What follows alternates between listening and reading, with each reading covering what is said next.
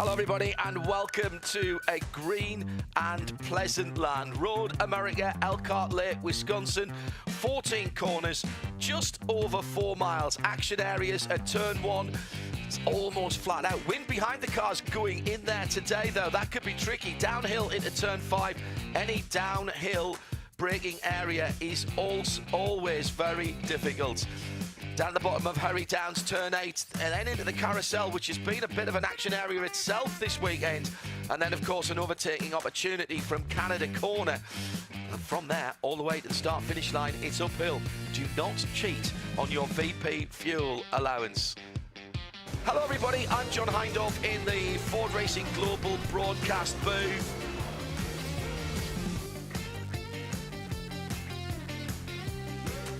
And Peter Mackay is alongside me right on the start-finish line. It's a huge crowd here. Track temperature 24 Celsius is 68 Fahrenheit. It's 75. It's 75. It's 68 in the air. That's about 20 Celsius. Just about picture perfect. Down on the track as the cars come through for the first of 2 formation stroke warming up laps. I have never seen so many people in front of our Ford Racing Global broadcast booth, and the pit lane earlier on, you could not see the cars. Let's get down to our driver database. Informed pit lane reporter Arjuna Kankapati. The pit lane looks clear from what I can see. Arjuna, where are the stories?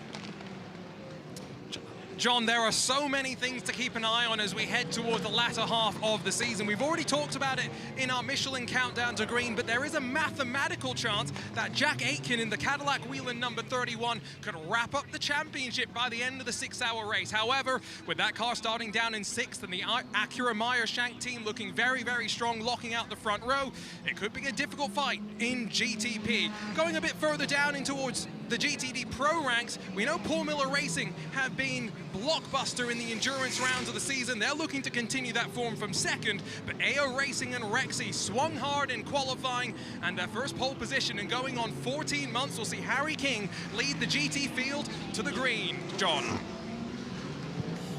Slightly out of position, Jack Hawksworth for Vassar Sullivan Racing in the RC FGT. It's replacement was testing at the Nürburgring on the Nordschleife on Friday, Ryan Marine. That's not the car that Jack Hawksworth started the weekend with. No, that team really had to scramble. They did a great job to get the backup car turned around in about 4 hours of man work time, I would say, on that car, and that was after his big crash in practice in the wet conditions. It was a setback for sure, and they won't be starting in the position probably that is reflective of the ultimate pace of that car, but they've got plenty of time to make up some ground. So too for Wright Motorsports, which starts out back. They had some electrical gremlins going into qualifying. They basically used the qualifying session to identify those electrical problems so they could fix them later. Consequently, they did not set any times in qualifying, so they have to start out back. That is one team that is thrilled that they have 6 hours of racing, not 2 hours and 40 minutes, as is customary in previous years here at Road America. If you weren't listening to our Michelin Countdown to Green, we'll run you through the Porsche keys to the race as we go through the race.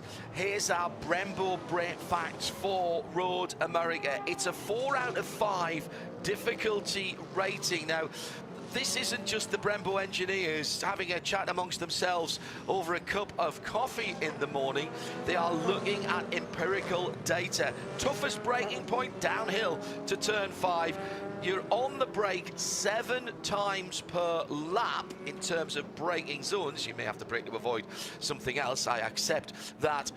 135 miles an hour you trim off in a GTP car down to that turn 5 braking zone. That generates over 3¼ G. So your body weighs nearly 3.5 times its own weight. And by the way, the temperatures, well, 800 Celsius. That's 1472 Fahrenheit. Toasty, you get your pizza done quickly on that though. Brembo brake facts for Road America on this 4-mile circuit. We are right into the meat of the season, Peter Mackay. I feel that there are a number of storylines that we'll cover during the 4 hours, because there's championships and there's people who want to win races, and sometimes those... Oh, and off! The Tower Motorsport car off, coming out of the final corner, but regains the track. Remember, you can't break the two lines. Prototypes will all come across the line together. It's Nick Yellowly in the red, white and black number 93 who sees the green flag, and they go across the line in front of us down towards turn 1. Wind is quite strong, over 6 miles an hour, and is behind the cars here. Pick your braking points. Just scrub off enough speed. Track limits on the outside of turn 1 has been very much policed. Downhill now to turn number 3 after they've gone under the tyre rack bridge, and here come the GTD pros. On the inside, Harry King in the bright green 911 that identifies as a dinosaur. Yeah, it's Roxy, but they've been out fumbled. Here comes Neil Verhagen in the BMW to the outside. Can he hold on to it? Cold Michelin tyres here. I think the poor man will manage to keep the lead as they go down the hill. They're doing. In fact, it's Alexander Sims in the bright yellow Corvette in 3rd position, who was the man most likely. And how about Max Esterson in the RLL Team McLaren?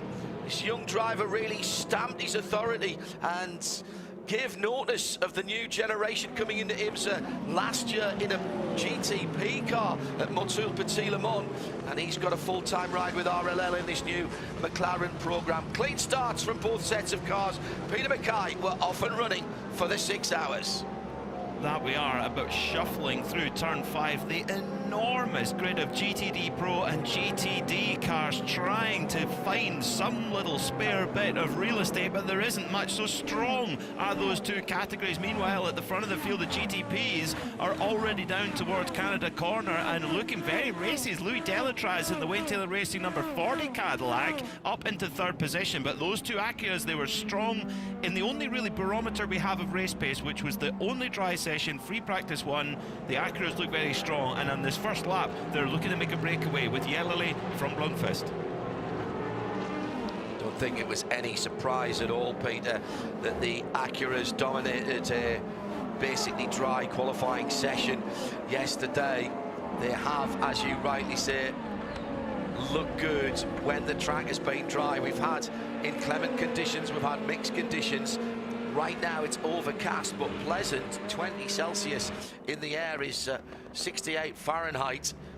Now we have got already working on the cars after the 10-minute warning. That's under review. And at the exit of turn 1, there's an off for Chris Cumming in the Pratt Miller Motorsport number 73, another one of the orange cars that's out there. He did very well to get to the harder standing on the outside of the runoff area there, Peter Mackay. Looked like he might have had some help from the TDS Shopify number 11. Possibly. I think maybe Chris just got it all wrong, and that point you make about having the tailwind behind John is very important, because the GTP cars are over 190 miles an hour when they touch the brakes going into turn 1, and it's a very fast corner. And for the LMP2s, if you've got that wind blowing behind you in a different direction from practice, very easy to get caught out, and I think that's what happened there to Chris Cumming. I'll be honest, I didn't think he had contact with another car. Peter Mackay and John Hindhaugh right on the stripe at the end of the lap. We're clean and green at the moment. Remember, this is a 6-hour timed race. We have had 500-mile races and 500-kilometer races and 4-hour races here in the past, but this is the first time we've ever had a 6-hour race here in the IMSA and American Le Mans Series era. 124 laps, by the way. If we get to that, that's the 500 miles. Just a reminder as well that that number 73 Pratt Miller car is a brand new chassis that was crashed a week ago in testing, and it needed a whole new Orica LMP207. At the front of that class, by the way, Brian Hurd at Autosports, Misha Goldberg is leading. PJ Hyatt's moved up into second, as has Jeremy Clark into third, and outside of the front row, Daniel Goldberg has dropped down into fourth position ahead of Phil Thayer. In GTD Pro, Harry King is opening up a handy lead as he comes out the final corner. Some extended runoff there. It looks a bit weird to the naked eye. It's actually what I would call grasscrete. It's basically tiles of concrete with gaps in it so the grass can't grow through it. It helps with drivers running off over the edges of the curb and not digging a hole in the surrounding area. It doesn't give all of the grip of being on the surface, something like a 40 to 45% drop in grip from the Michelin tyres. Early caller, and that's never good news. It's the number 16 Myers Riley Motorsport Mustang in the red, white and black machine. Now, is that a drive-through? Yes, it is. That was working on the car after the 10-minute warning. So that car will come through. Porsche keys to the race. Penalties here, costly but not catastrophic. It's quite a long pit lane, but it's quite a long lap as well. So that car will drop to the back, might just lose the lead lap as the leaders are coming through right now in front of me. And Sheena Monk has rejoined. She's down at turn 3 as Nick Yellowly is going through turn 1 at the moment. Well, this is decent stuff and what we were hoping for earlier on, Peter Mackay. Great racing in both of the GT categories as well. Fantastic, yeah, and what a start to the race from Harry King for AO Racing in Rexy the Dinosaur, car number 77, pulling away from championship leader Neil Verhagen. And Nick Tandy and Harry King, they need to win today to get themselves back into the championship conversation. They do sit in third right now, 141 points in arrears, albeit there's 350 for a win. So if they have a good run to the end of the season, they are still in with a hunt, but they really could do with putting one on the board today. And keep our fingers crossed. We are completely impartial, of course, here in the Ford Racing Global Broadcast Centre, but I really hope that the RLL McLaren team get the result that they deserve, because they've been quick all season. It just, for a variety of reasons, hasn't quite clicked together, and yet again, particularly with Max Esterson at the wheel, that orange McLaren is fighting at the front once more. It has been a bit of a season of that in some respects, Peter, where there's been a number of teams, and you feel for them. It must be so frustrating when you've got a car that you know can compete, and for whatever reason, and quite often it's not by your own hand, you don't always get the rewards, the end of race points that you're looking for. Bit of argy-bargy coming through the exit of turn number 5 there. The Motul livery this weekend on that bright red car, and looked like there was just a little dink on the number 62 Risi Competition as they came back on. That was Daniel Serra and Andrea Caldarelli. They know each other well. Pfaff Motorsport with the Temerario. Will we see those guys back next year as well? Time of great change in sports car racing around the world, on the crest of a wave at the moment, particularly in the upper classes. We've got a new Porsche GT4 car coming into the competition next year. We've got more teams interested. We are one car away from an absolutely capacity grid here. We can only start 55 in terms of traffic density, and the pits at lane. Pit lane here is quite spacious. These cars get bigger, seems to me, every year, Peter. But already we're into lapping traffic because of Sheena Monk's drive-through, and this is the first part of the danger that everything that the guys at the front of the field have to keep their wits about them. 0.8 of a second, Nick Yellowly over Tom Blomqvist in the two Team Acura cars, and then another second or so back to the man who moved most in those early 3 or 4 laps. Louis Delatraz for Cadillac Wintilla Racing. In GTD Pro, Alexander Sims, the reigning GTD Pro champion, alongside Antonio Garcia.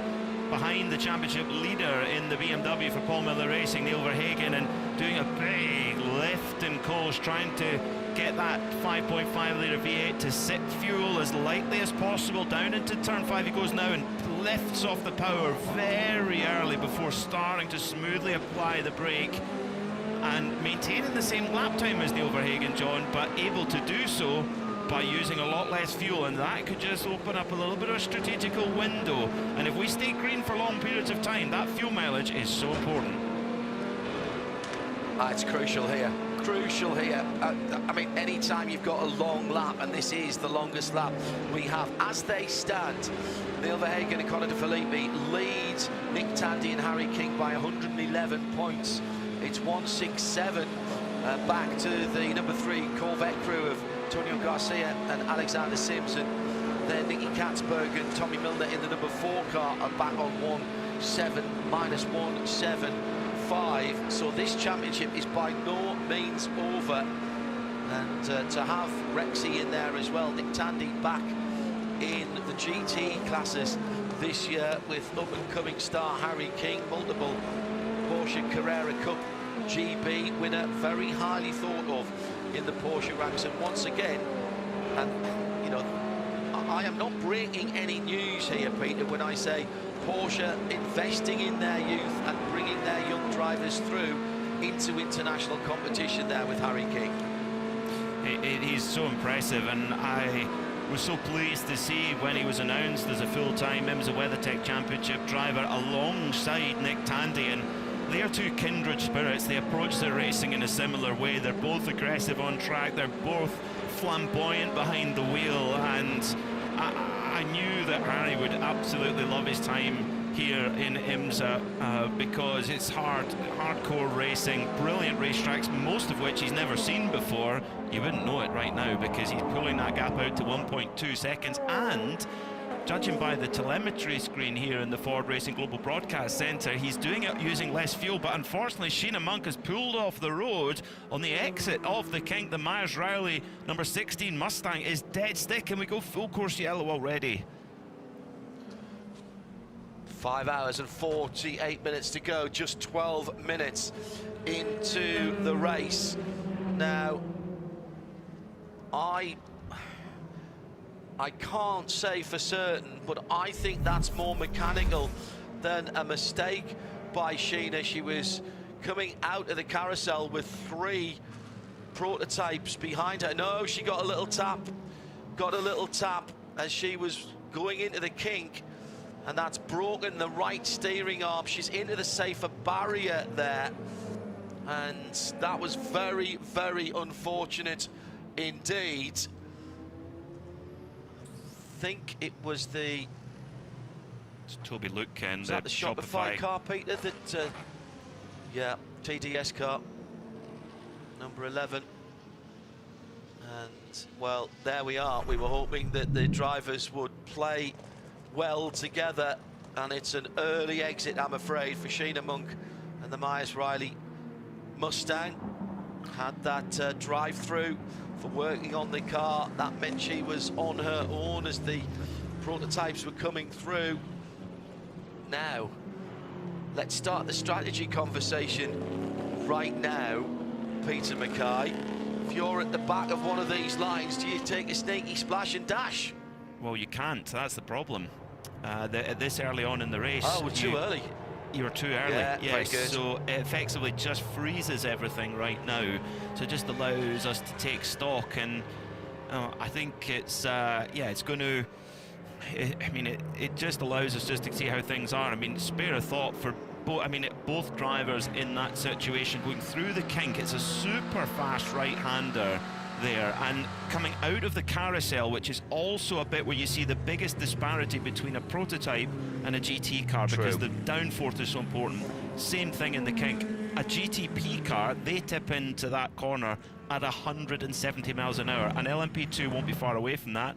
A GTD is only 135, so the closing speed is massive there. So in an environment there where you've got 4 bronze-graded drivers as well, it's really tricky to coexist. And unfortunately, Sheena came out on the wrong side of that. That's really unlucky, particularly at this early stage in the race. So Peter Mackay, absolutely right. Within this distance of the start of the race, we're only 14 minutes in. We do not open the pit lane. That's what's meant by a short yellow. It's not about shortness of time. It means we don't go through the full safety car procedure. Let's get down to our driver DB informed pit lane reporters and an update from Myers Riley. First of all, here's Ryan Marine. Well, the Myers Riley team, John, a bit despondent here, I think it's safe to say, packing up their equipment, heading back to the paddock. Indications are that this is a retirement. They don't think this is going to be repairable, so they think the day is likely done. I did hear Sheena communicating with the team on the radio, so hopefully that is a good indication, but certainly an unfortunate way for this 6-hour race to come to an abrupt end. And Arjuna Kangapati also has news from the lane. One of the stories we talked about just before the green flag was the number 14 Vasser Sullivan Lexus, a crash in practice and had to go to the backup chassis. But Ben, when I saw the damage coming off the truck yesterday, it looked as though it might have been okay. What was the issue that saw the requirement to go to the backup? Yeah, I mean, we actually thought the same, to be honest. It didn't look too bad when all the wheels and everything were off, but as we kind of start stripping it away to start repairing it, there was too much chassis damage for us to be able to run that car. And then, you know, I've just got to say a huge, huge thank you to all the boys and girls here at, you know, Vasser Sullivan, Lexus Racing, TRD. That was a hell of an effort to get that car ready for qualifying, and just unfortunately one small thing was loose, which meant we had to work on the car during qualifying, and couldn't take part in the session because, you know, we'd done the hard bits. So it was kind of one of those, it was great that we got to shake the car down, but also kind of gutted for everyone here that worked so hard to get it ready for qualifying that we couldn't put a representative lap in. But we're out there, we're in the race, you know, that's the most important thing, and you know, we're on the hunt to try and go 3 in a row. You say 3 in a row in a car that's been dubbed Unk by some of social media. Where is the car still strong, even though it's 10 years into its homologation cycle, competing against some cars that are brand new to the GT3 world? Yeah, I mean, all these GT3s have their strengths and weaknesses, but I think the fact that it's 10 years old just shows the whole kind of spirit of this team. We're never give up, always work harder than the people next to us kind of team, and I think that's showing off, you know, showing off in the results. This year's kind of, we were slow at Daytona, but since then we've kind of had the speed to win, just didn't really work out at Laguna and Sebring, and then Detroit we were unlucky with the penalty, and yeah, then the last 2 have been good. It was already looking like it was going to be a challenging weekend for us here, so obviously running the backup car's not ideal, but hey, 6-hour race. I'm sure you guys have been talking about how crazy we're expecting this thing to be, and got to be in it to win it, and we're out there and we're giving it a go, so couldn't be here without the guys. Thanks, Ben, and I've got to back up what he was saying about the team. 4 hours to get that car ready. The backup chassis, great effort from Vasser Sullivan Racing. It was incredible stuff, Arjuna, thank you. Our driver database informed pit lane team. If you haven't already, go to the all-new driverdb.com. Check out some of the great new features. If you're a driver yourself, make sure that you have a look at your entry, and you can add to it now with video and all kinds of social contacts, etc. All of the details on how to enhance your driverdb.com entry are on the website. 5 hours and 42 minutes on the nose as Felipe Nasser goes through Canada corner in the RS Spider. No, sorry, not in the Porsche Penske Motorsport 963. Peter Mackay, your favourite livery. You are now the world expert on RS Spider. A book coming out at the end of the year? No, I'll correct you there. I've simply regurgitated quotes from the experts on that car.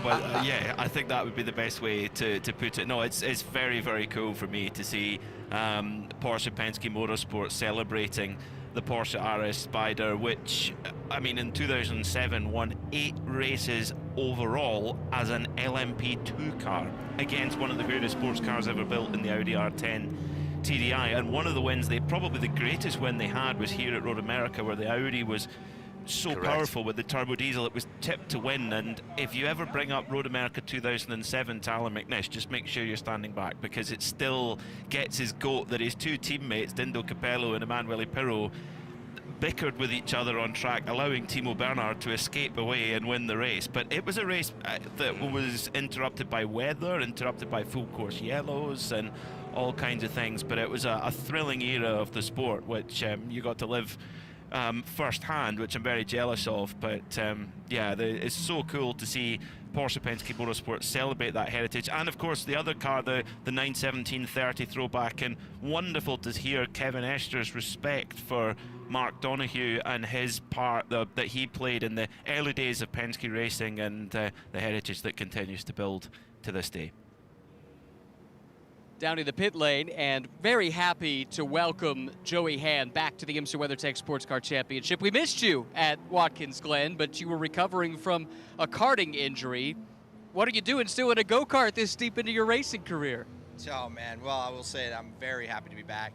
Happy to be back with Gradient and driving this Ford Mustang at my favorite racetrack in the world with my favorite fans in the world. So yeah, I mean, you know, people don't really know I drive go-karts every week. So I'm still in karts, and my son's like a pro kart racer and still wants to be a race car driver and all that. So we spent a lot of time out there together, and yeah, it's a silly little incident. Caught wheels at like 20 miles an hour and ended up landed on my outside my hip and kind of broke my pelvis. So it's tough to watch. I mean, it's for sure tough to watch your car race when you're like at Watkins Glen. I had to miss, but you know, thankfully I had Corey Lewis there that jumped in, and he drives the team all the time, did a great job as usual. So yeah, I mean, man, it's been a long time since I had to miss a race, so it really hurt. But you know, sometimes you get you rejuvenate a little bit, you know, like you stand there like, man, it just reminds you how much you love racing, how much love being at the racetrack, especially, like I said, with a great group of people like Gradient and all our Ford racing people that help us out. I really missed it, but glad to be back. We're certainly happy you're here. I believe that you're close to 100%, maybe not quite at full strength, and that makes these driver changes a bit of a challenge, right? Yeah, I mean, for inside the car, I'm totally good to go. It's, you know, I shouldn't be doing any sprinting with you right here behind our pit box, but I won't be doing that. And they just recommended. I was lucky to have Dr. Terry Trammell help me from IndyCar. He helped me a long time ago, and he's him with the IMSA medical and all that. They just recommend that they don't want me running. So I won't jump off the wall here, which is not a big deal, and I'll walk briskly to the car, which is also not a big deal. You know, normally I run to the car and I sit there and I wait for my guy to get out or something, so not a big deal at all. And then I'll continue just get back to, you know, doing my normal stuff. But I can tell you right now, I will still be driving go-karts.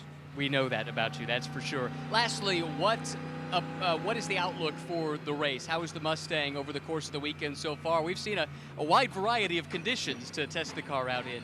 Yeah, I mean, I would say that we rolled out a trailer just lacking a little bit of grip, so we went hunting for that. I mean, it didn't help that we got the rain session when we knew we weren't going to be running in the rain today.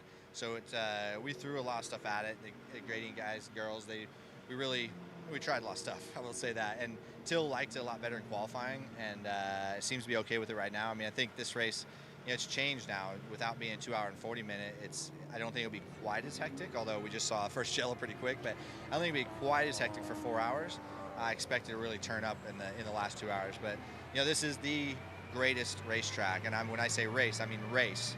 Not only is it a fun lap to drive on anything, on the simulator and iRacing, whatever, but it's a great racetrack, and that's why I think you see so many fans here, like we always do. But you know, John Doonan and all of IMSA have done a great job. This is, you know, they said we were up more than we've ever been here on fans, bigger than other races we had this year, other series here. So just a testament to IMSA and the show that we can put on. And I can tell you right now, for everybody out there, tighten down your seat belts for these last 2 hours. It's going to be a wild one. Watch for that silver Mustang from Gradient Racing to be moving up through the field when Joey Hand gets aboard. I kind of broke my pelvis. That stuck out for Peter Mackay. And that's the sort of thing that MotoGP riders say, yeah, I kind of broke my pelvis. When was that? 10 days ago. So how long are you out? No, I'm racing again this weekend. Joey Hand, the master of I mean, first of all, master of recovery, but I mean, just playing it down superbly well there. That must have been agonizingly painful. agonizingly painful, but do you know what will be more agonizingly painful is if he gets rusty and then he gets dusted by his son on the racetrack karting, and that father-son bragging rights matters. But wonderful to hear Joey back. He's occasionally comes in and moonlights in the Ford Racing Global Broadcast Centre, makes us all feel a lot worse about ourselves because he's such a multi-talented man. So great to see him here. He is a true legend of this paddock and a multiple winner here. Of course, 3-time winner here at Road America in various classes. Hello to the High Five collectible bunch. That's Les and Christina McDonald watching from Toronto, Canada, in Ontario. They're watching on the YouTube. Go Faf and go Rexy. A lot of Rexy fans here today. Ryan Hover and the boys were in to see me earlier on. They were both fully Rexy and Roxy and spiked up. Great to see so many families. Hello as well to Carol Brink over on the beautiful Monterey Peninsula. So another 3 hours behind us for early morning. 2 hours behind us here on Central Time. Early morning for Carol. And have a beautiful day over there, I'm sure you will. There's a little bit of cloud here, but it's breaking up a tiny bit.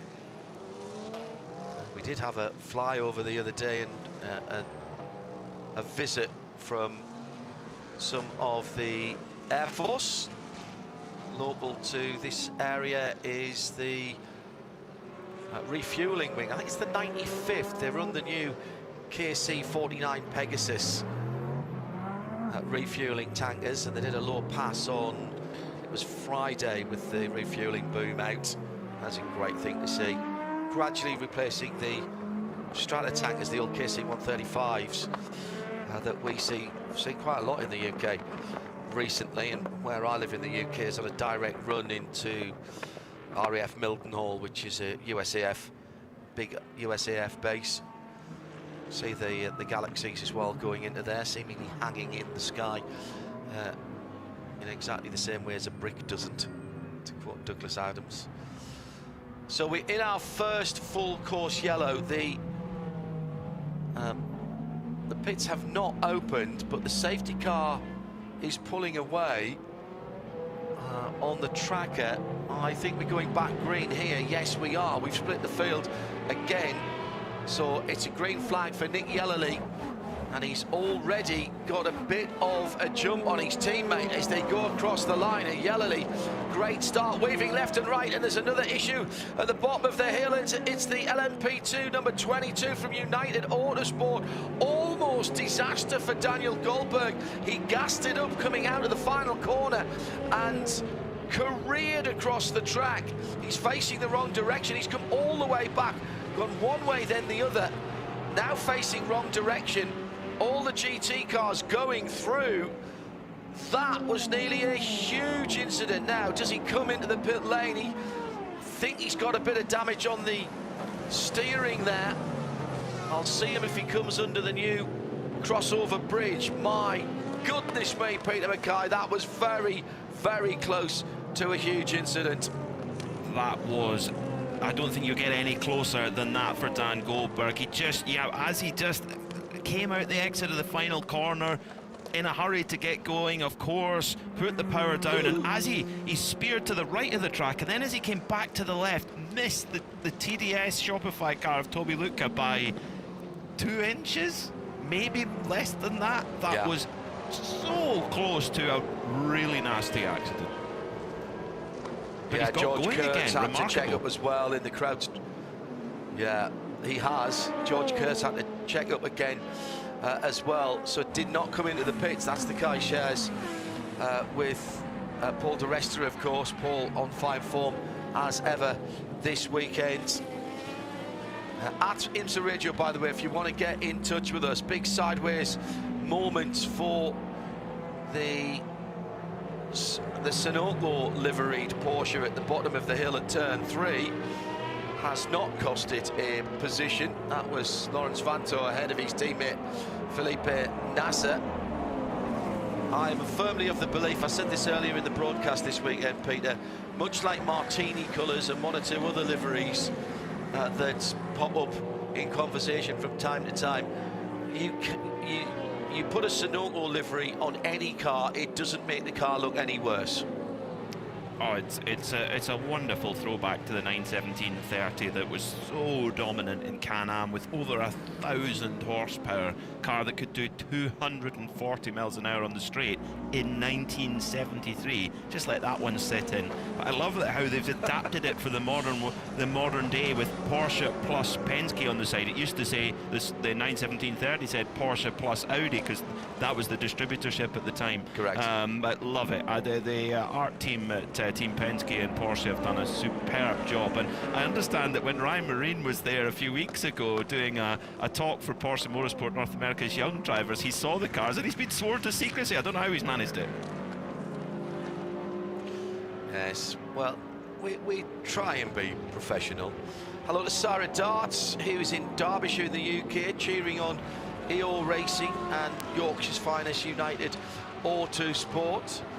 Good to have your company as the racing gets back up to speed after that first neutralisation period, and already the United Autosport LMP2 with that spin earlier on is working its way back through the GT cars. That's the danger time, isn't it? When that number 22 car comes back through the field, Daniel Goldberg. Schiederman already out of the race after contact when the P2s were coming past her. And we've barely had half an hour of racing. I wonder if I dare break away for a moment to do a very quick VP racing update. Let's do it before anything changes. 0.8 of a second between the Acura Meyershank Racing ARX 06s, Yellowly in the 93 from Tom Blomqvist in the 60. Louis Delatraz is a second and a half further back, and the top 6 in GTP made up by the BMW of Sheldon von der Linde, that's the Spider-Man car. The Cadillac in 5th position is another half a second back for Jack Aitken in the number 31, and the top 6 made up by the number 6, that's the RS Spider DHL coloured 963 for Lawrence Vantor. In LMP2, Brian Herder Autosport leads by about 0.7 of a second. Misha Goikberg staying away from trouble with EO Racing and PJ Hyatt in the purple Dragon. Spike, the number 99, in second. It's green and yellow. Jeremy Clark in the Bread Van in the Europol competition, number 43. And he's got about 3/4 of a second on Phil Fair, who is further back. Actually, it's about 4 seconds because Phil checked up as well, I think, as did Toby Lutger and George Kurtz for TDS and CrowdStrike when that number 22 was going across the field. In GTD Pro from Paul, it is EO Racing that leads for Harry King in the 77. That's Rexy, the green dinosaur. Neil Verhagen in second for the BMW Paul Miller Racing. Alexander Sims for Corvette Racing by Brad Miller in third. Max Esterson holds fourth for McLaren and Team RLL in the number 59, the orange car. Then Tommy Milner, Corvette Racing by Brad Miller in 5th position, another half a second back, and he's got about a second on Klaus Bachler. And last but by no means least, Lila Wadu Dusselier leads from Paul in GTD by just a couple of tenths of a second, actually. Zachary Robichon, she's sitting in behind Jack Hawksworth at the moment on the back of that GTD Pro line. Then it's Robichon for Heart of Racing and the Aston. Carte Blanche, Valentine Asapclo in the 068. That's another Aston, the BMW of Turner. And Patrick Gallagher, Russell Ward for Winward. Fastest GT driver here last year in qualifying, including the pros. Lorenzo Patrese, Conquest Ferrari number 34 makes up the top 6, and that's an early look at the VP Racing in-race update.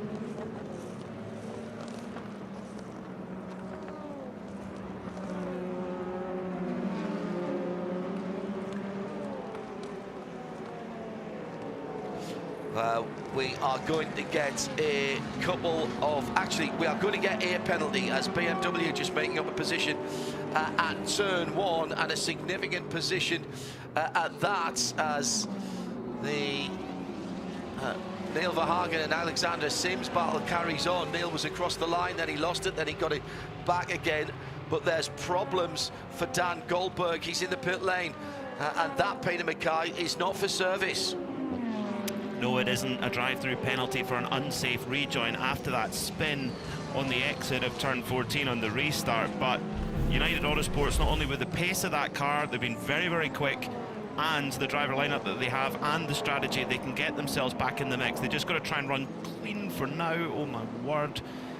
The unsafe rejoin, I suspect, John, was more actually how the car speared back across the road to the left. But, oh, we've got a much bigger issue here as John Field has crashed heavily, and we have a full course yellow. Turn that 8. is, yes, not where you want to come off at all. At the carousel. Going into the carousel, the Intersport number 37 car, full course yellow. Ollie Jarvis and Max van der Snel will not get a go today. Already had a warning as well for one of the Ferraris and their powertrain parameters. Remember that the IMSA are monitoring in real time. It's the F Corsa USA Lila Wadu car that leads in GTD. The good news, and I was just waiting for this to unwind, is that John Field has extricated himself from the remains of the LMP2 car, and he's just gone off on the exit. It's an understeery moment. We've seen a few of them happening down there, and the wind should have been on the front of that car there. I thought it was the other side of the carousel. It was actually coming out of the carousel. You're on the throttle very, very early, and John's just understeered off into the bridge abutment, which is protected by many layers of tyres. Safety team already there. John's taking his helmet off and he's leaning up against the car. Had an LMP1 podium here back in 2009, one of his half dozen trips to the box at the end of the race. That will have been a shocking moment for John. Now, this will allow, Peter, the pits to open. We haven't talked yet about minimum driver time. 37 minutes elapsed for the 6-hour race. Those minimum driver times are, of course, slightly adjusted. They are, yes. So right now, the drivers that have started the cars in GTP and in GTD Pro could pit now, and their minimum driver time will have been completed. Now, the maximum driver time is 4 hours as well. So, for example, if you were in a two-driver lineup, yes, you've done your minimum drive time, but your teammate can't carry on and do the rest because they will exceed the maximum driver time, if that makes sense. So, whereas in LMP2 and GTD it's a bit different. You've got a 1 hour and 30-minute minimum drive time and a 4 hour maximum to think about. So often what we do see is the LMP2 drivers, particularly all the bronze drivers start in LMP2, we often see them completing their minimum drive time all in a 1 hour. In fact, even at 24-hour races where the minimum drive time is a lot more than that. We've seen it at the Mobil 1 12 Hours of Sebring, where a 3-hour minimum drive time will be knocked out all in one go, which is mighty impressive in the heat there. But I dare say we're going to see all of the bronze drivers try and do the same here today, with it only being 1 hour and 30 minutes. Yeah, that isn't an exact number of stints for those guys. It's just over, that'll be 2 and a bit stints in a P2 car and a stint and a half in a GTD car. So that is deliberate by IMSA. Let's check in with our driver database informed pit lane team, starting with Arjuna Kangapati. We must have some takers. Must be some movement down on the pit lane, Arjuna. Lots of movement, and of note, I was actually just trying to grab a chat with Fred Vesti just before the caution came out. He said, let's do it after my stint. I'm going to have to jump in very shortly, and I think Cadillac Whelan is one of the few 3-driver lineups in GTD Pro and GTP are going to take this time to put Fred Vesti in and take Jack Aitken out. I don't see many other drivers, though, up on the pit wall, John.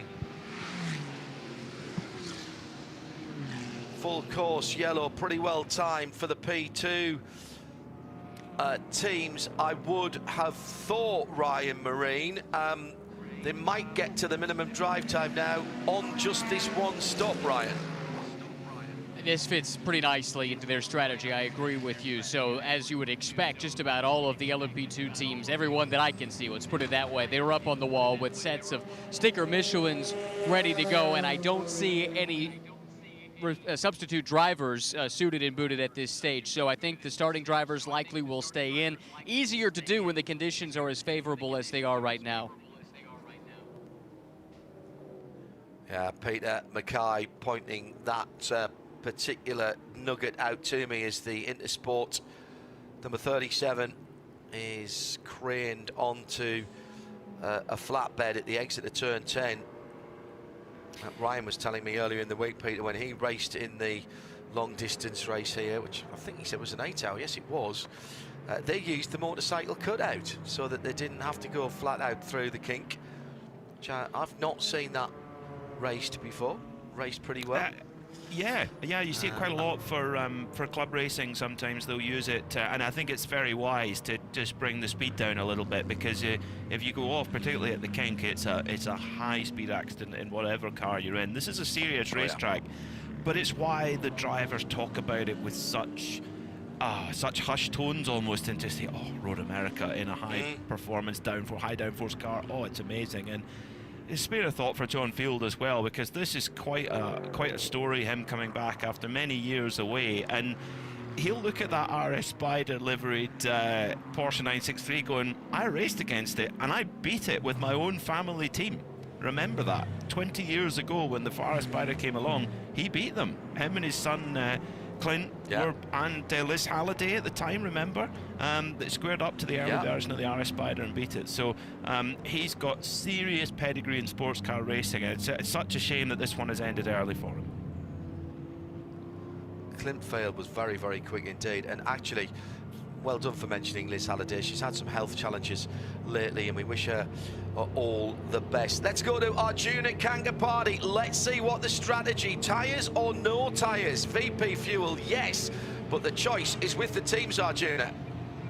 And I don't see tyres up on the wall for everybody as one by one our GTP and LMP2 drivers start to hit their pit stalls. There is going to be a driver change, though, in the number 93. Nick Yellowly gets out, and Renger van der Zande jumps in, and no surprise that Jack Aitken is going to be replaced in that number 31 Cadillac Whelan, and Fred Vesti jumps in. I was right. Porsche Penske have decided to do something different. No tires for them. No tires as well for Wayne Taylor Racing, but it's the number 7 that's going to win the race off a pit lane. Down here in the LMP2 side of things, Go ahead, Ryan, sorry. Misha Goikberg pitted from the lead. I think he might have lost the lead in this pit sequence, but it was no tires for every LMP2 team that I saw. Just a fresh drinks bottle for the race leader at the time, Misha Goikberg. He's been released into the fray once again. No tire changes that I saw in LMP2, and right now Dan Goldberg has just made his way in after a fraught start to the race. After that initial off, they got a piece of spare bodywork ready to go, but obviously have not put it on yet, and it doesn't look like they're going to here. But 3 United Autosports mechanics are looking over that number 22 car closely before sending it back out with a fresh tank of fuel. I have no idea at all. It was like a conjuring trick through the RFID readers for the Michelin tyres at exit there, Peter Mackay.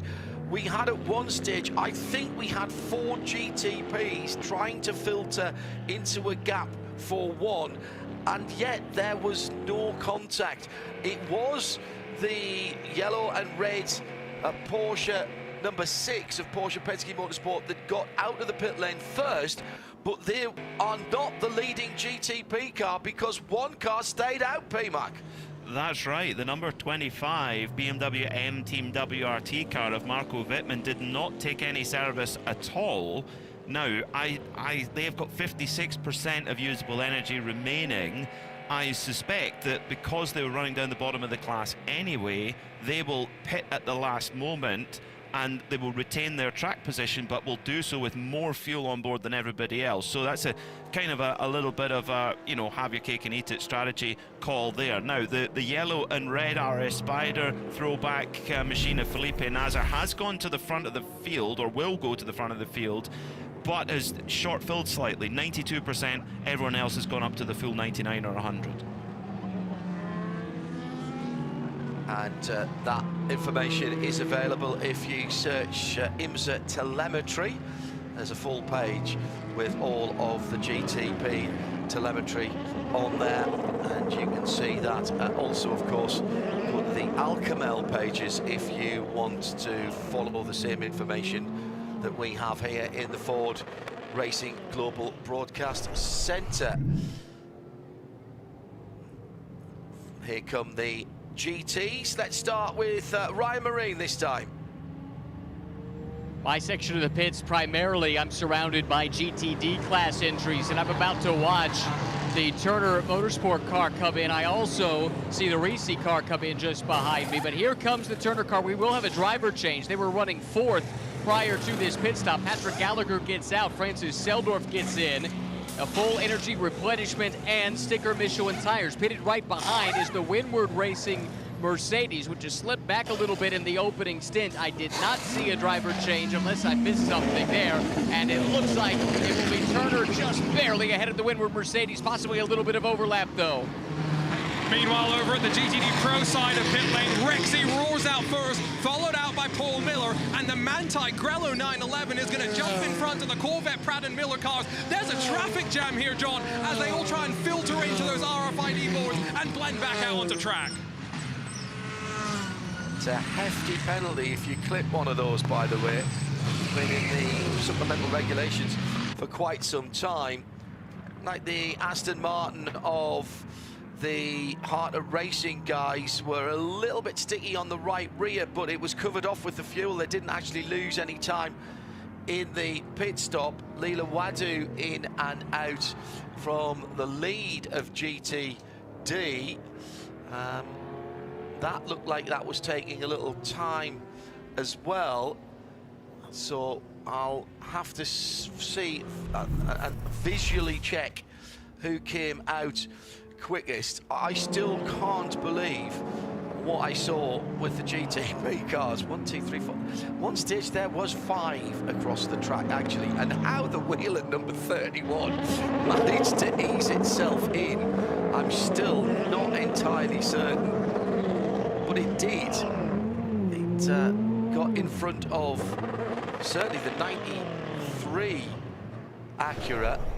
So that's been a big shake-up of the cars. That 93 car, Nick Yellerly got out of it. That was the pole-sitting car and had led all of the laps. Marco Wittmann has not pitted for BMW in the number 25.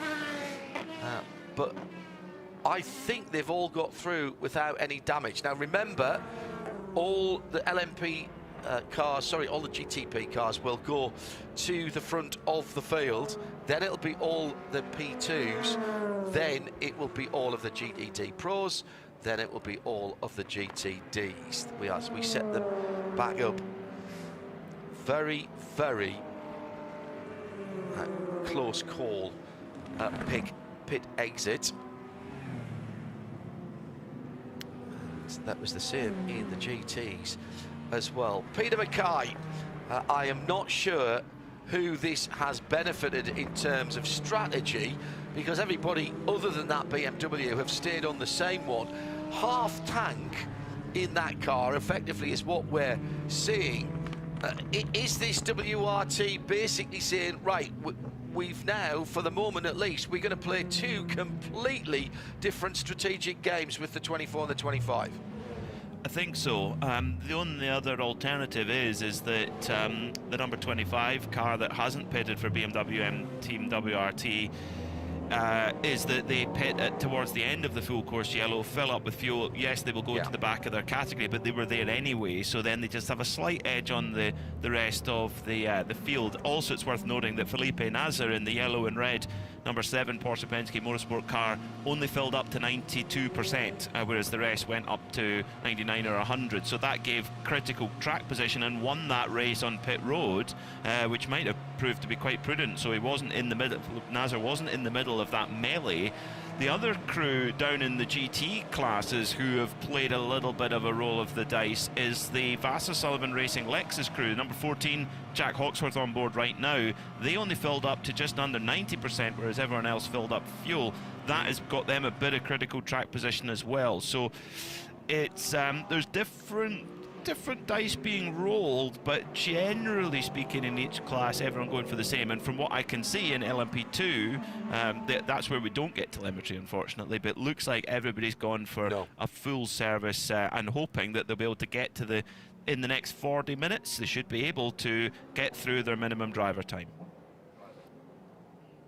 Let's get a chance now to talk to someone who's fresh out of a race car. Patrick Gallagher out of the Turner BMW. What was it like in the opening stint for you? What was the state of affairs? I know Bo sent a pretty big message in the drivers' meeting earlier today. Were drivers listening? Yeah, I mean, we've had 2 quick yellows. I don't know how those happened, not in the GTD field, or one of them was behind me. So everyone around me was just kind of saving, honestly. Everyone's aggressive on the starts, getting what they can, but a lot of fuel save and just trying to push it down the road to give us an advantage later.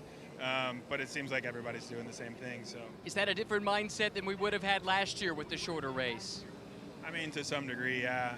It's certainly a bit more tame, but these 6-hour races, always you're saving fuel in the first half or so. So yeah, we have a really fast Bellhaven Investments, Liqui Moly, Go Reynolds, H&R Spring, BMW, the Turner Motorsport, boys and girls in pit lane, jumped us a couple spots there. So all going according to plan so far. What we'd like to hear. Best of luck the rest of the way. Thanks, Ryan.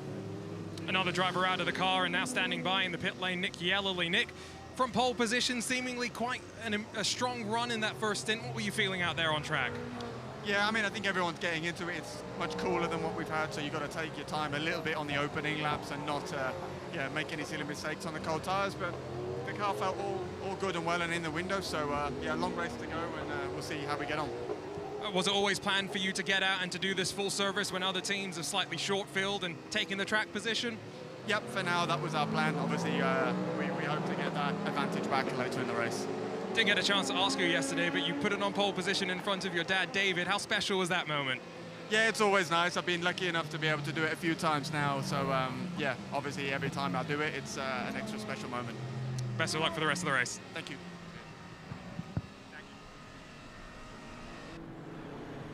Driver database informed pit lane reports. Check out the all-new driverdb.com. Extra features, driver comparisons, and the ability to upload things to your page as well if you are a driver. Things like your socials and all kinds of other great new features, all there for you now on driverdb.com. Gonna have a proper look through that in the next few weeks when I'm not traveling so much. I've got an idea for a couple of features for midweek motorsport that some of that data is going to drive. I suspect that it will be conversation inspiring. As soon as you start talking about lists of things, it will normally, Peter, it will normally generate a little bit of healthy debate, won't it? Well, I know that quite a few of the drivers in this race right now, some of them are even at the wheel of their respective cars, do look at their driver database driver rating, and I do know between the Vantor brothers, they definitely refer to it when they're jibing at each other. Yep. Yeah, absolutely, and it's. I was talking with a young fan recently he was talking about his iRacing rating, and this is the same thing in the real world, basically, and a lot of number crunching going on. Just trail ahead as well to Midweek Motorsport on Wednesday. 8 o'clock UK time is 2 o'clock in the afternoon here and Central. Peter will have his rally report on what was an incredible Rally Finland.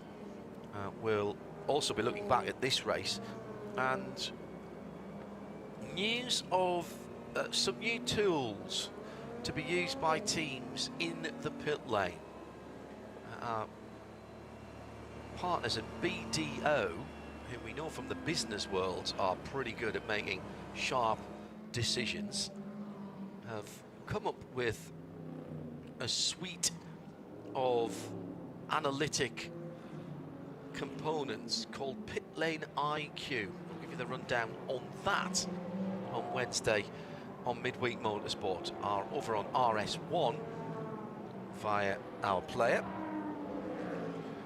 87.9 around the circuit, RS2 around the world via IMSARadio.com, or part of the Radio Show Limited network of audio and visual channels. And also today, as for all of the IMSA WeatherTech Sports Car Championship races, on Sirius XM channel 206 here in North America. Our video player on IMSARadio.com is the second thing down on the drop-down menu, uninterrupted and unencumbered by advertisements if you do not have a US IP. And of course you can also find it on the official, find the world feed on the official YouTube IMSA page. Again, if you don't have an IP based in the US. I think we're coming back to green here, Peter, after another neutralisation. 5 hours and 4 minutes to go, yet to get into the meat of the race. Green flag is in the air right in front of me.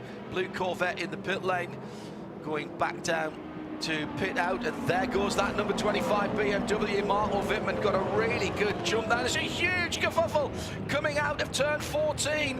It's the LMP2s again, and here come the GT cars. They're scattering to the four winds. 1, 2, 3, 4, 5. The Shopify car definitely involved in that. We're going to go straight back to full course yellow, I think, here. Tower car, I think, in there, at least for a moment.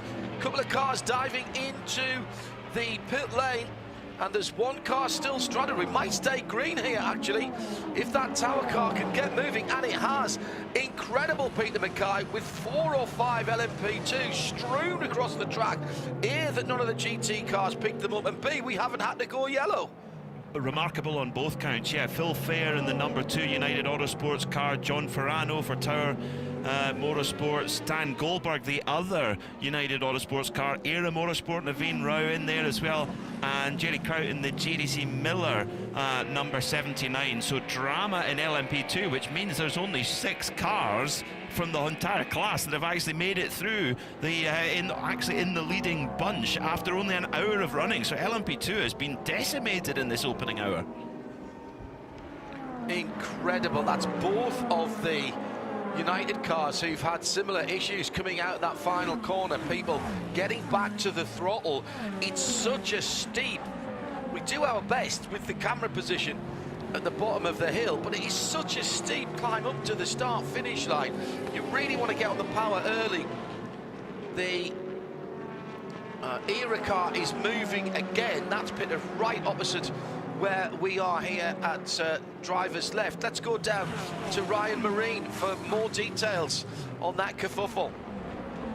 At least 3 of the cars involved made their way into the pit lane. I saw for sure the JDC Miller LMP2. That car's been released. It's heading back out on track. It was a nose change for the 22 of Dan Goldberg. That car's already been in the wars today, but they've sent him back out on track, and there might be another prototype coming in here as we speak. That could be a drive-through penalty from GTP, though, John. It is the number 93 car coming through the pit lane for Renger van der Zande, and it was a pit lane speed violation. of 8 kilometers an hour. Also going to get one of those is Kalen Frederick. That was just a single kilometer an hour. And the 59 as well of Max Esterson. Oh, that's a shame for the McLaren. That was +1 kilometer as well. So 3 cars to come down the pit lane. Back to you, Ryan. Yeah, I don't have any other callers, at least that I can see. There might be a couple more further down the hill that are out of my view, but at the moment, the pit lane is empty. I did see one of the United mechanics escorted to the pit wall by one of the IMSA officials to get out as close as possible to the track surface, watch the car go by. That's the Dan Goldberg car in particular, just to make sure that there is no more damage on the car. And at the moment, at least, there's no movement to bring that car back into the pits. Felipe Nasr and Louis Delatraz had a bit of a skirmish last time around Peter Mackay down at the braking area at turn 5. That's right, yeah, and Felipe Nasr was on the inside, Delatraz in the Cadillac was on the outside, and as they came through, Delatraz just went a little bit deep and a little bit wide onto the curbing, and yeah, it cost him a couple of positions, but no harm, no foul. And quite remarkable that the GT field in its entirety got through that mess a moment ago with the LMP2s, 2 of them spinning on their own. Naveen Rao was one of them in the ERA car, and also the number 2 United Autosports machine of Phil Fire, and that then Dan Goldberg had nowhere to go, absolutely nowhere to go. No. The ERA car was strewn across the road, and it's just a day going from bad to worse after putting it on pole so well yesterday. I know, it's so annoying. It's really shaking up the GTD profile, where Manthey and Thomas Preining now lead from EO Racing and Harry King in second, Tommy Milner for Cadillac, and the number 4 car in third, Andrea Caldarelli in 4th position for Pfaff Motorsport, and Daniel Serra in 5th for Risi Competizione. Then Zachary Robichon has taken the lead in GTD, picking his way through the carnage from Russell Ward. Excellent driving from Russell in that absolute chaos coming to the green flag. They are the next 2 GTD cars. Alexander Sims, who was right up there in 3rd for Corvettes, dropped down to 6th in class and 8th in the GTDs, if you will. Then it's Jack Hawksworth in GTD Pro. Then Alila Wadu, now 3rd in GTD. I think she'd lost that actually before we went back to green. They weren't quite as quick in the pit lane, something I don't normally say about AF Corsa USA. Then it's Riccardo Agostini for Triazzi. Chris Meese and Ben Barker, the 2 Ford guys, went one either side of the spinning ERA car. One on the grass, one on the pavement. Incredible stuff. It's Marius Fossard now, 4th in GTD for Car Blanche and Aston Martin, with Casper Stevenson 5th for Dragon Speed's Corvette, and Turner Motorsports BMW number 96 for Francis Seldorf is in 6th. Absolute chaos there, and as you said, Peter, really only half a dozen of the P2 field, so half the P2 field in some strife. And back into the pit lane, that was one of the United cars again, I think. Yes, it was. That's Daniel Goldberg back into the pits again, and that was a drive-through. Oh yeah, that would be for his unsafe rejoin. He didn't get the chance to serve that before we went yellow. He's got another one for people over the wall, another drive-through. He did serve the unsafe rejoin. Yeah, so has to come through again. Meanwhile, towards the front of the field, Sheldon van der Linde is getting his elbows out all round. He's battling away with Louis Delatraz for 3rd position. He had been hustling Nasr for 2nd, but Delatraz has got serious pace underneath that Cadillac and is forging forward. Lost a lot of time with that skirmish with Nasr, but now he's back up to 3rd and got his eyes forward on the bright yellow and red Porsche as they come through the carousel. And Colin Brown in the number 60 Acura down in 5th right now, but that Acura has serious pace. Now the offset in terms of the energy by staying out, Marco Wittmann is still just under 40%. In second place, Felipe Nasr, they short-filled that Porsche Penske Motorsport 963. We don't have to guess anymore. We actually have the evidence on our timing screens, he's at just under 70. Everyone else around about 77, 78, 79%. And by the way, Frederick Vesti's had a warning for blocking. That is like a yellow card early on in a football match, in a soccer match. He's going to have to live with that now for the next 5 hours, Peter. That's not a nice feeling to have that hanging over you, but Felipe Nasr right now going through turn 1 has something else hanging over him, and that's a menacing black Cadillac. Well, we've got the Spider-Man car, the BMW number 24. Maybe the Batman car could be the Cadillac of Louis Delatraz right now. It has that menacing black and silver paint scheme on it, and Delatraz looking menacing right now as he's chasing Nasr. Got great straight line speed in that Cadillac by the looks of things as they approach turn 5, and Nasr has to go defensive, and here comes Delatraz up the inside, stuffs it up the inside in turn 5, and does he make it stick going up to turn 6? He nearly does. Whoa, that's a pretty robust move, John. That was very defensive driving by Delatraz. He made the pass cleanly into turn 5. There was a defensive move by Felipe Nasr into the middle of the track. Delatraz made it stick anyway, but coming out of turn 5, the exit of the Cadillac was compromised. The Porsche got the run, got to the rear quarter as the Cadillac was shifting to the left. That will be being looked at race control. That's exactly the sort of thing that Bob Barfield was talking about in the driver's briefing this morning. Also lurking there is the Spider-Man BMW number 24, Sheldon von der Linde, and he's loving what he's seeing ahead of him. Then Colin Brown for Acura in the number 60 car, the sort of light amber, orangey coloured car. Meantime, in the GT categories, we've got the Paul Miller BMW running on its own at the moment, as that had a problem. And Neil Verhagen's dropped all the way down to 11th in GTD Pro. He was right at the sharp end earlier on, and that's your championship leader, Peter. That is not good. It just seems a little bit off colour right now, does the BMW number 1 for Paul Miller Racing. Neil Verhagen, yeah, has lost a lot. 208.9 last time by, which compares to a 206.5 for race leader Thomas Prix. Well, he was, of course, one of the first GTs on the scene of that carambolage coming out of turn 14, and had to take to the grass to the far right and do a bit of rally crossing in the ultimate driving machine. Now, whether that scruffied up the tyres or has done something unpleasant to the handling, I'm not entirely certain, but he lost quite a bit of ground there. He's running at the moment just ahead of Ori Fadani in the 13 Autosport car. He is 25th in the GT combined class. 11 of his competitors ahead of him in GTD Pro, and 14 GTDs. Thomas Preining at the front of that field of GTD Pro puts a fastest lap in the number 911 Porsche for Manthey Racing. Harry King about a second behind him, and at the front of the field, Marco Wittmann by 6.5 seconds on Louis Delatraz after that spirited battle with Felipe Nasr. We wonder, our driver database informed pit lane reporters deliver the facts, of course, down at the number 1 Paul Miller Racing BMW. It's Ryan with the story.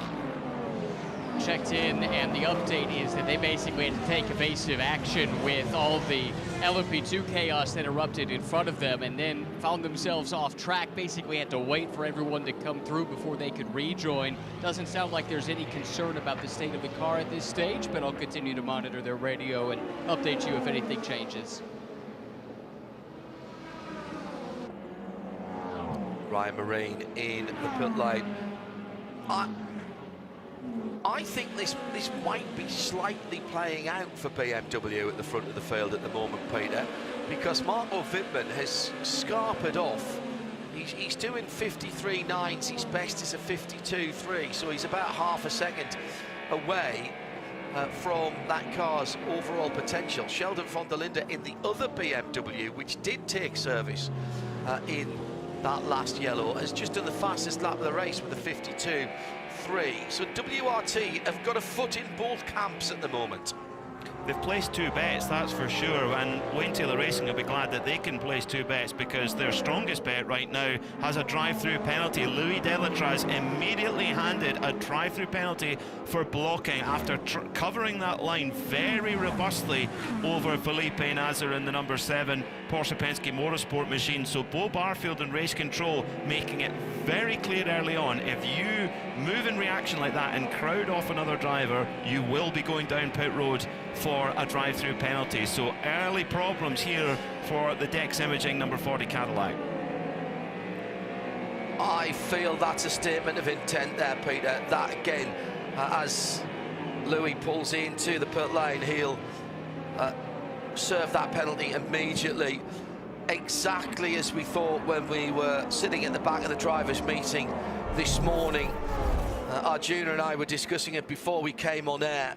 The first major incident will tell us exactly how that's going to work. There was an overlap there. There was no doubt that there was an overlap there. Not much, but Delatraz made a big move from the racing line to his left-hand side coming out of turn 5. That tells me, Louis Delatraz, and everyone watching and listening, including all of the other drivers out of the cars at the moment, that tells you how this race is going to be officiated. We had that big incident at Watkins Glen, which on first review looked like there was no contact between Earl Bamber and the GT car, and that has caused a lot of conversation. I have seen some onboard footage that absolutely underlines that that was contact, and I don't think there's any conspiracy there. It was just there was nothing conclusive on the angles that race control had, but it has raised some questions about respect for other drivers, particularly in quick corners and on quick circuits like we have here this weekend. And that was what Bo Barfield, as a race director, and you heard in our Michelin countdown to green, a couple of drivers say how much they like racing in the States, including Renger van der Zande, because they're allowed to race. And Bo, a very, very ID racer, let's not forget himself, right up to Indy Lights, races here in Indy Lights, and he knows, and what he tries to do is be hands-off, but he's making it known this weekend what is and isn't going to be of the what is being expected of the individual drivers, Peter. It's a clear precedent, yeah, for sure. And you know, Bo's been the race director for many, many years in IMSA, and started off one of his earliest races at Detroit back in 2008, I think it was. Had a very controversial decision to make at that point. It's not a chair that's easy to sit in at all, and I think that's a very clear precedent, that incident there between Delatraz and Nasr. Meanwhile, in LMP2, George Kurtz, championship leader aboard the 04 CrowdStrike Racing machine, winner at the Rolex 24, and at the moment one of the few LMP2 cars that's made it through relatively unscathed. He sits 4th in category at the moment, got his eyes set forward on Misha Goikberg just ahead as they hit the brakes hard for turn 5. A few different lines you can take there as well, John, and sometimes that causes a bit of consternation from car to car. That 04 car, the points leader, but only by 70 points, and plenty of point scoring opportunities to come. We'll have the GT Challenge next at VIR, as the title of that event gives you the clue. Oh, now here's an opportunity for the 04 to go through using the number 5 Porsche as a bit of a picnic. Kieran Frederick opened the door for George Kurtz, and George has followed through and taken Misha Goldberg and goes up into 3rd position. Great piece of opportunist driving there by George Kurtz, Peter. Yeah, took the opportunity well.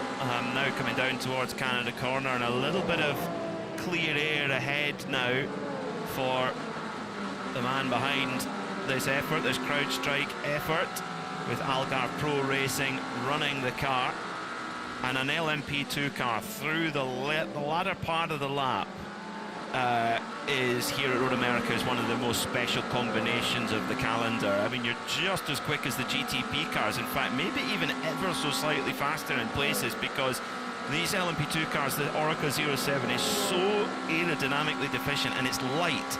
That really makes a difference through those faster sections. So coming down to another quarter of an hour having been completed. Hello to Sam Sparks, who's watching in the Algarve and obviously supporting that APR car. She'll be happy with that. Hello to Ryan Walker and Tom Kopacz as well, as well. Ian McCarthy is tuned in as his right turn lover in Switzerland. Really international audience as well. Max Tolerance tuned in today. Johannes, hello from Vienna, listening in, supporting Philip Eng, Ferdi Habsburg, Thomas Preining, Klaus Bachler, the Austrians. Dominic Stevenson is in Durham. Oh, he's watching with his girlfriend from Durham on the River Wear up in the northeast of England, or is that Durham in the US? She's invested in the 24 BMW team purely for the livery. There you go, you see, the Spider-Man livery. Hello, Jesse, first time watching the IMSA WeatherTech Sports Car Championship. 4 hours, 44 minutes and 44 seconds to go. The clock continues to count down. Car 7 with a penalty, incident responsibility with the number 40 not leaving racing room. So that's the other side of that battle. It's the 2 BMWs now. Yeah.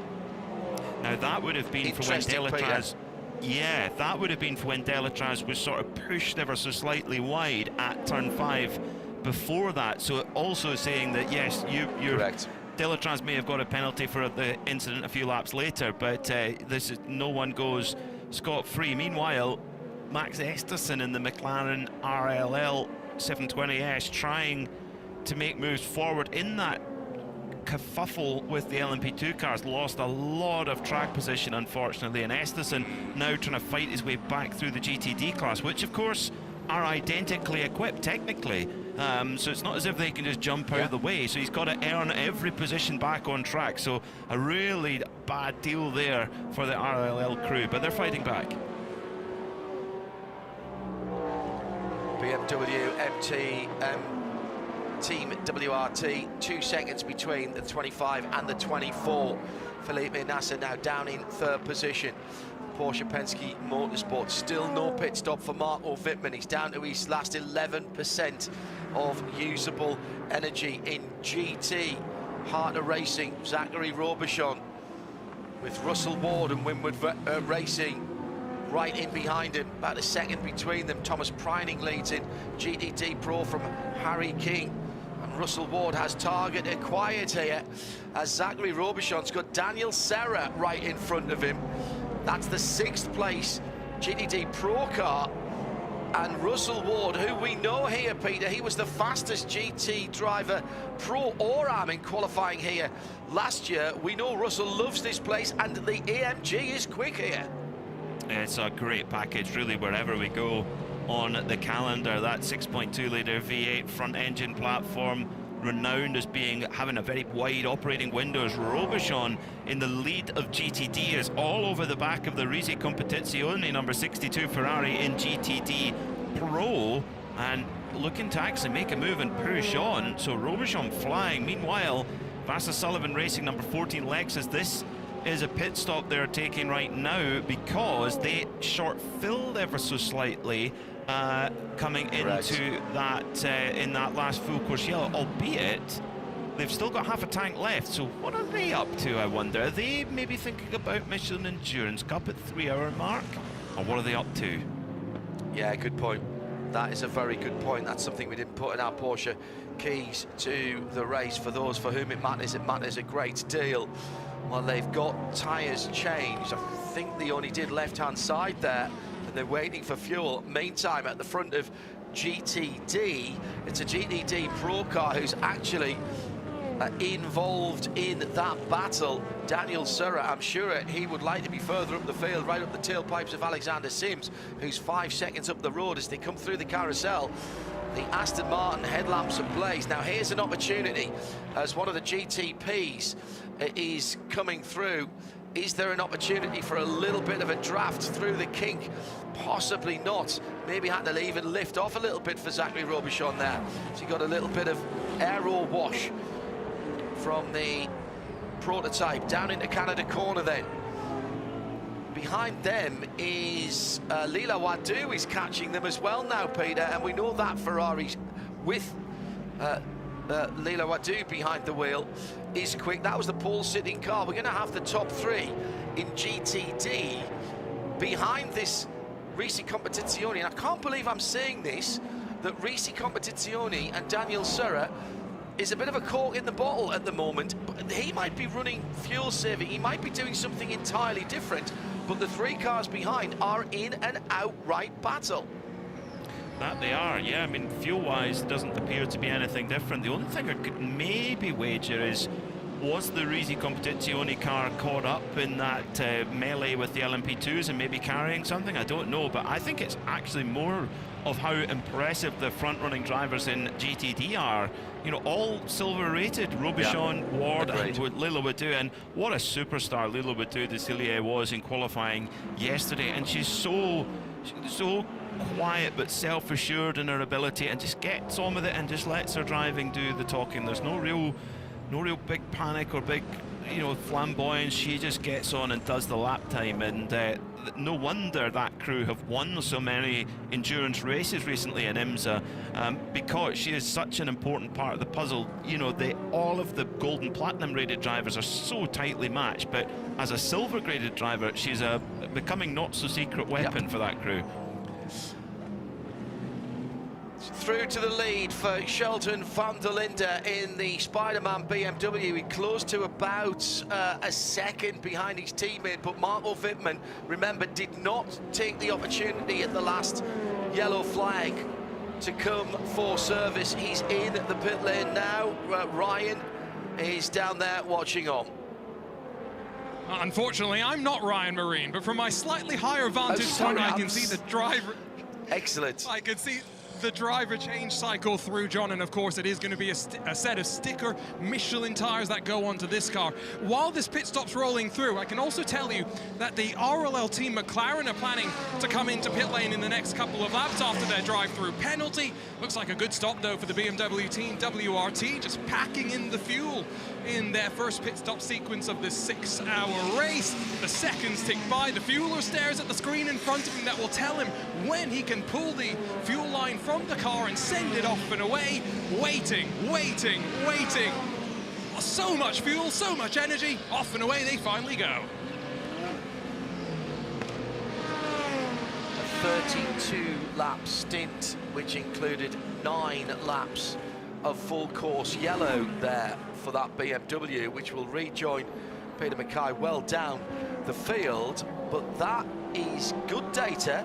They'll look at the tyres as well that came off that car, and you might think, well, they've stuffed them, they've really knackered them and thrown them into the mix. They were at the back of the GTP field anyway, and what they've got there is excellent data, particularly on tyre wear. And I think it's very clear in this first, just coming up to hour and a half or so of this race, that the BMWs are super fast. Everyone was thinking about Acura, myself included, and BMW are showing that in race conditions they are super quick. So no point putting two cars on the same strategy. Better to split them up, but unfortunately the Pratt & Miller number 73 LMP2 is at a spin on the exit of turn 5. We've seen that so many times this weekend now. No harm, no foul, just got to try and get back going again without ending up in front of another car, which Chris Cumming just about manages. The grass will be wet as well. Well done. Everybody would have been holding their breath there for a moment, Peter, to see great work from race control as well, to let that play out. He wasn't directly in the line of fire. He's over to driver's left. The racing line is driver's right. And Chris, all hands, very experienced, didn't panic, kept the engine running and continues on. We mentioned in our Porsche Keys to the Race in the Michelin Countdown at Green, it's 6 hours. You can come back from things that have gone wrong, and that LMP2 field was split up mightily, of course, now being brought back together a little bit with that full course yellow and the reset of the field. But my goodness me, there's some big gaps there. Let's drop back in. You want a bit of racing? Always drop back into GTD or GTD Pro, and there's a cracking scrap going on at the moment behind Alexander Sims, who leads as... Oh, well, we mentioned this earlier on. This is a pit lane call for the GTD pole sitter, and the car that was in third, failing to adhere to the control powertrain parameters. IMSA are monitoring in real time the amount of torque that goes through the drive shafts of all of the cars out there, bar the LMP2s. They had a warning on that 21 early on, and it was very early on, and now they have once again, basically in drag racing terms, they've broken out of their bracket. That car was putting too much power into the drive shafts, and IMSA see that in real time. We'll check in with Arjuna Kankapati, who is watching on, waiting for a McLaren pit stop. Off and away, Max Esterson out, Nikita Johnson in. I did note a little bit of damage potentially on the rear, the right part of the rear diffuser, John. So just wondering if that's maybe related to some of the action at the start. But this is a team that's now waiting for a caution. They've gone slightly off strategy, hoping to be cycled back to the front after their drive-through penalty. What I was trying to say before, Peter, I spotted Leela were doing the pit lane, is Alexander Sims has got to the front of GTD Pro ahead of Thomas Preining and Harry King. So it's Corvette, Porsche, Porsche, Corvette, with Tommy Milner now in fourth. Then Pfaff Motorsports in the Temerario. This is a good showing from them right now. And then another 7.5 seconds back, Daniel Serra rather is really struggling, but Zachary Robichon, crucially in that GTD lead battle with Russell Ward, he's got past Daniel now.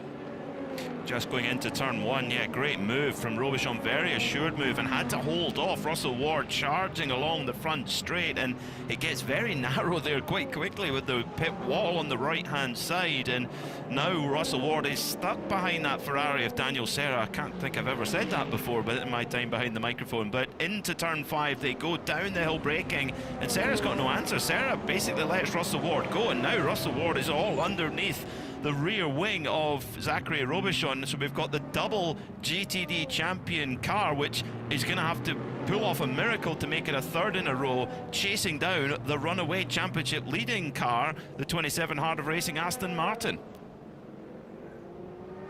Into the pit lane for Lorenzo Patrese. That's an incident responsibility with contact. That was a little earlier on in the piece. And also, and this is crucial, mechanical black flag for the number 911 Porsche. A failure to adhere to tyre operational requirements. That will be tyre pressures, so they have to come in immediately. They are not allowed even to go around once. Most flags, you are, it's 3 times past the start-finish line, but with a mechanical black flag, that's the black with orange disc on it, often called the beach ball here. You must come round at the next available opportunity, which means next time past the pit lane, Peter.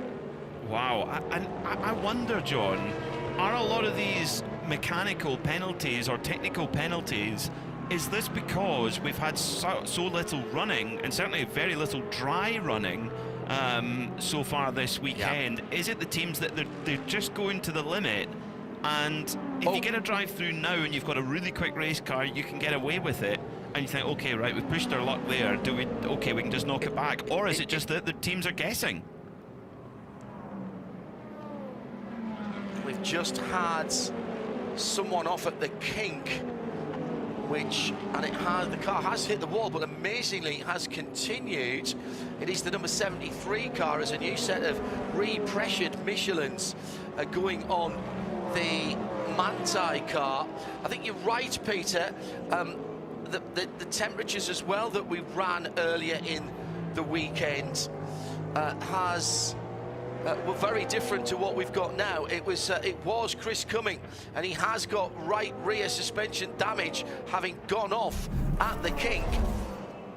As I mentioned a moment or two ago, I think he got a little bit of help earlier on in the lap. That was at turn 5. Maybe on that left rear there was an issue when the Conquest's Ferrari, the number 34 car, just hit him.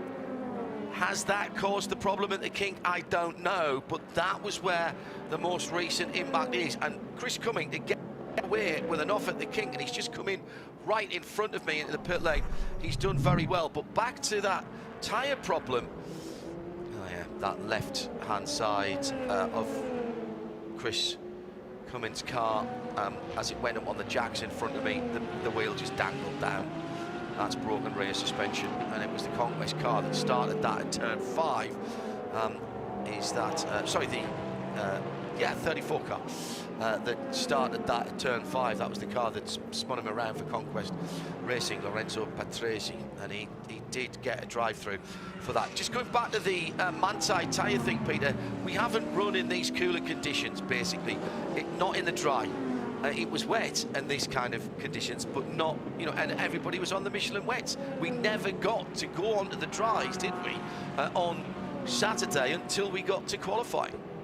No, so very little running and indicative running. So everyone's kind of trying to guess really a little bit. And of course, don't forget that both Porsche and Ferrari, the two cars in GTD that have got these technical penalties, they've got an Evo package for this year. So that throws another element in as well, which I dare say they may have come and tested here at Road America. I don't know, but again, the conditions could be different. So again, it's a little bit of very educated guesswork. Now, very intriguing strategy here from the number 3 Corvette Racing crew. Alexander Sims has brought that car in. Antonio Garcia has jumped on board, but they were nowhere near the end of their pit window. Are they now thinking about Michelin Endurance Cup points? I suspect they may be, with 3 hours at the point where those points get handed out. Yeah, we'll just let these stops go through, and I'll do another VP Racing update. Hello to Justin Henderson, who's come up from Tennessee for their first race at Road America, loving the track, the facilities and the coverage. And hello to Stephen Wilkinson. His cat is one of our newest listeners, Loki. Well done to that. Let's have a look then at the VP Racing update. It's all been turned around in the GT classes. Let's start with GTD, where Zachary Robertson for Harter Racing leads. Russell Ward is right with him, just a second behind. Aston Martin versus Mercedes AMG, 27 from 53. And Risi competition, Carte Blanche in third position for Marius Fossard. In GTD Pro, Harry King for AO Racing back at the front, ahead of Corvette's Tommy Milner and Andrea Caldarelli. LMP2 pit stops are just starting now, so I'll tell you first, second and third before the pit stops in the Europol in the 43, AO Racing in the number 99, and Misha Goldberg in the number 52. And at the front of the field, BMW lead Porsche by 25 seconds with another couple of cars sitting right in behind Felipe Nasser. That being Colin Brown for Acura number 60 and Lawrence Vantor in the number 6 Porsche Penske Motorsport. That's your VP update.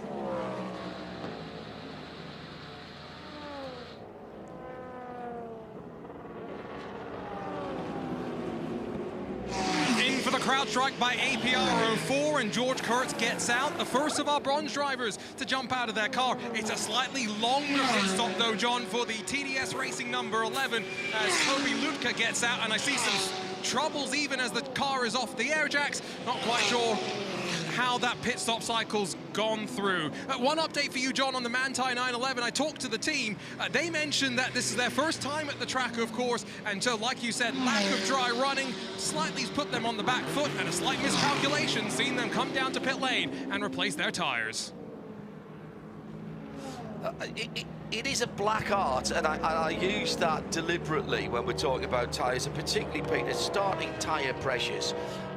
The people who work this out, the Michelin tyre engineers, along with the teams themselves, absolutely incredible. Robert Wiggins has been put into the DXDT car.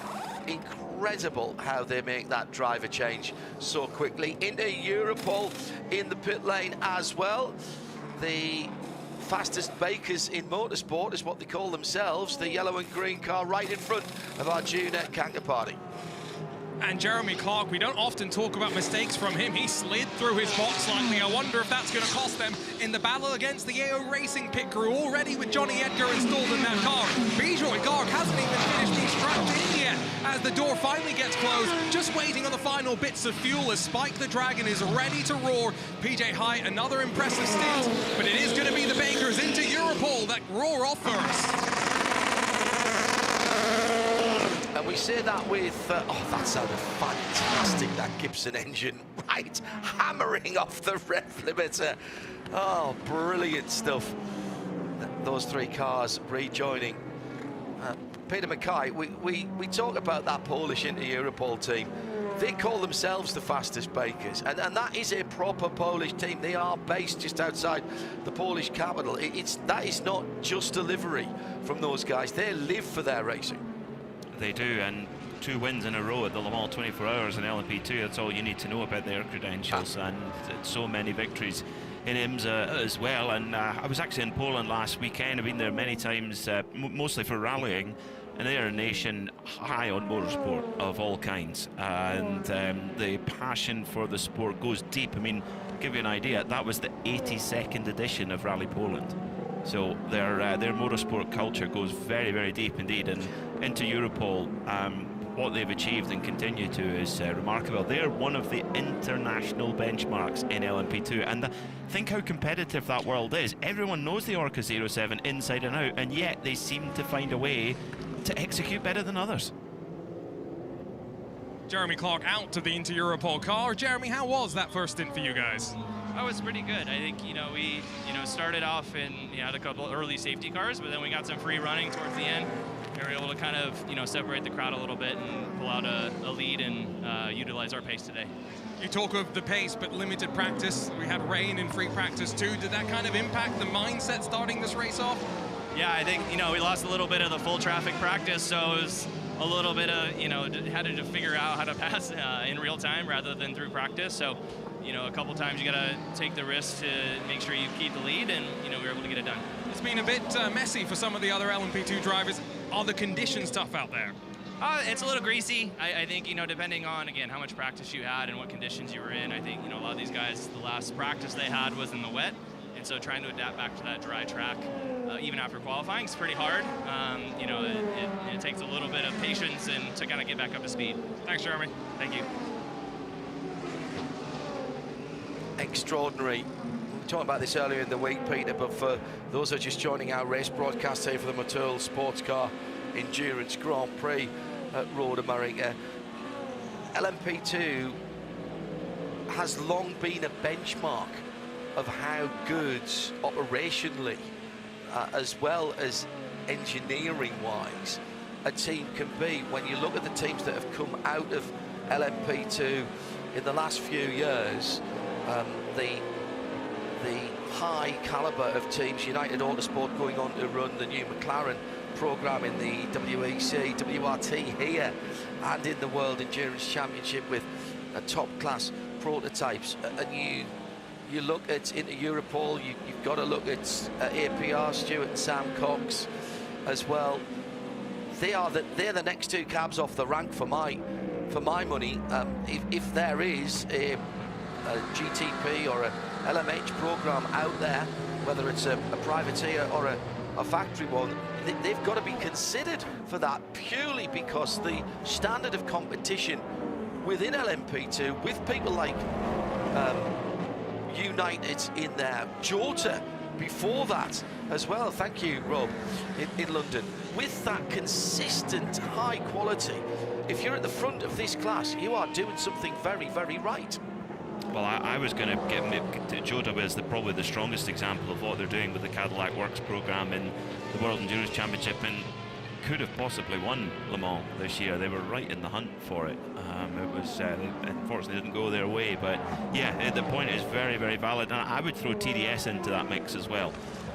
TDS, they know how to get a lot of pace out of an LP2. I mean, that's a pretty long list of names, isn't it? It's not as if there's one or two standouts, there's 6 or 7, so you're going into the lion's den there if you want to compete in LMP2. Race leader Sheldon van der Linde coming across some heavy JTD traffic, and I tell you what, John, these BMWs in GTP are flying, and they are looking strong favourite as things stand to double up on their victory last year, but IMSA WeatherTech Sports Car Championship Racing has a funny way of shuffling the deck over time.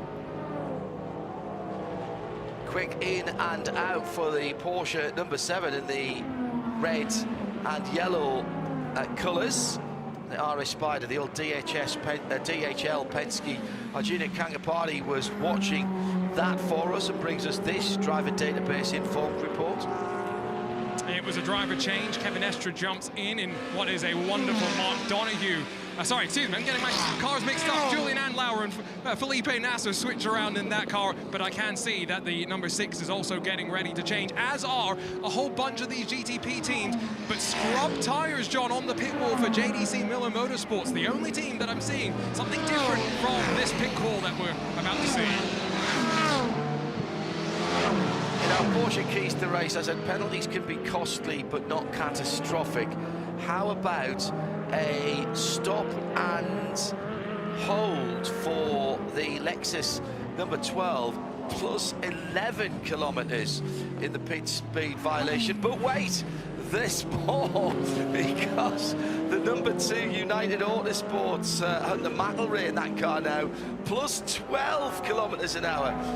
I can only assume that they missed the pit in, or maybe they let the pit lane speed limiter off a little bit earlier. Also, the 22 United LMP2 has been off the circuit down at turn 12, which is the kind of the corner area, isn't it?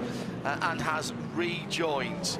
And there was a little bit of coming together there, we'll see, between that United number 22 and the Ford Mustang GT3 number 64.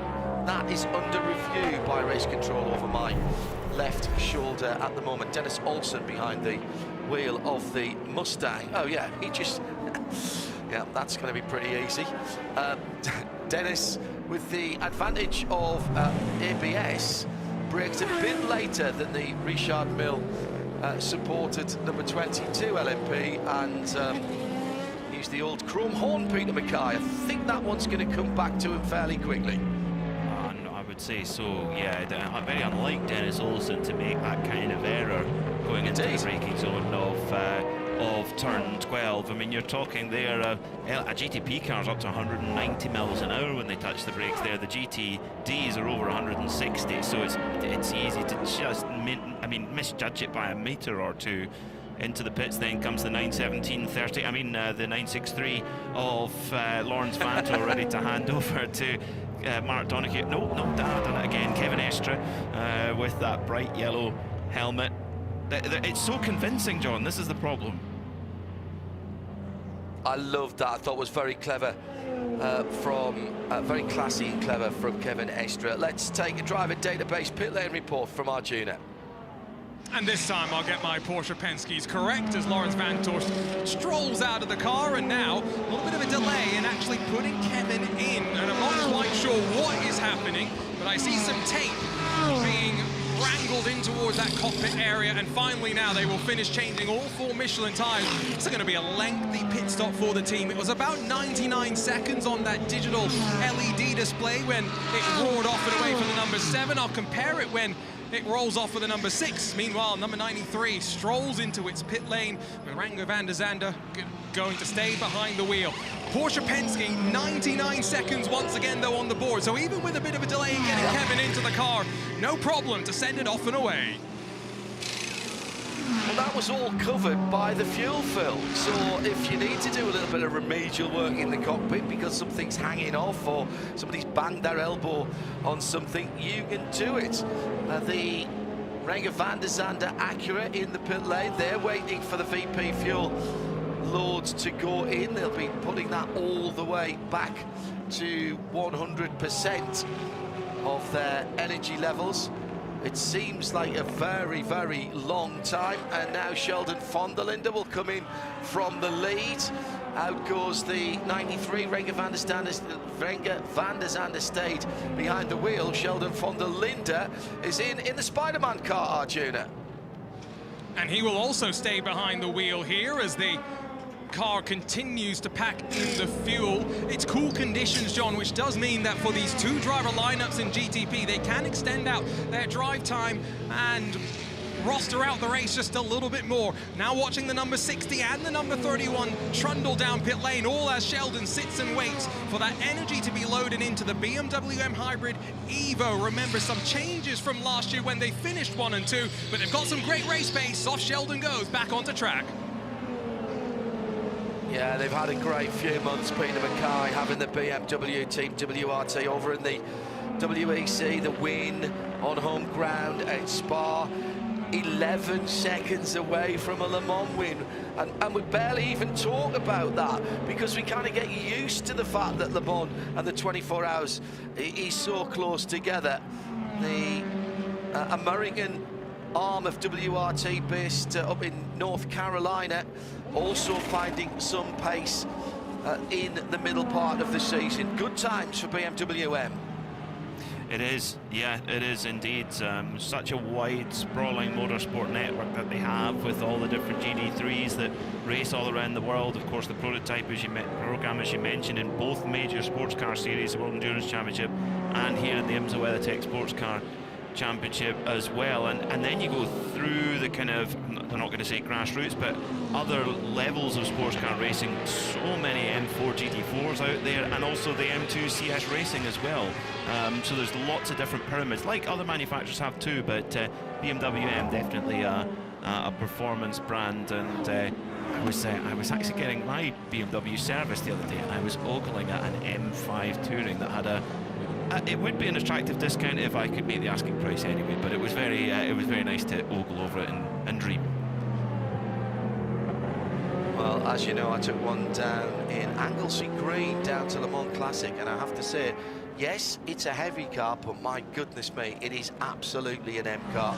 If you go on to RadioLeMans.com, our real world road test is there for the BMW M5 Touring. Everyone loves a fast wagon. Let's catch up with some action down at the carousel. It's been a big action area as the prototypes going through the GTD,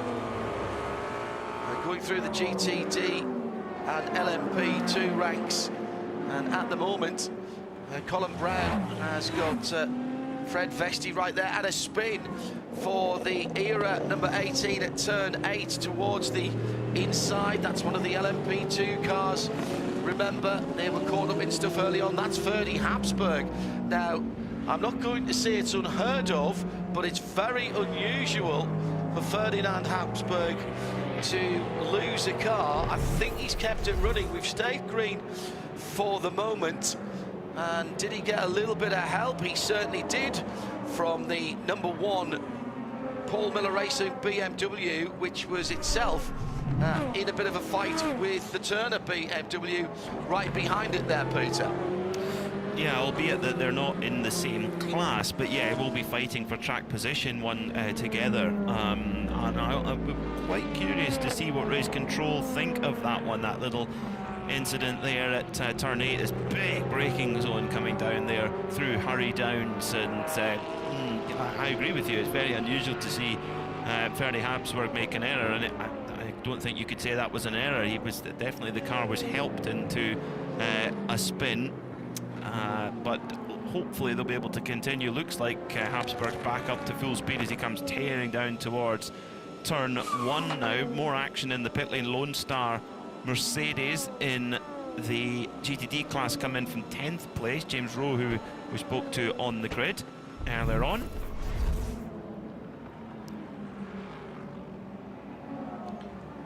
And there was more contact with, again, this is prototype on GT car, and that was Ricky Taylor on the number 80 AMG. Well, they've had their problems this week as well. Lone Star Racing, James Rowe in that car, and that, I mean, that didn't result in an issue for either car, Peter, but that's got to be looked at as well. And you know, we talk about it's important not to penalise the end result. It's the action that should be looked at. Is it a foul or is it not a foul? You don't have to break somebody's leg in football to have it a foul. You know, it's a foul or it's not a foul. Stuffing somebody off the track is an obvious, or spinning somebody round is an obvious potential penalty. But is rubbing up against someone and not giving them racing room as you're trying to come by, not making a clean overtake. And what do we know about drivers' meetings? It is the responsibility of the faster driver always to make a clean pass. Yeah, very true.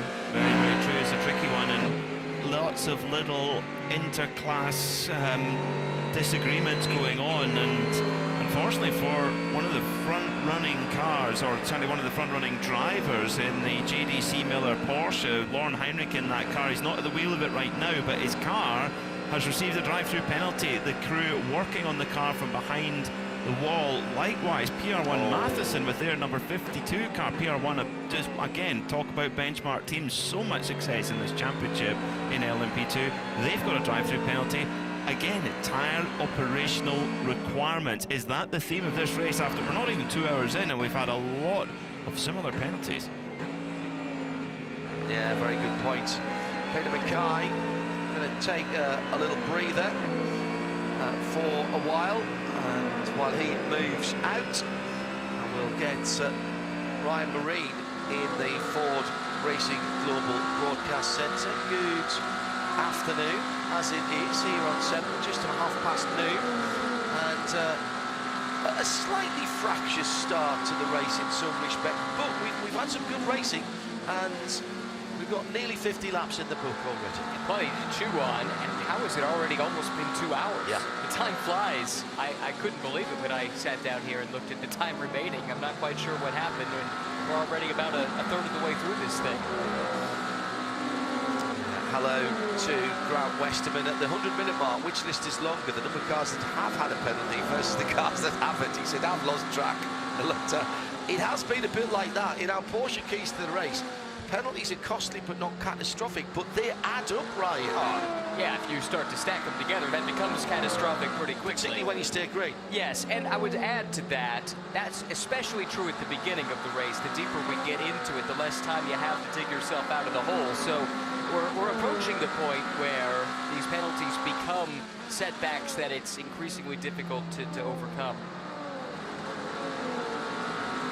At IMSA Radio, if you want to get in touch with us, 87.9 FM here at Road America, RS2 via imsaradio.com, and the player there around the world. Take us with you if you need to. We wouldn't recommend that you watch the video even if you've got the ability to do that when you're driving. And of course, we race, as all of the IMSA WeatherTech Sports Car Championship races have been for a decade or so, live on Sirius XM, for interruption. It's XM 206 again this weekend. And we've got video for you on the official IMSA YouTube page, which is gaining subscribers at a ridiculous rate. Delighted that RSL has for a very long time been the commercial and production partner of the international video feed. A very long time, actually, when I think about it. I think the first one we did together properly was Lime Rock Park in the old LMS days. That's gone back a very long time. Been good fun down through the years, and I have some very fond memories of this place. You can also get the video player at imsaradio.com. If you just go to the top left and use the drop down, there's a live video player on there as well, but I accept most of you will be using YouTube. The weather has held pretty much identically since the start of the race. If anything, the air temperature's gone up a tiny bit. We're up to 72 now Fahrenheit, that's 22 Celsius, and on the track it is 26 Celsius, which is 79 Fahrenheit. Time for small pit stops, and these long green flag runs do tend to split things out a little bit. Tommy Milner is in the pit lane, as is Triazzi and Riccardo Agostini. Let's go to Arjuna. Tommy Milner out and now helping Nicky Katzberg strap into the car. The two Pratt & Miller Corvettes on very different strategy sequences now. But the four, of course, it's second in points, only about 110 off our championship leader, and all still to play for. Off the air jacks now, just waiting for that energy to be loaded up into the car. Can also tell you, John, in the last two laps, we've seen both the Heart of Racing and Windward GTD teams pick from the front of that class. And so now as the Corvette engine fires up, final bits of fuel getting loaded in. I can see the fueler impatiently kicking the ground, just waiting for the fuel to drop into the fuel tank. Off and away, Nicky Katzberg goes. They were down to the end of that tank as well, so that energy replenishment, they needed it. I saw right around 1% left in the tank when they pulled into the pit box there. Always a good sign when the pit stop is dictated by the refueling. Problems on track, though. That, I think, is the number 21 Simon Mann driven AF Corsa. Yes, it is. And guess where? Coming out of the carousel, or was that a turn 7? No, it was coming out the carousel. Saw that scary moment for John Field early on. It's that understeer in the middle of the corner, that push that takes people on the grass. And although it's been very, very dry for a long time, it was very, very wet over the last couple of days. And I can't imagine there's much purchase from the front tyres.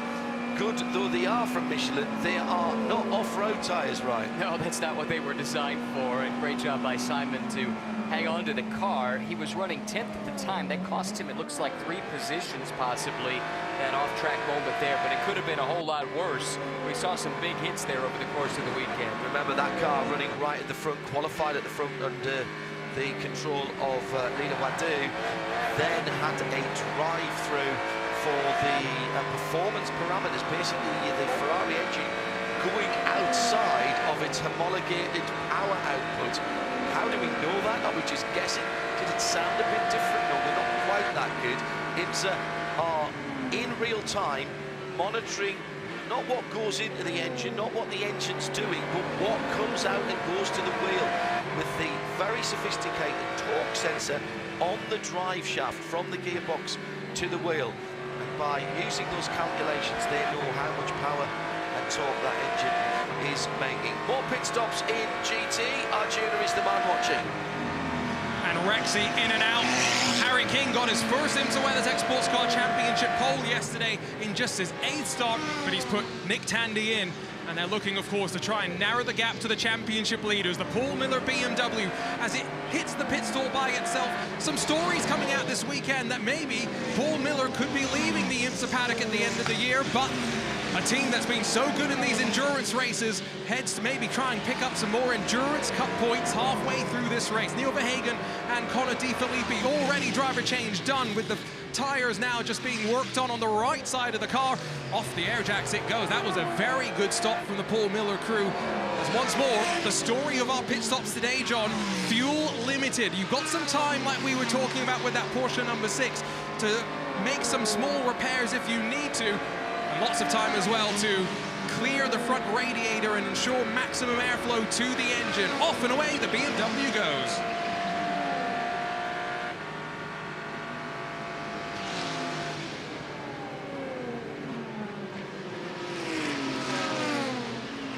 I think it's really clever and really sensible, Ryan, as we come down to a quarter of the race gone, just a minute or so to go.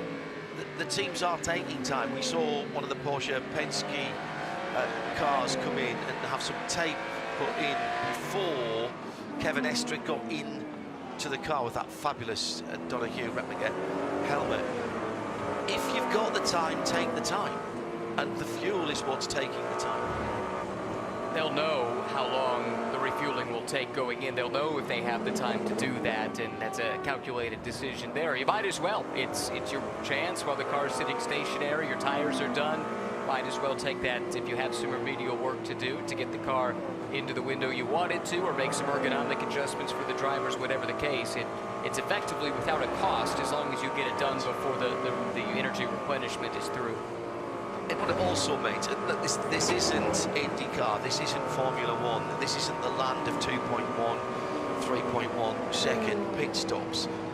It also means, and the reason it isn't is twofold. First of all, Formula One don't put fuel in, and we've seen that they can't be trusted to do that down through the years, even though it would make the racing better, but the teams can't be trusted not to cheat and fry their drivers or their pit crew. And the IndyCar guys do, and they do a great job. But what they don't have to do is change a driver. And you do not want to be sending a driver out without belts and with something not on the hands device. If your belt isn't on the hands device, you might as well not have the hands device. And these cars are serious performance machines. They're not a million miles away from IndyCar times around here. Certainly the top speeds are very comparable with some of the open wheelers. It's also far fewer people involved, and I like the choreography of a beautifully balletic sports car pit stop, if I'm quite honest. And I also like it as well. We don't do it here in IMSA. You can change tyres and fuel at the same time. Back in the World Endurance Championship, they have to be done separately, so there is a time advantage of using fewer tyres, which it's endurance. I think that should be right. Heck of a quick stop for the 120 Porsche right in front of me. I didn't even get one sentence out whilst that was going on. We'll look into that. Let's hear from Harry King, who started the race on pole position in his class for Porsche and for AO Racing. He's with Arjuna. And it was a first pole for AO Racing and Rexy in about 22 months, if I remember the stat correct. But first for Harry King, what was it like being at the front and controlling the tempo of the field at the start of this race? It's certainly a lot nicer, actually. I think we should try and start from pole position more often. Yeah, we just controlled the race. Everything was running smoothly. Of course, that safety car restarts, all the full course yellow. There was that big LMP2 incident in front, and yeah, the way I approached it, I sort of got closed up and a couple of cars got the momentum. So lost a couple of places there, but we gained it back on strategy and being smart with our energy consumption, whereas some others were just going all in and trying to push. So yeah, I think we're on the right track. I think teams proving their worth as per usual, and we're good in the lane, so I'm optimistic. You mentioned that moment on one of our restarts. What exactly did you see? How did you pick your way through it? I didn't see a lot of tarmac, and I saw a lot of LMP2s left and right, and you know, the LMP2s are quite narrow cars, but when they're sideways, they're quite long. So yeah, they're blocking a lot of the track, but yeah, I decided to be ultra careful and ultra safe, bring the car through in one piece. You know, there's still 5 hours on the clock at that point, so it's not worth doing anything crazy just to hold a position or two. So yeah, delighted with the first couple of stints, and look forward to getting back in. Fair to assume you'll do the last two to the end? Maybe ask the smart guy on the bench over there, I'm not sure. Thanks, Harry. Thank you. I think that might make a couple of reports. I didn't see a lot of the track. I saw a lot of LMP2 cars. They're not very wide, but when they're sideways in front of you, they're very long. Yes, I feel that might just make a report or two. Great stuff. Well, really insightful, and again, amazing how calmly he could recollect that moment. Admittedly, he's had a little bit of time to process what he saw, but still, fresh out of the car. We talked about this earlier in the weekend. It's amazing how calm, cool, and collected a professional racing driver is straight out of the car and right into one of our microphones. Yeah, and that, I think that's key, isn't it? We expect, and it's something that we know from Porsche and BMW junior drivers down through the years, that they are looking for people with that kind of mindset.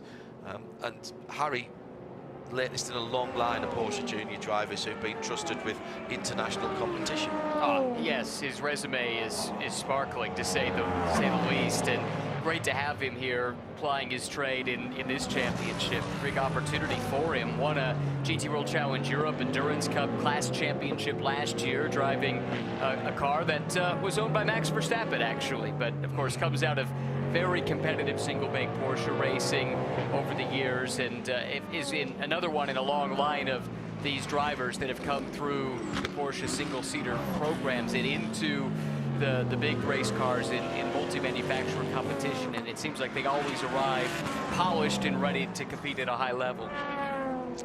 So gone through the 4-hour mark at the front of the field. BMW back in control. 20 seconds between the two cars. Remember, are they still on the split strategy? Yes. That's what I went to do. Yes, Sheldon von der Linde's been out there for 9 laps. The second place car of Philip Eng has been out there for 21 laps, and there are 21 green laps. He did 32 on, or that car did 32 on its first run. Eschewed the opportunity to come in on one of the early yellows, but that was 9 yellow flag laps, and they're 9 long yellow flag laps here. So we might get to see shortly what a green flag run is. That started at 2 minutes past the hour for Philip Eng, and we're up at 45 now. I would think maybe a couple or 3 more laps. I'd expect just over 50 minutes, I think, for the GT class. It's nice of you to ask, because I was just marking how many percentage points of energy that leading BMW used on a lap. Yeah, 3.4% on the last lap by before, and I should do it a few more times to make sure that that's a representative number, but if that's the case, then we're still looking at 5 or 6 more laps that car would be able to go. Excellent stuff. At IMSA Radio, if you'd like to get in touch with us. Hello, Ryan Hoover. Here are the boys here this morning, having a look around. Too much for one of the youngsters. The defenders on, I'm pleased to see, and sound asleep at Canada Corner. How fantastic. At IMSA Radio, if you want to get in touch, I'm going to repost that one. Sound asleep at his first race meeting here. Well, that's good. So, picking out some of the battles. The P2 field is back together on the timing screen after that incredibly untidy restart, but there's some big gaps now between some of the runners there. It is still into Europol, or it is now into Europol, back at the front from EO Racing. That's pretty tight, that's under 2 seconds. CrowdStrike, though, are over 1 minute and 30 seconds further back. Wow, is that right? No, I can't be. No, 17 seconds further, but that's just corrected itself as they've gone through another timing spot. I see what's happening. But even still, that is a pretty substantial deficit between the 3rd place car and the top 2, and then it's another pretty big chunk back to Parker Thompson, who sits in 4th place. That's the Brian Herta PR1 Matheson car that led early on. Misha Goikberg led until the first pit stop, and he lost the lead in the pits, but he was able to drive that car to the lead, started second, and I think that team found something up at CT&P because they really hadn't been in the conversation, but all of a sudden, not just in Canada, but here at Watkins Glen too, and they find themselves in the mix. Yeah, it's Johnny Edgar behind the wheel of the number 99, despite the driver. Right in front of him is a GTP car, and I think he might be getting a bit of a tour from that BMW. That's the leading car in the race. That's acting as a little bit of a track clearer as they come through to a huge crop of GT cars, including the Inception Ferrari, the number 70 car, which at the moment has who on board? Ollie Milroy. That's still the leader in the bronze category, and just ahead of that car is his target, Bijoy Garg, for Inter Europol. In fact, he's right on him now through that traffic. Bijoy lost a little bit of time, and they crossed the line in front of us now, and there were 2 car lengths between them. Opportunity maybe here for Ollie for Johnny Edgar rather, to have a little look into turn 1. Still the wind blowing them into turn 1, and the flags opposite, plenty of stars and stripes, as well as IMSA flags and WeatherTech flags on the pit stands opposite us, and that is blowing well over 6 miles an hour again now, right behind them into turn 1. I'm surprised we've not seen more people running on, to be honest. Gives you a nice boost down the long front straight. Let's go down to the pit lane. One of the stories of the last few races, the new team for Aston Martin, Carte Blanche. Trenton Estep is out of the car and can talk to Arjuna. And we didn't get to talk to him yesterday after his IMSA Michelin Pilot Challenge victory. So first off, Trenton, congratulations. How did yesterday feel for you and the entire team? Yeah, it was amazing. It was a really special one. I know how much hard work goes in behind the scenes, so in order to come on with a win was really, really special for me and the team as well. So yeah, very thankful.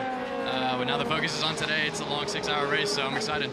Called back in after you raced at Watkins Glen. When did you get the call? A little bit earlier than last time.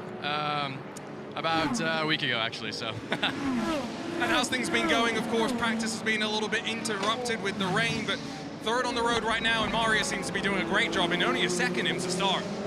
Yeah, I think the pace is quite good right now. Marius is killing it. Val did a really nice opening stint as well. No, I think in testing, pace was quite good. So, like I said, we just have a lot of racing left to do. I'm about to get in, so I'm excited. Double stint? Should be. Best of luck. Thank you.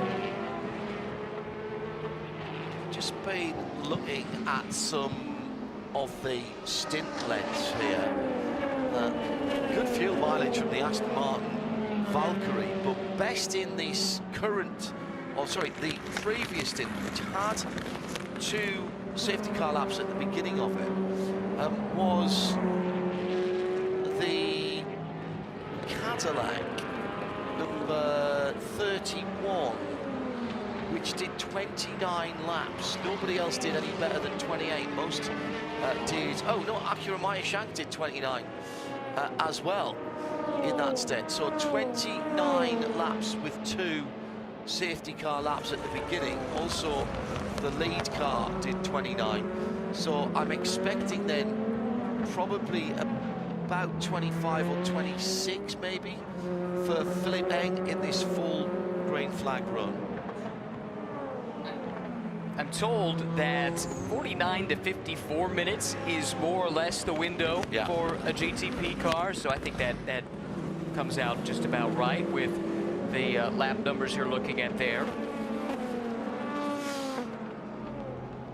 So yeah, that would tally with what's going on. I keep flicking back to my Dancing Ants screen. It makes me feel good to watch a complement of still 52 cars running spread across this 4-mile circuit. I find it incredibly restful, actually, watching it going. Maybe I need a mural of that at home, projected onto the wall. The dancing ants is what Brian Till always has called the GPS tracker that we have as part of our suite of timing from Alcamel, and it's kind of stuck. Another off-track moment for the number 21 Ferrari from AF Corsa USA. That time that was coming through turn 7, Simon Mann with an off-track excursion. Now that would be wind behind him as well at that point. And that's a very committed corner now, turn 7, particularly with that extended runoff on the grass grid. He was in traffic there. That wouldn't have helped the aero on the front of the car. No, there was a car close behind. I don't know that it was close enough for there to have been any contact, but that is something I wouldn't mind having another look at. David Ennemar Hansen has had a warning for TDS in the number 11 Origa. And there's a mechanical black flag. Oh, also the number 7 Julian Adler. Porsche Penske Motorsport with a warning for track limits. Nothing as a final warning yet.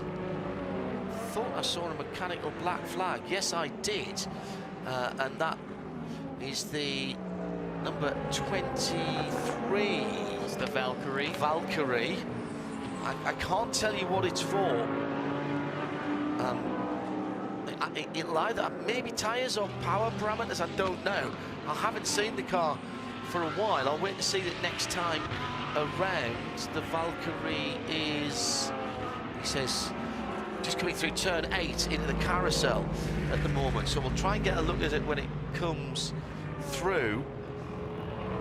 As it stands at the moment, it is still circulating. John, I was wondering about that other car in proximity to Simon Mann, and I thought it was the GTD class Manthey Porsche, and it was, as it turns out. That is being reviewed right now by race control. Also, the second place BMW that's off sequence, it's in the pit lane now. And they've stayed off sequence, so comes out of second position. So here's the answer to the question of how many laps they have done, and the answer is 24. And that is a 50, let's call it a 52 and a half. Okay, yeah, that's right on the fringe of what I was told to expect for GTP, but no yellow laps in that stint. They were just under 3% left on energy when they came in, so there was not enough energy, by my math at least, to do another lap. They had to come at full speed. Correct, exactly. I've never asked this question, and I really should have. What happens if the pits get... Oh, you come in for a splash of fuel, don't you? You come in for your 5 seconds. If you are too far down, rejoining in behind the Tower Motorsport LMP2 car, that BMW goes back out and holds, and Philip Elling holds the steering wheel still. That will drop him down just a little bit. He's come out in front of Tymon van der Helm, but I think that is the only car that he's come. So he's going to come out in 10th position in class. I make that when it all shakes out. Amazing what you can decipher when you've got all of the Alcamel bits and pieces at your disposal. Very good. Lovely day with IMSA Radio today. Do the commentators get all-you-can-eat cheese products? Says Brandon Cooper. It's a good job none of us are lactose intolerant, is all I'm going to say. Wisconsin cheese and cheese products have been liberally sampled throughout these past few days, and of course brats as well. Johnsonville just round the corner, they got their factory shop there. Sausage equals protein, said a big sign at the side of the road when I was driving in this morning. And Brandy Behrman's on a road trip, tuned in to us as well. And hello to Lee Jordan, who's tuned in. Thank you, very good. See you at IMS in September, says Joe. Good job all around. Thank you. I think that sprint race at IMS is going to be an absolute cracker. I really do. Oh, big off-track moment and into the wall for the Conquest number 34 Ferrari. Ferraris have been drifting off track a little bit. That was at the kink, and thank goodness Ryan Marine. Oh, damage, too much damage to the car. Gone off again at Canada Corner, Fran-Reda, and that will be a full course yellow. Oh, now Philippe Eng is going to cycle back to the front of the field if everybody else comes in here. Well, that's true, but he got a speeding penalty. We haven't had a chance to cover yet, so there will be a drive-through penalty coming to that car at some point. But this is a tough one here for the Conquest guys. Fran Rueda, young Spaniard, driving that car, and that looks like it will take no further part in this race today. Big hit with the left side. Thank goodness the safer barriers there now. That would have been a bigger incident.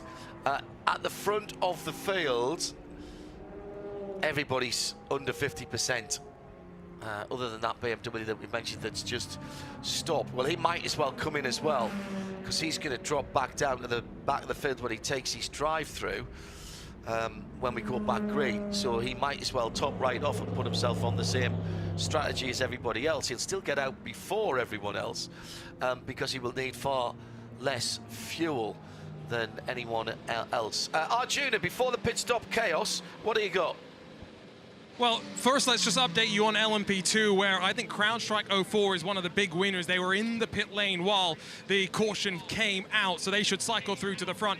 But the Aston Martin Valkyrie, the crew had been ready to bring the car in, and in fact they had been having some radio issues. They put the pit board over the wall to try and communicate to the driver, who responded by plugging the radio back in, and so they did not end up coming down pit lane as scheduled, and that could have been a big win for them. Into pit lane though, here comes into Europol and AO Racing. I would assume this is going to be the 5 seconds of emergency service, and send them back off and away. Entirely correct. Both those cars entered a closed pit.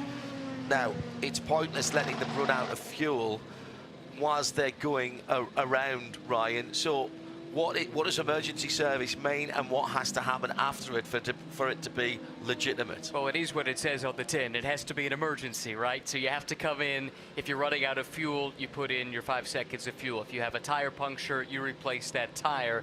Then you go back out, but you are required to come back in when the pit opens for your class the next time. And so it keeps you from running out of fuel on track or damaging the car by dragging a damaged car around, but it makes it so that you don't, you're not able to take advantage of that misfortune, and it puts you back in line once everything cycles through. Hello to Carla Velti, part of our happy band that covers the Michelin Creventic 24-hour race, amongst other things for us, watching at home in Switzerland, where it is just after 8 o'clock Central European summertime. Has Switzerland been as dry as the rest of Europe in the last few weeks? I'm sure it has been. At IMSA Radio, if you want to get in touch. So there's a bit of clean-up to do, actually, with some debris strewn down the run from the kink into Canada Corner. Let's just go through our Porsche keys to the race again. It's 6 hours. Well, now it's 3 hours and 39 minutes and 1-0 remaining. Track position. We've seen people play the track position game, haven't we? Yeah, early and often. And actually, I talked to a few strategists down on the grid before we came on air, and if you feel like your car is fast, then those teams aren't that concerned about track position. If you think you might not have the outright pace of some other cars in your class, then you might strategize accordingly. Short pit to get your car out in clean air, or stay out, put yourself off sequence, and try and play the strategy game that way. Track position certainly is at the front of a lot of the strategists' mind when they're trying to come up with how they're going to approach this 6-hour race. Patience in traffic, 50-50, because we've seen some penalties, and we have seen race control, both Barfield and race control, setting out their stall early. It's what we expected. Costly, not catastrophic, but they do add up, particularly with long green. We've had just on a full hour there of green flag racing. The fuel has been the determinant. If you are full-filling, you can get a lot of work done whilst that VP fuel is going in. That's what we've learned. We've seen teams complete their tire changes and have ample time to make adjustments inside the cockpit and look around the car, maybe attend to a little bit of damage that they've picked up and not lose any time in so doing because they're waiting on the fuel or the energy replenishment to take place. We talked about the tires, we always do. There's been a little bit of change. Some people have done 2, some people have done 4, some people have splashed and gone, depending on when they've been in the pit lane. Yeah, it gives you some flexibility like we talked about, and I think some of this comes back to the track position conversation that we've had. There's a few different approaches, and some of it also depends on, let's say, where in the stint a yellow falls. For some, this has been very beneficial. For others, most of the LMP2 field had to take emergency service, and just now, the 14 from Vassar Sullivan Lexus, Ben Barnico driving, also, according to Arjuna, came in for emergency service. Correct. And that's the team that had to go to their backup car yesterday after the practice crash. So they've already been through the wars this weekend. Hello to Alan Prosser, finished his shifts for the moment at least at the pub, and he's out in what looks to be a beautiful evening in that part of the world, just on the border between England and Wales, and he's sitting down with his feet up, watching and listening. Hello, Alan. I hope you are well and that business is good at this time of the year. Been a tough old time for anybody in the UK in the hospitality industry. Hopefully the good weather bringing people out to eat, drink and be merry. So at the front of the field, let's do a VP racing update slightly early. Here's the GTP standings as it is right now. BMW and Sheldon van der Linde lead Frederik Vesti for Whelen Cadillac. Then it's Julian Andlauer next up for Porsche Penske Motorsport number 7. The 6 car of Kevin Estra sits behind. They'll all pack back up behind the safety car. Colin Brown is in 5th place for the best of the Acuras. That's the number 60 car, the lighter coloured car. Ricky Taylor is in the number 10 Cadillac. That's 6th position. 7th Roman De Angelis, all on the lead lap by the way. Aston Martin Harter Racing. Jordan Taylor for the 2nd of the Cadillac Wayne Taylor cars, the number 40. Then it is Renger van der Zande for the red, white and black number 93 Acura Meyershank racing car. Philippe Eng for BMW Team WRT, the number 25 car, which has been off schedule and does have a drive-through sword of Damocles hanging over it for a 1 km/h pit stop speed infraction. And the GTP field made up by the JDC Miller Motorsports Porsche 963, which as yet has not seen its plug-and-play performance upgrade, which is Lauren Heinrich in that car. I suspect he'll do his maximum to get that car to the end. In LMP2, into Europol from EO, from CrowdStrike, from Brian Herter, from TDS and Tower. In GTD Pro, Mantai from Corvette, from EO Racing, and Nick Tandy from Corvette, the 2nd car, that's the number 4, and the top 6 made up by Pfaff and Ford Racing. Harter Racing GTD, Dudu Barrichello leads that from Indy. Donchi now for Winward Racing, and Marius Fossard is in 3rd position. That's your VP Racing in race update.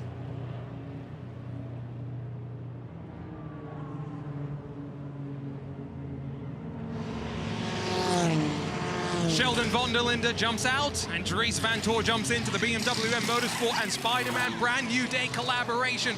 The number 24 has been a rocket ship today. No driver change for Porsche Penske, but I do see a driver change for the Cadillac Whelen crew, I think. So that should be Earl Bamber getting strapped in and replacing Fred Vesti. Off and away for the number 24. It's going to emerge just alongside of the number 7, who once again wins the race off of pit road. And this is crucial, John, with the next tranche of Michelin Endurance Cup points about to be handed out. On the first full lap, after half distance, I think it is, if I remember rightly, Ryan. I get a thumbs up from the man on my right. I can almost hear the cogs turning in Ryan Marine's mind as he's looking you're looking to see if anybody short-filled again, aren't you? Exactly, and Porsche Penske, that's what it looks like they did. The 7 that won the race out of the pit lane, just 77.5% of virtual energy left. Little less short-filling, let's say, for the 6 car. It's at 86%, whereas the BMW MT WRT entry as well as the Cadillac Whelen entry both went full fill on that stop, but it cost them track position. Just a couple of LMP2s coming in. I've got the IMSA Motorsport car right ahead of me. That's full service. And a driver change there. They're just doing the left-hand side tyres. We can see that. I could almost help him out by leaning over and holding him with the tyre there. It feels it's that close. Obviously, I won't. It's a bit further away from that. My arms aren't quite that long. But again, fuel is the determining factor. Probably hear it in the background as it takes off in front of us. That era in always used to be a mid-blue, and they've changed their livery in the last few races to reflect their new sponsorships, and very smart it looks as well.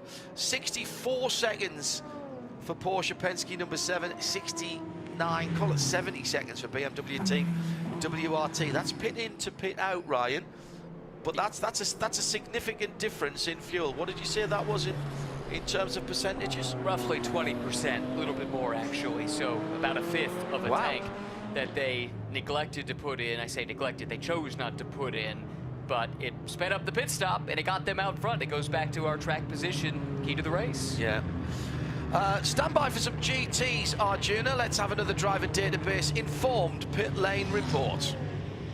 And I know I've got long legs, Sean, but this pit lane is so long I can only see so much from my vantage point, so I'm going to focus on those I can see. Heart of Racing, the number 27, championship leaders in GTD, they hit their pit stall, as does the RLO McLaren. This is exactly what they wanted, a yellow flag to bring them back into contention after their drive-through penalty put them very much behind the 8 ball. Does seem to be tires for the entire field, but only a couple electing to change drivers. AO Racing, Rexy roars out first. It's going to be followed closely by FAF Motorsport, and then the number 4 Pratt & Miller Corvette. In GTD, Heart of Racing and Windward continue to run 1 and 2. Magnificent stuff, and a lot tidier. Well done, teams. Oh, and as I say that, why did I say that? And we've got contact. The inevitable contact at the RFID has happened, and it was between the Dragon Corvette and which one of the Ferraris? That must have been Davide Rigon, was it, for Risi? Yeah, that's what I saw. Those two just at that pinch point there where you have to get through the RFID readers. Those are there so that both Michelin and their tire technicians, but as well IMSA and their rules officiants can make sure that everybody is within the tire parameters. Another look at it for us here in the booth, just how close it is. It narrows up quickly. So it's all fine for the first tranche of cars, and then as the 2 Corvettes working in a pincer movement, actually, the 81 Dragon Speed and one of the Pratt Miller cars, and right in behind them the Manthey 911 of Klaus Bachler, which was the class leader when they came into the pit lane. Now I will say this, the rule is the car in the fast lane, the lane furthest to the left in this case, away from the pit boxes, gets priority. Correct. And if there is any overlap at all, then the car that's not in the fast lane has to duck back in line. Give way, yeah. I would say the Dragon Speed car, there appeared to be some overlap, and they did not relinquish that spot to get in line. So, I mean, I'm not sure that we haven't seen anything about this being reviewed right now, but the weight of responsibility, as I understand it, would be more on the Dragon Speed side, and just like that, we get the announcement that it isn't under review now. Aaron Stevens, voice of God from up in Concord. Good afternoon, Aaron. Good afternoon to the rest of our production, hard-working production team up in Concord. Had a good chat with Christine, who is often on site with us in the booth.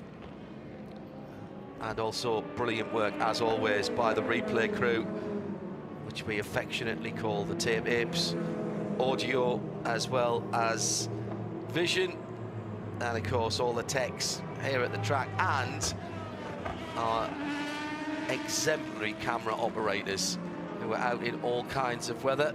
Rooftop Ray, so he's at turn 1. I said, do you always go to turn 1? He said, if they put me anywhere else on the circuit, I wouldn't be able to find my way back.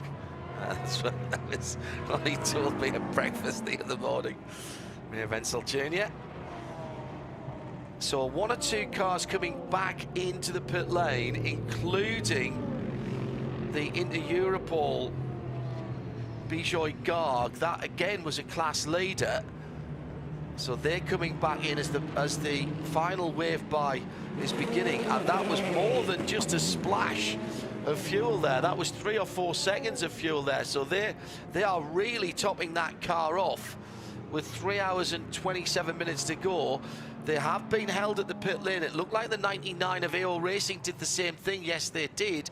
And Johnny Edgar has overtaken Bijoy Garg in the pit lane. That is a change of position, as the rest of the P2s have been released, or the bulk of the P2s at least have been released to come back around. I'll have to see, does that mean CrowdStrike are going to be leading on the restart with Toby Sowery, with Parker Thompson behind him, and then DHS, David Enemeyer Hansen for TDS? It will depend where they have all slotted in, but I think yes is the answer to that. I do too. I know that the CrowdStrike car pitted just as the yellow came out. They were in the pit lane. Arjuna updated us on that. That was great timing for them. They did come back in when the pits open for prototypes, but just to top off. So they are pretty darn close to fuel, to full fuel. But these cars that didn't have track position here, they came in for a further top off, so they have a little bit more fuel that they can then carry here on this stint. Just had a brilliant tweet in, watching from, I think I'm going to say this wrong, but I'll try it, Penetang in Ontario, Canada. Had some excellent poutine at CTMP a few weeks ago. Now I'm wondering if the food vendor outside of Canada Corner, Road America, also sends poutine. Sadly not. Not yet. But that's a great idea. If they can hear us. Yeah, they can.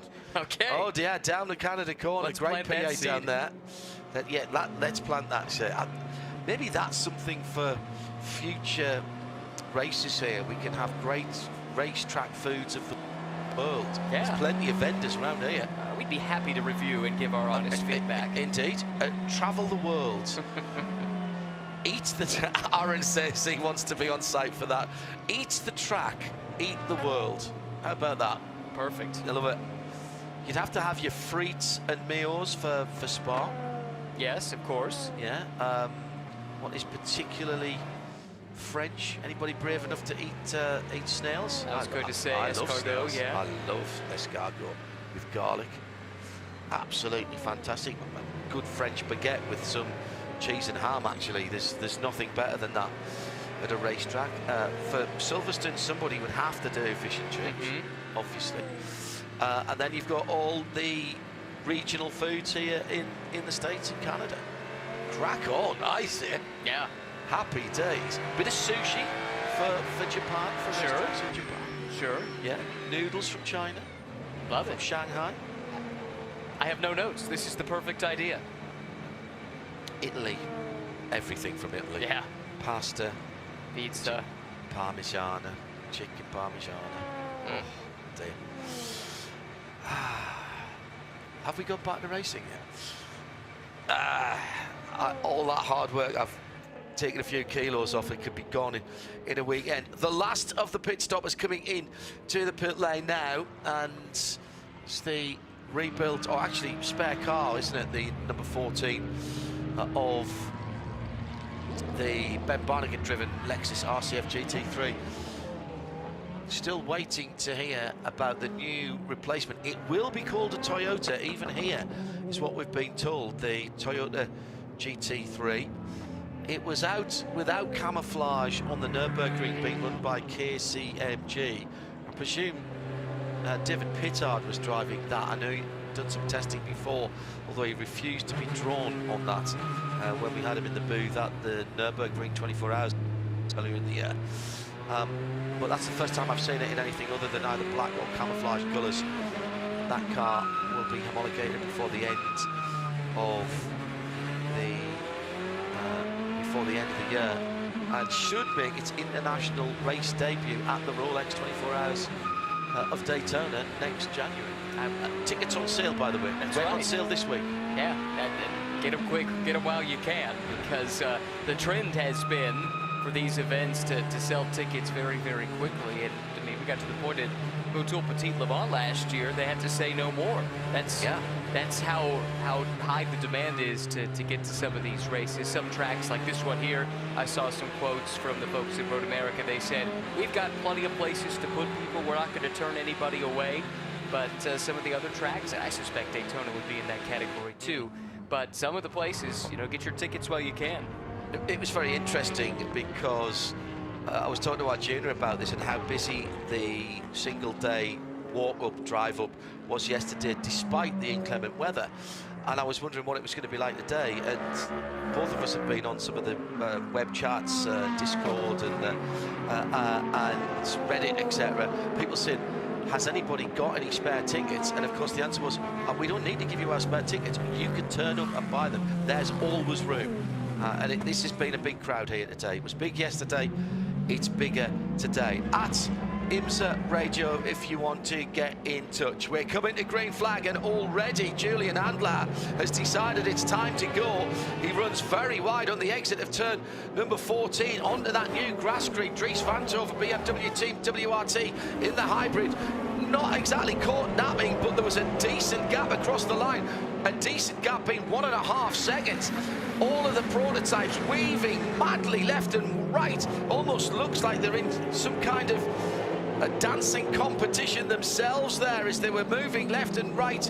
And again down towards the bottom of the hill as the number 60 Colin Brown driven Acura has the Cadillac Wayne Taylor, number 10 of Ricky Taylor, right up his tailpipes, and they were having a good scrap as well.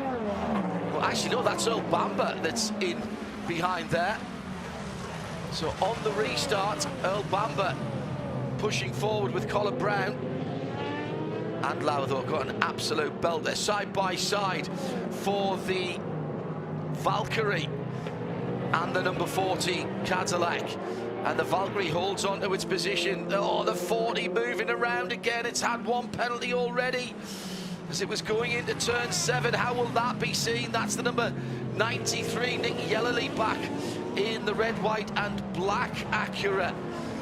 That was an elbows out restart for everybody apart from the leader, who serenely drove off into the distance. Well done, Julian. Well, that's why they pulled the gamble, right, on short fueling to get out ahead, and now they can kind of control this race from the front. Just had a penalty handed down, and it's to the 912 winners at Watkins Glen in GTD.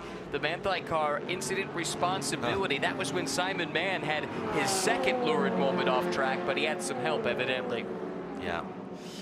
And that means the Porsche, the Manthite Porsche, will be through the pit lane, and we're being told there are more coming. We don't get penalties until we go back to green. So penalties that were assessed either during the last yellow or just before it don't get announced until we go back green from race control. So that's absolutely in the operational procedures. And Lauer still a 2.5 seconds to the good. Dries Van Tove put in a 55.6 last time around. Kevin Estra sits in third, 3/4 of a second further back than Colin Brown.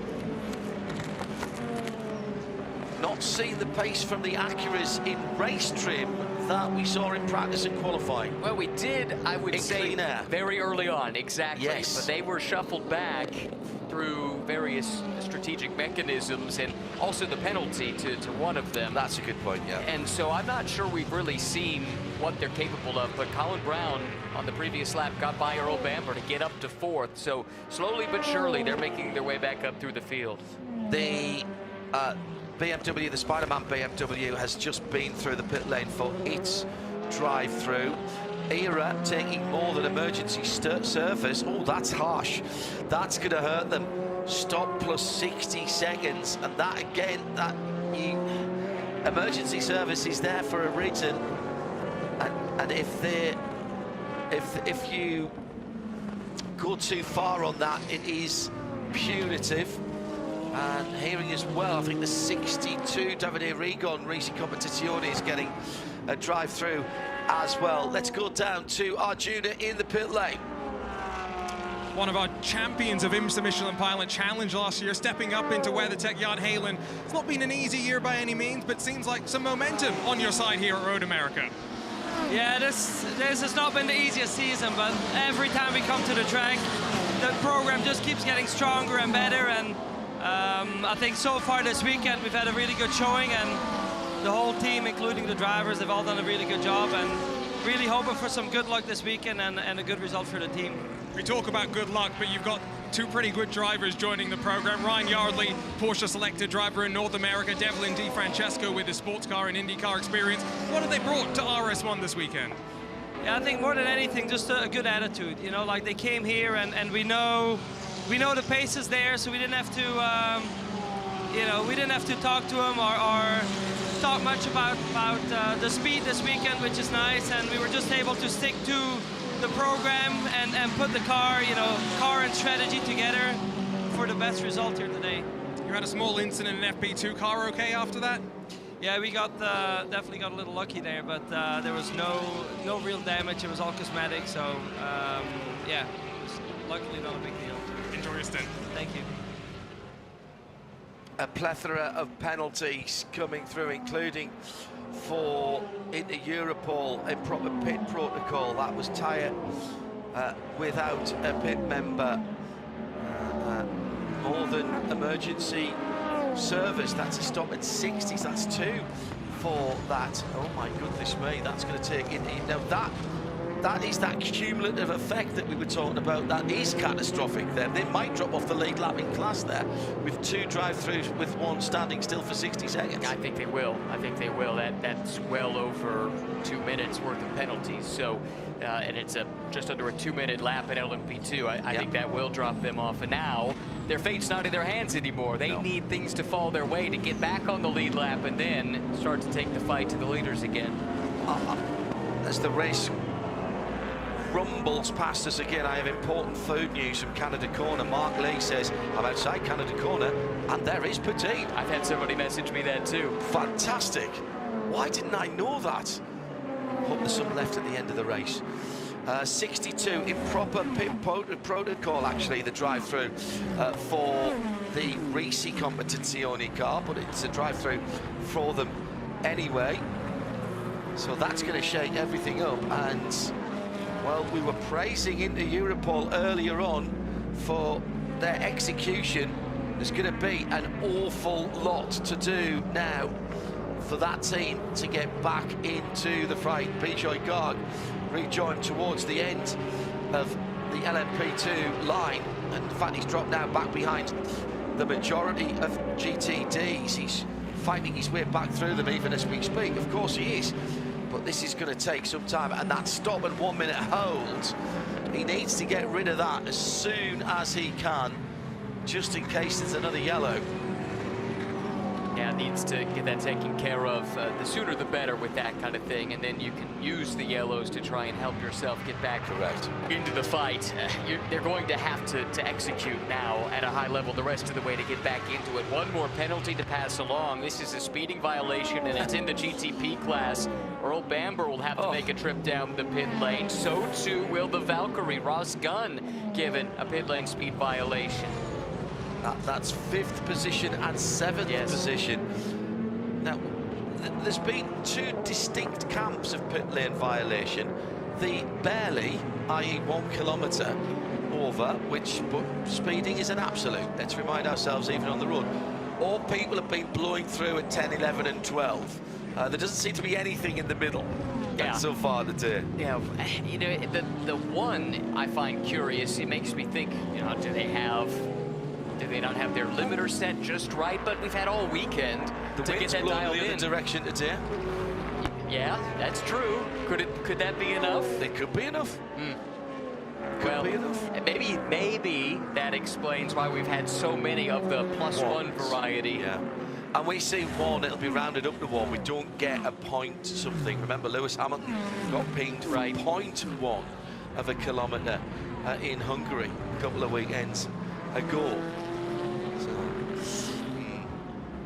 and these are the tiny margins on which races and therefore championships, Ryan Marine, they can turn. Oh, absolutely. If this costs you a position or two here, those could be the points that you need come the end of the season to take the championship that everybody in this series is fighting for. So, yeah, these kinds of things absolutely can be crucial, not just in a single race, but in the context of the greater season. What this does do, though, this helps those that have their issues earlier now get back into the mix. So look at the Acuras, for instance. These are free positions for the 93, which was very much on the back foot. There you go. And based on the pace that they've had all weekend, the last thing, if I'm one of their competitors, that I'd want to do is let them back in.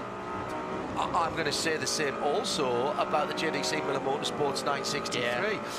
The 2 young drivers in that team have done a really good job. Hang on, Heinrich, what you're talking about? They're sitting down in 9th position. Yeah, but they're only 12 seconds off the lead, and we've not seen Lauren Heinrich yet. He's been off eating cheese curds and poutine or whatever he's been doing. He's not sat in that car in this race. I don't think he's ever had poutine or a cheese curd. If you've ever seen him, he is as stick thin as they come, and I think as health conscious as they come. Which means more cheese curds and poutine for us. Yeah, indeed so. He is one of the few people I know who has to walk around in a shower to actually get wet. Let's go down to the pit lane, take a driverdatabase.com informed report. Arjuna, get us back to the racing. He sometimes calls himself the spare driver, but Zachary Robichon always does a good job in qualifying, and the heart of racing started up front. How was the first into the race for you? Yeah, it was a lot of fun. It's nice to be back racing here. Obviously, just doing the endurance races, it's one of my favorite tracks, so I'm just happy to be here. And yeah, I think kind of went to plan. You draw it up a million different ways. It was a little bit too hectic with the pro field and the P2s, but we stayed out of it, and that's exactly what we wanted, and kind of came out in a good spot. We're coming up on the halfway mark, paying out some Michelin Endurance Cup points. How much did he talk about that versus being up front at the checkered flag? Not as much as we should. Honestly, this year it sort of feels like we've been so close on so many occasions, we just feel like we just want to win the race. So I think we're willing to maybe sacrifice that, but right now we're in a good spot, so maybe it'll work out, but I think full focus for us right now is we want to try to be there at the end. Thanks, Zachary. And John, by my rough math, if it holds like this, Heart of Racing will take the Endurance Cup point lead in about 14 minutes time. Oh, okay. A bit less than that now, about 9 minutes to go before we get that next tranche of next tranche of points. Julian Andler got the start, Ryan Marine, and he's held on to it. In fact, he's extended a little bit over Dries Vanthoor as they come through traffic. Little bit of Ford on GM action at turn 5, though, that's caught my attention. Nice to see the Ford Mustang starting to move their way up through the field. Did not have a great qualifying effort, but that's Ben Barker trying to hang on to the position ahead of Antonio Garcia. That is for 7th and 8th in GTD Pro. Still not quite where either of those teams would like to be, but nevertheless, through the carousel they come with just over 3 hours left on the clock. We'll let John get a brief break in, so that lets us welcome Peter Mackay back into the Ford Racing Global Broadcast Center. And Peter, from afar, I'm sure you've been tracking this, the number of self-inflicted wounds here in the last 30 minutes up and down the paddock. That has my attention. What about you? It's remarkable, isn't it? You know, at this level, so many penalties, but it shows you how hot the officiating is and how much attention there is on all these teams. And John mentioned it a few hours ago about how we're really, I mean, we're one car away from full capacity, so that level has to be there. As the gradient Mustang going a bit wide and then going to open up the door for the number 12 Asher Sullivan Lexus, as the race leader Julian Andler also flows through at the same time, and just in that sequence there gives you an impression of just how intense it is. And I wonder if the lack of dry track time has really thrown a spanner in the works for the teams.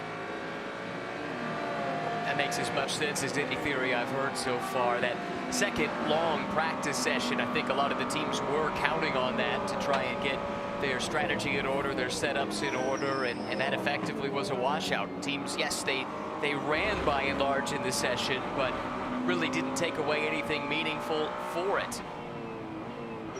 No, that's it. You know, they weren't necessarily expecting there to be heavy rain in the race, so maybe didn't use the track time. You know, sometimes you're just risking the car, and it's kind of caught out one or two teams. Getting caught out in those wet sessions. And we called the Porsche Carrera Cup North America third race yesterday, and I mean, big respect to the drivers there, because they were dancing in the rain as battle going on deep in GTD between the Wayne Taylor Racing Lamborghini and the RS1 Porsche, and the Lamborghini sneaking through at turn 6 there. But everywhere we look around the circuit, Ryan, it's so frantic. I actually didn't expect traffic to be as frantic as it's been, but boy, has it been. Well, 55 cars on the track. Yes, it is a 4-mile circuit, but this is a bigger field than we've seen at Road America in the past, and that's led to some of those frantic moments that you allude to, Peter. By the way, that fight you were alluding to a moment ago, that was for 10th and 11th. Danny Formal slipping to the inside of Devlin DiFrancesco to take the Huracan from Wayne Taylor Racing up one position. Now watching from the onboard shot here, Ross Gunn trying to recover in the Valkyrie from that drive-through penalty. That's one of those self-inflicted wounds we talked about. This has been a quiet weekend for the Valkyrie, which was strong here a year ago, but Peter, maybe haven't seen the same strength out of the car 1 year on. No, I mean, they made a real breakthrough at Petit Le Mans last year to close off the season, getting on the podium, and could quite conceivably have won that race. Actually, they were in the mix, it just hasn't quite carried forward into this season. I mean, they just haven't been able to move forward, and I think a lot of the other manufacturers have moved forward quite significantly. You look at Cadillac bringing in an Evo package, BMW today very, very strong as well, and of course Porsche as well. So it's a pretty brutal pace of development, even in the type of formula that we have right now. When these Evo packages come in, they seem to make a big difference. And it was Aston Martin's strategy to not bring one for year number 2. They wanted to make sure that any improvements they found were reflecting what they found 1 year to the next in terms of their own development, and it wasn't coming from updated parts and pieces, but a new Evo package for that car is anticipated before next season. Leaders in just a ton of traffic right now. Porsche Penske running 1-2 with their beautiful throwback liveries, and it is the Porsche RS Spider inspired livery that leads the way. Julian Andlauer nipping to the inside of the Paul Miller Racing BMW to continue his pursuit through this field of GT cars, and Andlauer again got to that position by short filling and is about 9% shorter on energy, Peter, than his teammate Kevin Estre is, and Estre in turn is about 12% shorter on energy than the third placed BMW right now. So Porsche Penske, they're putting their cards on the table, it seems. I'm not sure they feel like they have the outright pace to fight for a win, so they have to find another way to get to the front. Well, one thing's for sure is they're going to be in line for some great Michelin Endurance Cup points, because those points are handed out at the 3-hour mark and the 6-hour mark, and we're under 4 minutes away from the 3-hour mark with Porsche Penske Motorsport 1-2. So they've played that well to score those points, and I think it's going to be tough for them to beat the BMWs today, how strong they've been early on in the race. But we've seen Porsche Penske as an alliance do this before here at Road America, where maybe not coming into the race with the absolute outright pace, and then by the end, after an endurance run, they won. That's what they did in 2007. That is what that livery of that car at the front, the yellow and red, is throwing back to.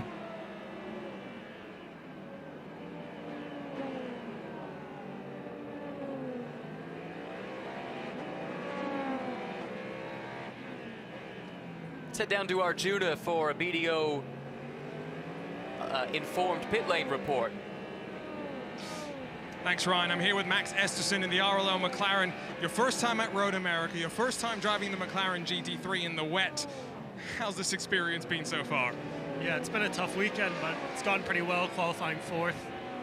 Unfortunately, in the race so far, we had a pit speed penalty and issue with the limiter, so that set us back a bit, but yeah, we still have more than halfway to go, so let's see what we can do. What's clicking, especially in qualifying these last couple of races, to put you up into the mix amongst these manufacturer teams? I think just getting more used to the feeling of low fuel and a new tire, and really kind of nailing the one lap. I have a lot of experience with that in F3 and F2 because it's a very peaky tire, so I think just extracting the most on one lap is something I've learned to be good at. And in terms of coming into IMSA, you've done lots of endurance racing and iRacing, but what's been one of the more difficult things to adapt to in terms of strategy and the nuances of IMSA WeatherTech? Yeah, it's tough sometimes to know when you need to go fast and when you don't, and when you need to save. So that's kind of the hard part, just managing the whole race. I'll let your engineer focus on that. Thanks, Max. Thanks. Trouble on track at a full course yellow just before the halfway mark. Paul Miller Racing, the #1 BMW, has found the tire barrier. Connor DeFilippi at the controls. He's been able to reverse out of that barrier and is going to try and drive the car back to the pit lane, which is full of GT cars at the moment. The question is, were they able to get in before the full course yellow? Now I think Connor has realized just how extensive the damage is, and he's pulled that car off to the side of the road, and it looks like the day might be done there. Let's nip down to Arjuna in the driver DB pit lane. Looks like Corvette, Pratt and Miller just rolling through, so they did not elect to stop, but the 911 Manti, the #9 Pfaff Temerario, and the #64 Ford Mustang GT3 Evo, all in, I think, for emergency service. It didn't look like that long, Ryan, as they sat there from my eyes. The #64 a bit longer than the other two, though. Thank you, Arjuna. Man, this has been an interesting weekend for Paul Miller Racing. Let's look and see at what happened here. It was in the background of the shots. There were a few other cars in the general vicinity, but that's a strange one there, Peter. Very odd. I mean, coming down towards Canada Corner, turn 12, you're in a GTD car braking from 160 miles an hour, and the minimum speed at the apex, 65. Compare that to a GTP car, 190 plus miles an hour that they're approaching that corner at. So there's a lot of closing speed, and there seemed to be a little cluster of GTP traffic that had just gone through. It would be highly unusual for a driver of Connor DeFilippi's caliber to just kind of chuck it off the road to that part. I would say that would be very, very unusual. The only thing I'd maybe wager is the grass still wet from all the rain that we had yesterday? So maybe if you put two wheels on the grass and it's wet, then maybe that could throw you off. I mean, we're only speculating. We will try and get more of a confirmation on what's happened to Connor DeFilippi, but it's very much drama in GTD Pro because this is the championship leading car, and this is a manna from heaven for the #4 Corvette racing crew of Nicky Katzberg and Tommy Milner, and for Harry King and Nick Tandy, who are having a great day out there at the moment in the AO Racing Porsche. They or were having a good day in the AO Racing Porsche. They will also look good at the moment because they came in third in the championship into this one. That's a really good point you make there, Peter, and this opens up that championship in a big way. 115 points with the qualifying points factored in was the lead for DeFilippi and Verhagen coming into the race today. Pelosi race recap at the midway point. 79 laps completed. The leader of the race, Porsche Penske Motorsport, car #7, and Julian Andlauer. We've had 4 cautions, 14 laps so far that will be added to here, and so far 2 cars officially out of the race, but I suspect we might be adding a BMW to that list here shortly as well. Already quite a bit of attrition in this 6-hour race, which was a welcome addition to the championship. That shift of the Michelin Endurance Cup round from Indianapolis to America's National Park of Speed here at Road America. The question was, especially coming off of the race we had here last year, which was interrupted with some frequency, Peter, by full course yellows, would we see more of the same, or could we string together 6 hours of clean running? And it's been somewhere in the middle to this point. Yeah, a little bit mixed, I would say, and I think a lot of it comes down to the number of cars on track. 50 up to 55 cars. It's busy out there and it's frantic, and we're getting towards the end of the season. You know, this is we've got 2 more races to go at Indianapolis, and of course at Motul Petit Le Mans at the end of the season, just at the beginning of October. So, you know, there's championships to be fought for. There's Michelin Endurance Cups to be fought for as well. So it's all going on at the moment, and yeah, survival is very much a theme here as well, I would say. So that full course yellow, of course, confirmed the Michelin Endurance Cup points, kind of froze the field really. So that will give maximum points to the number 7 Porsche Penske Motorsport car driven by Julian Adler at the moment. For AO Racing, for Rexy the Dinosaur, they will get the maximum points in GTD Pro, and for overall championship leader Dudu Barrichello in the Heart of Racing Aston, number 27, they will also get a maximum tranche of points for the Michelin Endurance Cup, which, by the way that point system works, often goes right down to the wire at Road Atlanta. Just about always. You can count on that, I think, when we roll into the last race of the season. And it's always amazing to me how much that championship within a championship does mean to the teams. Admittedly, there are some teams that those are the only races that they run in the IMSA WeatherTech Sports Car Championship. But even for the full season teams, the number of times that a quirky pit strategy starts to play out, and then you have to remind yourself, oh, they're probably counting back to the midway point, let's say, trying to count those Endurance Cup points. It shows the significance of taking home that title.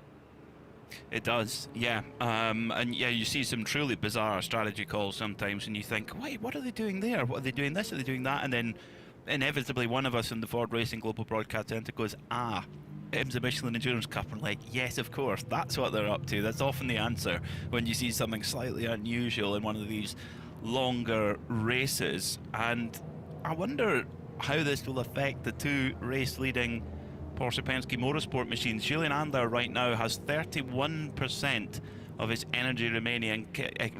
Kevin Estre has just under 40%, and the rest of the GTP field are over 50%. So I wonder if they will all pit, and then it will be purely a race on pit road. In fact, I needn't speculate. The driver's already coming in GTP.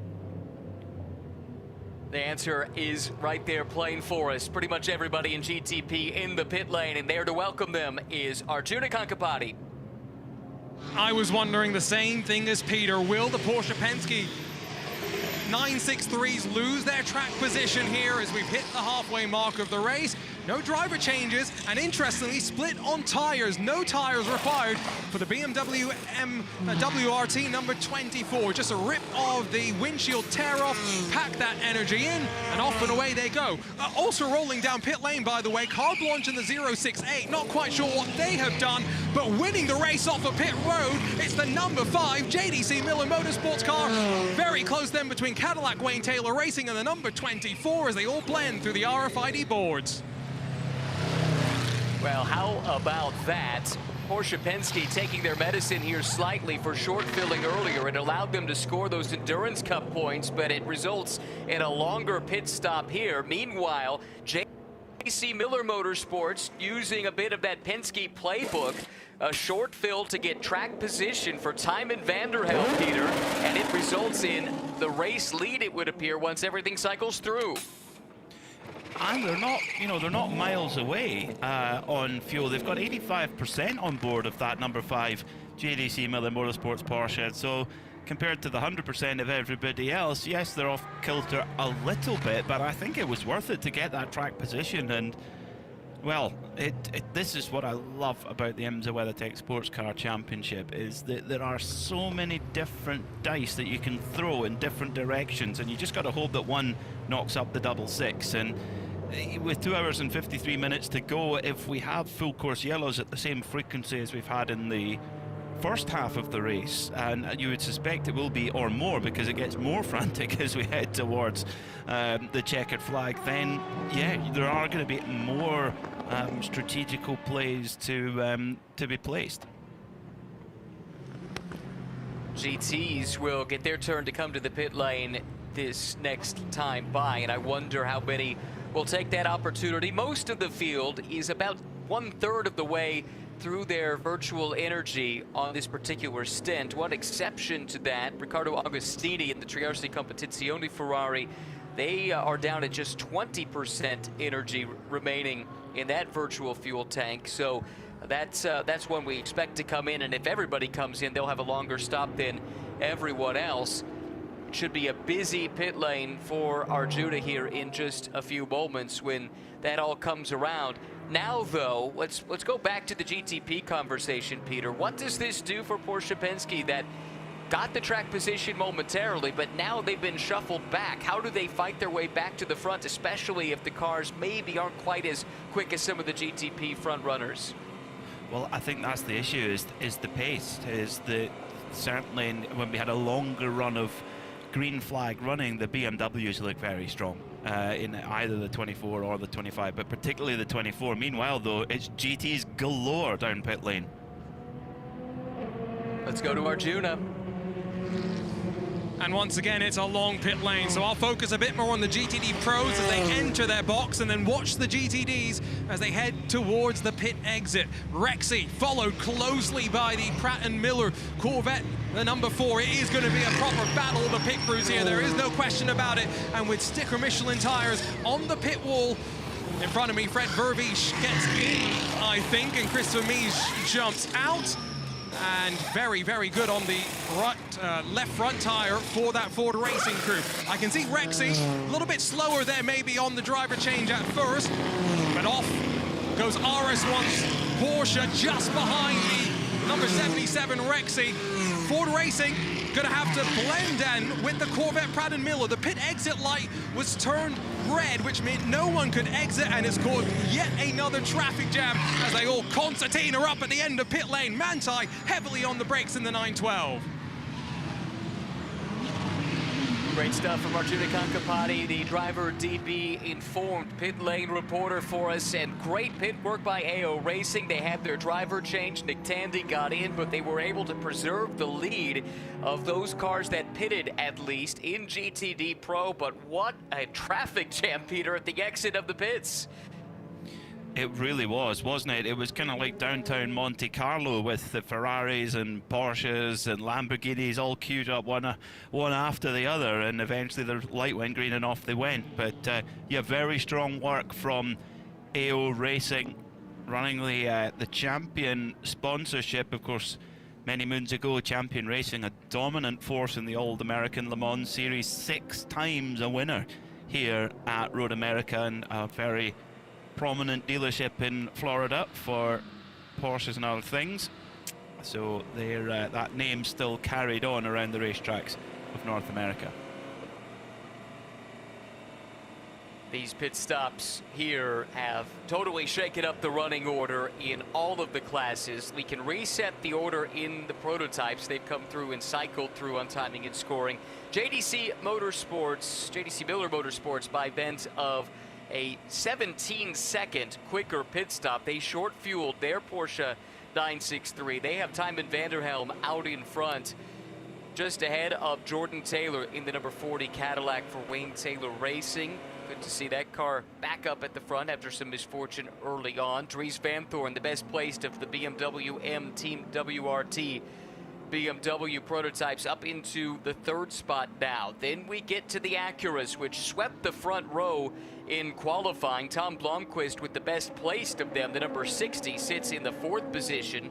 Ricky Taylor in the 10 car for WTR is 5th. Then it's Yellowly in the 93 Acura ahead of Lawrence Van Thor and Julian Adlauer, teammates for Porsche Penske. They are 7th and 8th. Earl Bamber, Ross Gunn, Philip Eng. That's the running order in GTP. Meanwhile, LMP2, Vijoy Garg leads Sebastian Alvarez, Toby Sowery, Johnny Edgar, and Parker Thompson, the top 5 in LMP2, with possibly the LMP2 leader back in the pit lane. We'll check on that in a moment, but first, back down to Arjuna. It was very close on pit exit for the Corvette Pratt & Miller number 4. Tommy Milner stood with me now. Been in interesting strategical battles with these timings of the cautions. Do you have what it takes to win on race pace? On outright pace, it does not appear that way at the moment. When the 77 wants to go, they can go pretty quick. But we've all been saving energy quite a bit up and down the field, so I don't think we have a great read exactly yet on what ultimate pace is for them. We have a good idea for ourselves, and I don't think we quite have enough for them, but you never know. Yeah, so far it's been a good day for us. We've been lucky with the incidences in front of us and tragedy calls going the right way for us and everything. So still halfway through the race here, a long ways to go, obviously, but need to continue to not make mistakes. Obviously, in this championship, you can see how quickly things can change, obviously. So we need to make sure we do everything right here today. You've got plenty of good memories of coming here to Road America, but an endurance race, how much fun has it been to focus on 6 hours of racing around here? It's so cool. I'm glad today so far. I know we've had maybe more yellows than we wanted, but the racing's been better, I'd say, than a year here ago where we had some pretty poor racing. So yeah, I think it's the right track for a longer endurance race like this one is. The fans here are amazing. You know, I guess the number is like 31% more fans this year than last year, which is amazing. It is, in my opinion, it's the best IMSA racing track we go to all year long. Some events may be a little bit better. Some racetracks are more exciting in some ways, but when you think about multi-class racing, I think Road America is the best. Big long brake zones, nice high-speed sections. So this is a staple of sports car racing and should be for a long time. No disagreement from me. Thanks, Tommy. Thanks, Arjuna. Great stuff as always from Arjuna, the Driver TV informed pit reporter on duty at the moment. Always good insight from Tommy Milner, talking extensively about not needing to make, or trying to avoid making mistakes, which for many, many years has been the hallmark of Corvette racing. I bumped into Doug Feehan, who for many years headed up Corvette racing, still very much a brand ambassador, saw him in the paddock, and you know, he'd be proud to see the team executing at a high level as it continues to do. But 8 Beyond wins the here at Road halfway America. mark now. Oh, sorry, Peter. I was just going to say 8 wins here at Road America, many of which you'll have seen in throughout the generations, John. Yeah, thanks for that, son. 1-1. It has to be said that I echo everything that Tommy said, that it feels, this place always feels like a happening. It feels like an event. It's almost like a rock concert for, or a festival. It's a festival for motorsport, Peter. That's the way that I look at it.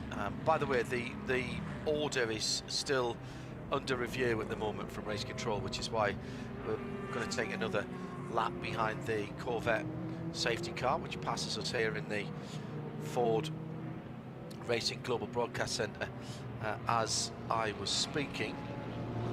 And I just like the atmosphere. When we toured around the infield last night, caught up with some friends, hello to the Keck party, who are getting bigger and more organised every year, it seems. We're hearing a full suite of stimulators for next year, so already looking forward to that. but it just feels special, Peter. That's what it's like, this place, and it's more than the sum of its parts. Of course, the grounds are beautiful, the food's great, the people around this area are great, but the spectators are fabulous. And you know, we talked about the food earlier on. That plays a part. It all plays a part. It does, yeah. Like any great racetrack, it's the whole package. I mean, and the thing is, I love the different flavors of all the places that we go to. I've been lucky enough to go to quite a few of the IMSA WeatherTech Championship venues now, and the Rolex 24 at Daytona has this almost Colosseum-like effect when you go in, and you really feel like you're at the start of the racing year, and the anticipation is so high, and so many top drivers there, new cars, new teams sometimes, and there's just a buzz about the place. And then you fast forward 8 weeks and you go to Mobil 1 12 hours of Sebring, and it couldn't, I mean, it's only a couple of hours down the road, but it couldn't be any more different. And I remember one of the practice sessions this year, I think it was free practice 2, and I planned to go and have a quick look at turn 1 maybe for 10 minutes. I ended up being there the whole session. I think it was a 2-hour session, and I just sat there just dumbstruck, watching the cars coming through and watching a prototype nearly get pogoed to the moon by the bumps going through turn 1. And then you see that the fans that go to Sebring as well are a huge part of the story of that place. And then Petit Le Mans at Road Atlanta in the autumn with the autumn colours. I mean, it's a photographer's dream. So if you're into your photography, that's the one you want to go to.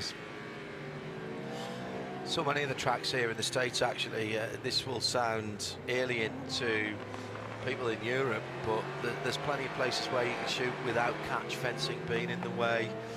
You can get either above the fences or far enough away from it that it's the trackside with the long lanes. It looks great. There's the family fun area here as well. I mean, it's all just fantastic. Hello to Jeff Whitmore. He's got a frosty one going at the moment in southern Ontario. Adam Corn is tuned in. Citrus, not on Turkish Airlines today, which is when he normally is watching and listening, but I am trying to get my whole family to watch you guys for the first time because they're on holiday at the moment. Aresh, race has flown by. John Boons, hello. Yes, thank you for the tip on food on the way back down to Chicago. And hello to Racing Vagabond as well. Thank you for tuning in. Lights are out of the safety car. So with 2 hours and 41 minutes to go, we have a regular IMSA race to the end and the points to go. Green flag is in the air. Tijmen van der Helm at the lead of this race. Didn't get the great start, and it's 1, 2, 3 wide behind him. There's going to be a battle for the lead as well. Jordan Taylor goes to the left-hand side, which is the long way around. That'll take some doing. Behind them, the 3 goes into 2, goes into 1, goes off a long way. That's going to hit the wall. Is it going to hit the wall? Doesn't hit the wall. Somehow doesn't hit the wall. Doesn't hit the tyre rack. Branding either, and I am not sure at all how Tom Blomqvist, I think it was, or was it Dries Vanthoor? Was Dries Vanthoor the BMW? How did he keep that car out of the wall, Ryan? I used his spidey senses. Very good. That's the only explanation I've got. That looked like a crash that didn't happen, quite frankly. Van der Helm now being passed again. He's having a hard time holding on here after getting track position on the restart, but give him credit, he's fighting back to the inside. At turn number 6, now into 7, and side by side behind him. That's going to help him a little bit. The blue fronted Dex Cadillac is Jordan Taylor has gone through, and that's Tom Blomqvist and Dries Vanthoor and Ricky Taylor as all battling in behind. It looks like, I think Ricky has come through. Goodness me, this is mental stuff on the restart. Do you get the feeling, gentlemen, Peter Mackay, I'll ask you this, do you get the feeling that things are just ramping up a bit? All of a sudden we're past halfway and people are thinking, well, we better do this now in case we don't get another chance? Perhaps, yeah. I think we heard from a few drivers in our Michelin countdown to Green, and they said, yeah, it's going to get really intense in those last couple of hours. It often does, regardless of the length of the race, and GTPs were 3 wide going into turn 1, and on that outside line, the 24 BMW of Dries Vanthoor was braver on the brakes, but then almost too brave and ended up out onto the outside line and had to straighten the steering, but I think it was more Spidey sense as well. It's Peter Mackay with me, John Hindhaugh and Ryan Marine in the booth. Peter's going to take a breath and he'll be back for the end of the race as we rotate our resources towards the end of this race in 2 hours 38 minutes and 19, 18, 17 seconds time. Pit lane speed violations again, but those are +6 there for the 068. That's the GT car, and the 28 gets a 1 as well for a single one. Let's go down to the pit lane. Nick Tandy, the Bedfordshire Bullet, is out of the car. He can speak to Arjuna Kangapati. And seemingly Rexy with a large turn of pace this weekend. Nick, how's the car been behaving this weekend? She's been roaring along. It's been really good. You know, we came testing here last week. It's obviously the team's home track. You know, it's one of our favourites, of course, so we expect to run well here. But the weekend so far has been really, really good. Obviously, the race at the moment, you know, with the cautions, it's keeping it all close, which is great. They've got cars on different strategies. You know, hopefully Felix at home is going to keep me updated on who's on 4-2, who's full on fuel, and yeah, we just run out the next 3 hours and hope for a bit of a race. One thing that we've been wondering is that the wind seems to have turned around, a bit of a tailwind into turn 1 and a couple of other places on track. Are you feeling that? Has it made turn 1 a bit more tricky? No, to be honest. I mean, the good thing is, it's like when you're trying to save energy, you know, a tailwind helps a lot there. But it does, I mean, what it is doing is giving more of a toe down the back straight. So we see, you know, the slipstream down the hill into turn 5 is quite powerful, so you know you have to protect and look for passing there, where it isn't quite such an effect down the front straight. But I see Harry's he's got his elbows out. He's trying to get the McLaren at the moment. Fingers crossed. Sharp elbows on Rexy. Thanks, Nick. Yeah, some big moments here for young Nikita Johnson trying to fend off Harry King in the battle for second in GTD Pro. Similar situation, Tymon Vanderhelm doing a nice job splitting the two Wayne Taylor Racing cars at the moment in GTP. Got some word as well that the Paul Miller Racing car that I had written off, apparently they were able to fix it. It's being affixed with another set of Michelin tires. They've apparently replaced the front bodywork, but the anticipation is that car will get back out into the race in pursuit of a few precious points. Again, that's the championship leader, and so they are trying to preserve every point possible, John, with that championship coming into focus. And you might think, but why? Why? Because you're all the way down. They are in 12th position in GTD Pro, which is the back of the grid. The 11 cars that are still running, however, still have 2 hours and 40 minutes to go. 2 hours and 35 minutes to go. They are 8 laps down on the whole of the field. Now, 8 laps, excuse me, 8 laps around here at their pace is, let's call it 16 and a half, 17 minutes. Somebody gets a 17.5-minute pit stop, has a problem, has to go behind the wall, there's a position. That position is more points, and that's exactly the point you're making. Well, we, as you pointed out, basically have a normal WeatherTech championship race to go. Do cars fall out of those races? Oh, yes, they do. So there are opportunities. It's up to others to have misfortune, but they hope to be there to capitalize if indeed that is the case. By the way, change for second in GTP. Ricky Taylor got around Tymon Vanderhelm on the last lap. So it's now Wayne Taylor Racing 1-2. And frankly, John, that's not something we've been able to say much this year. Yeah, Wayne has not smiled a lot this year. He was quite happy at Le Mans during the first part of the week. I think all the Cadillac teams were happy. They ran a single car there in conjunction with Cadillac Hertz Team Joker running those T cars, but they ran it as one Team Cadillac. And that's easy to say but difficult to do, but they absolutely did that. Probably felt they should have come away with a little bit more. What's just been going on there? That was the incident for Connor De Filippi earlier, which I thought would be terminal surely, but evidently it was not. This is terrible for JDC Miller. They've just been given a drive-through penalty for incident responsibility. That was the side-to-side moment with Ricky Taylor on the restart. It was a robust defense, no doubt about it, and race control did not like what they saw. Well, is this the start of a change of attitude from race control? We've talked about it throughout the race after the incidents that we had at Watkins Glen between the prototypes and some of the other cars. So everybody knows where they stand, and hearing from our junior, the Paul Miller car was bodywork only, no suspension damage.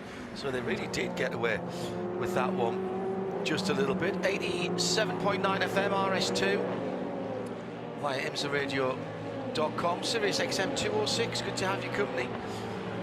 We are, as ever, looking for 2 nominees, one from the GT ranks and one from the prototype ranks of our BDO Knows Strategy Award at the end of this. Strategy's been all over the place. The BMW number 20, no, was it the Spider-Man car? Was it the 25? No, was the Spider-Man car went off early, didn't they? Yes. No, it was the 25 that went. That did. Sorry, that's right. The Spider-Man car just went off. Yeah. Moments ago. Yeah. And we've seen 1 or 2 people playing a little bit of a strategic game, but the safety cars have come, when they have come at times that it makes it difficult to eschew the opportunity. And so, for the most part, everybody in their respective classes are back on the same strategy. And there was the one instance where WRT split their 2 cars.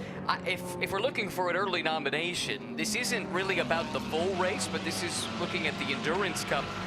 Porsche Penske short filling the 7, got them the track position. They scored maximum points at the halfway mark, and that jumped their 2 drivers into the Endurance Cup lead in GTP. So maybe a bit unconventional, but that is one thing to consider as we get closer to the finish. Yeah, write that down.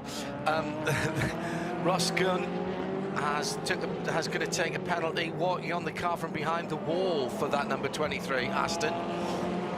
It's the 2nd time we've seen one of those today. That'll be a drive-through. And meantime, Tymon van der Helm comes in to answer his penalty. It's really a shame because they had done well to get themselves some track position, and they've been keeping their powder dry for, what, 3.5 hours now, because we have yet to see Lauren Heinrich in that car. And if Tymon could have kept that inside, let's say, the top 5, then Lauren gets in. I mean, we've seen that show before, and we know how it ends. Oh, yeah. Did 23 have 2 penalties, or was one of them just a service? See that? No, don't think so. At IMSA Radio, if you want to get in touch, good to have your company wherever you are. Cadillac first and second, 1.8 seconds between the 2 of them. Here's our VP in-race update. It's another 1.6 seconds back to the pair of Acuras. They're separated by 4.2 seconds. Nick Yellerly from Tom Blomqvist, 93 from 60. And the top 6 in GTP made up by the 2 Porsches. 2 Cadillacs, 2 Acuras, 2 Porsches. Yeah, and no rain. Thank you. We may have 2x2, but we don't need the arc. Tower Motorsports have cycled to the front. Sebastian Alvarez for the number 8 Orica leads from Tom Dillman by nothing at all as they went across the line. They were almost side by side. In fact, was that a change of position? It just changed. It did. Dillman got around Alvarez right at the stripe and able to hold on into 1. So Parker Thompson sits in 3rd, about a 1.5 seconds further back. Toby Sari's in 4th position. CrowdStrike by APR. And the top 6 there is Matthias Besch for TDS and AO Racing. And they are all on the same, in fact, the whole 9 of the LMP2s are all on the lead lap. In GTD Pro, Manthey are back in front, but again by nothing since the restart. Klaus Bachler in the 911 from RLL Team McLaren. Nikita Johnson has successfully, for the moment, parried the assault of Harry King, as they've been scrapping. That's just gone out to about 7/10 of a second. Then a further second back is Nicky Katzberg in the number 4 Corvette. Another second back, Sandy Mitchell for Lamborghini, the FAF Motorsport Temerario. The top 6 has Chris Meese back up there for Ford Mustang in the 65. And in GTD, Alec Udell for Dragon Speed. They've had a funny old race, haven't they? That Chevrolet Corvette number 81. The Vantage of Tutu Barrichello for Aston Martin. That's number 27, Simon Mann. There's another car, the AF Corsa USA. It's had its trials and tribulations. Simon in that car right now. He's another 3/4 of a second back and has half a second on Indy Donchi, Winwood Racing. It's the 57 car in 4th. Lynn Hardenius, Lone Star Racing, another AMG. There's another half a second back.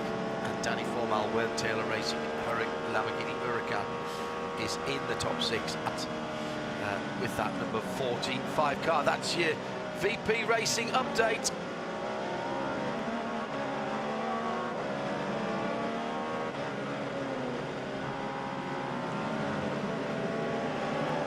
Very interested to go through those after that restart there, Ryan, and see how fortunes can change. We said it, it's 6 hours, Porsche keys to the race. Well, a great example of that is the 93 Acura for GTP, in GTP. Tom Blomqvist, Nick Gillily in the car now. They had the drive-through penalty early on, which left them really down the order, but slowly but surely, here they come. And cue the Jaws music, because pretty soon I think we'll have some Acuras fighting at the front. Down with DXDT and with Robert Wickens, who is out of the Corvette. Robert, obviously a late call-up to join the team for the endurance round of the championship. When did you find out you'd be racing this weekend? Yeah, I found out Wednesday afternoon officially, but I got an idea that it might be happening Wednesday morning. So it was, yeah, happy to be here. The team's been doing an amazing job. Just to get the hand controls and everything into this race car for this weekend was a huge undertaking. So, yeah. Trying to make the most of the opportunity. It's been a little bit of an up and down day. We're struggling to kind of make some inroads, but we got our guy Charlie in the car now, and you know he's best of the best, so we're looking forward to it. It's obviously been your goal to step up into the full season, do some more of these endurance races. How fun has it been to be able to prove that you can come here and compete once again? Yeah, it was great. You know, my first stint was yeah, not my best product per se, but you know, the second stint that I did, felt much happier with the car. The team did. We actually made a setup change during the pit stop, which was amazing that they could even do that during the race. And it was, yeah, kind of transformed the car for me. And I made up, I think, 4 or 5 spots in that stint. So it was, yeah, that was fun. Yeah, going door to door and, yeah, just having fun racing out there. It transformed the car. What were you looking for? What did it give you to fight out there on track? We were just struggling a lot for rear grip, kind of entry, middle, and exit of the corner. So we, yeah, we made a change to the front end of the car, and yeah, it really helped a lot. Thanks, Robert. Thank you. Since I did the VP Racing update, and by the way, remember GTD I did last, the lead in GTD has changed 3 times, I think, Ryan. Yeah, right now it's Heart of Racing back out in front, but Alec Udell spent some time up there, and I don't think it was just those 2, or maybe it was the 2 of them changing positions back and forth, but a really good scrap there. Same can be said at the front of the GTD Pro class, where Nikita Johnson has run down Klaus Bachler and is trying to put a move on him down to turn 5. Right. 2 bright coloured cars, being the Grello Manti car coming up to turn 7, and the bright orange RLL McLaren now towards the left-hander at turn number 7, and they've got right in there as well one of the LMP2 cars. That is the dark red number 79, the JDC Miller car, I think, that's coming through. It was getting a bit hot and heavy down at turn 1 with the Grello car defending to the inside. I think that's all right. There was no movement. Just a little bit further back from that is Harry King in another bright car. So we've almost got a, looks like we've got a packet of M&Ms at the front of that, doesn't it? With the bright yellow, the bright orange, and the bright green.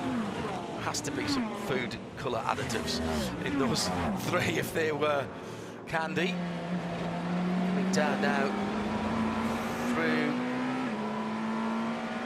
through the Canada corner. Just looking that of course, Nikita Johnson is a little further through, quite a lot further through actually, through his fuel allocation. He's been out there considerably longer than those around him.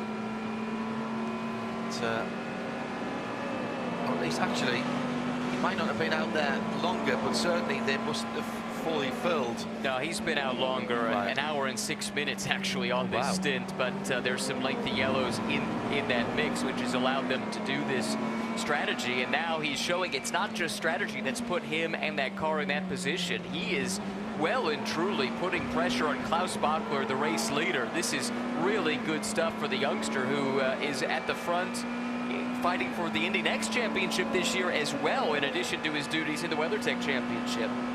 It's good to see, isn't it, that youngsters aren't just confining themselves to one part of the sport. It's very, very difficult to do now.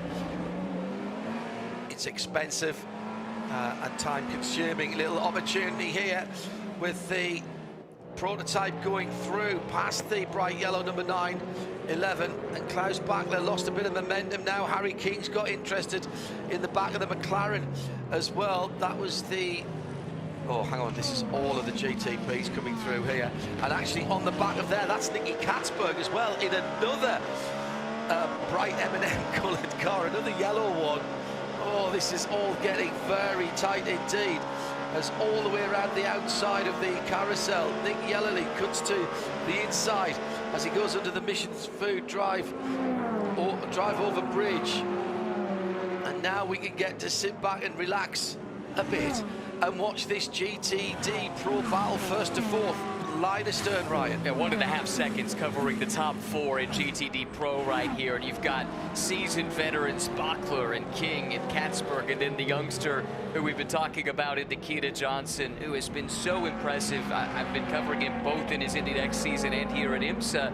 And the thing he's done so well in the single-seaters for a driver, just a teenager, if the car is a 6th place car, he finishes 6th. If it's a winning car, he wins. Yeah. He never asks it to do more than it can. I think that will serve him really well in endurance racing if that's a path he elects to go down. And that, yeah, you've got to maximise what you've got on the day and just make it work. It's as simple as that.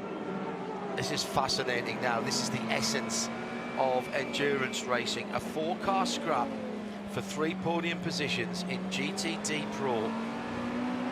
Manufacturer supported cars, of course, and through that battle, interrupting it, enhancing it, possibly even changing it. We've got the leading GTP cars and some of the leading LMP2 cars coming through as well. So 3 of the 4 classes. Now, the 911 Porsche being reviewed for blocking from race control. They've been pretty hot on this today.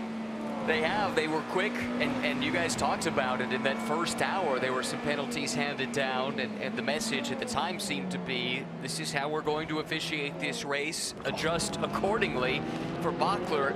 If a penalty comes down, that will be a tough one to stomach because it's coming against a car that's completely off sequence. Even if the McLaren got by, it really wouldn't matter in the grand scheme of things.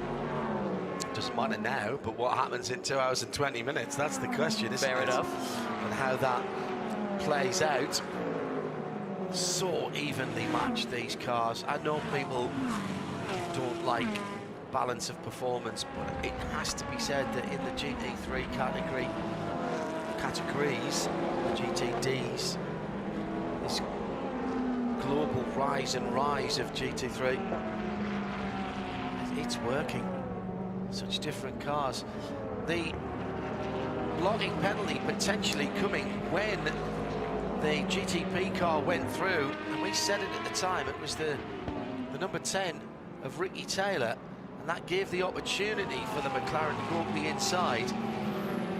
The question will be, did Klaus Bachler move in response, or had he made up his mind to go to the inside immediately?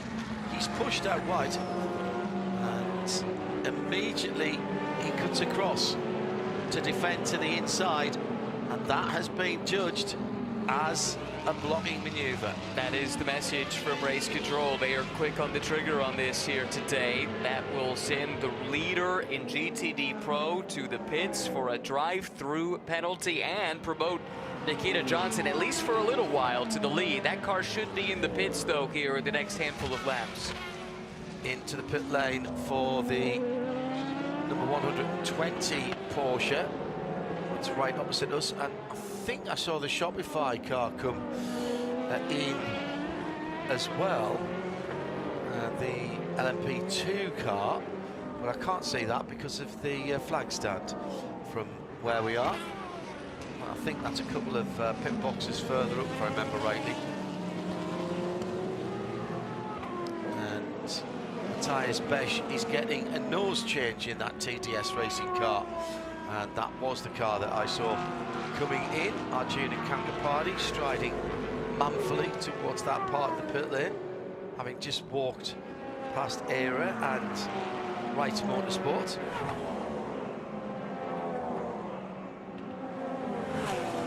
Down towards the last third of the race now, Ryan. The weather has not been a part. I wrote whether or not, and in fact it's or not. We've got some blue sky to the north and west of us here, and the air temperature has stayed roughly similar all day, around about 23 Celsius. Track temperature, as we suggested it might, started at 22 Celsius, now up to 28. Into the pit lane. This is scheduled stop for the Dries Van Tour BMW. That is the Spider-Man car.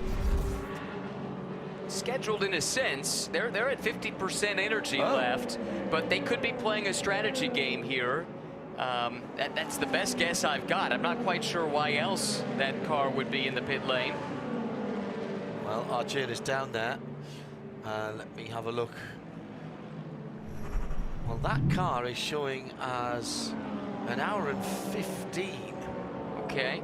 Well, maybe I misread the telemetry, so perhaps cancel that. Stand by, maybe I misread the laps as well.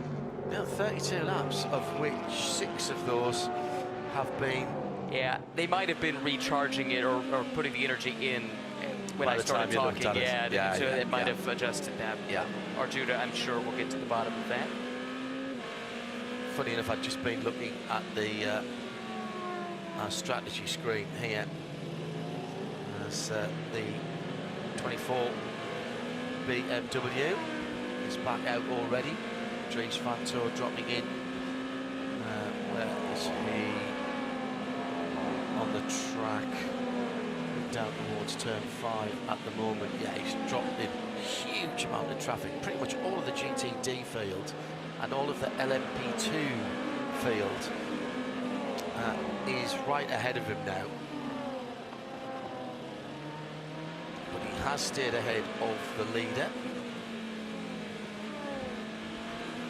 Not by much, mind you. He's going down to turn 8 at the moment, and Jordan Taylor in the number 40 Cadillac is coming down towards turn 5. So those that have dropped back a little bit in the prototype category, and in some of the other categories too, it'll be even more important because they don't move quite as quickly. But yeah, he's couldn't have afforded a slip up there in the pit lane, Ryan, could they? They would have dropped the lap.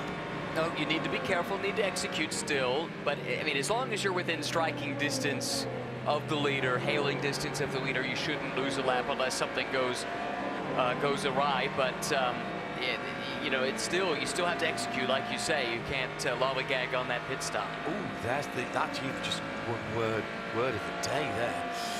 With that, hello to R&B 180 in Essex in the UK, watching and listening where it's coming up to 8:30 in the evening. Let's go down to Arjuna Kankapati for a driver database informed pit lane report. Thank you to the team at BMW M for sending me the information without needing to walk all the way over to the other side of pit lane. A scheduled pit stop for the 24, John, as they try and put themselves off sequence from the rest of their competition. Directly in front of me is the tower number 8 that's taken Alvarez out and put Tristan Vautier in. A very good stop for them as they look to try and fight for the win of this race.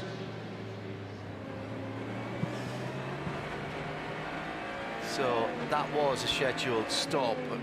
There was a thought in my mind that they were splitting their strategies again with a little time to go, but I think WRT tried that earlier on to see how that goes for them, and that was a scheduled stop. So 2 Cadillacs, 2 Acuras, 2 Porsches at the top of the timing sheets, and in terms, and all of those cars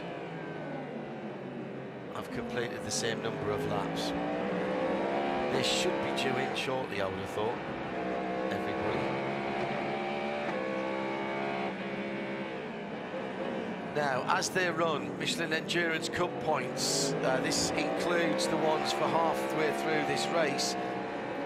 So that short fill that you were talking about has lifted Felipe Nasr, Julian Andlau above their teammates, Lauren Heinrich, at least fellow Porsche driver, and they lead it by 2 for the 10 back, Jack Aitken, along with Frederick Vesti and Earl Bamber, and then 1 further back, Kevin Estra and Lawrence Vantor. That's your top 4 there in the Michelin Endurance Cup points. LMP2, it's really between the top 2 crews there.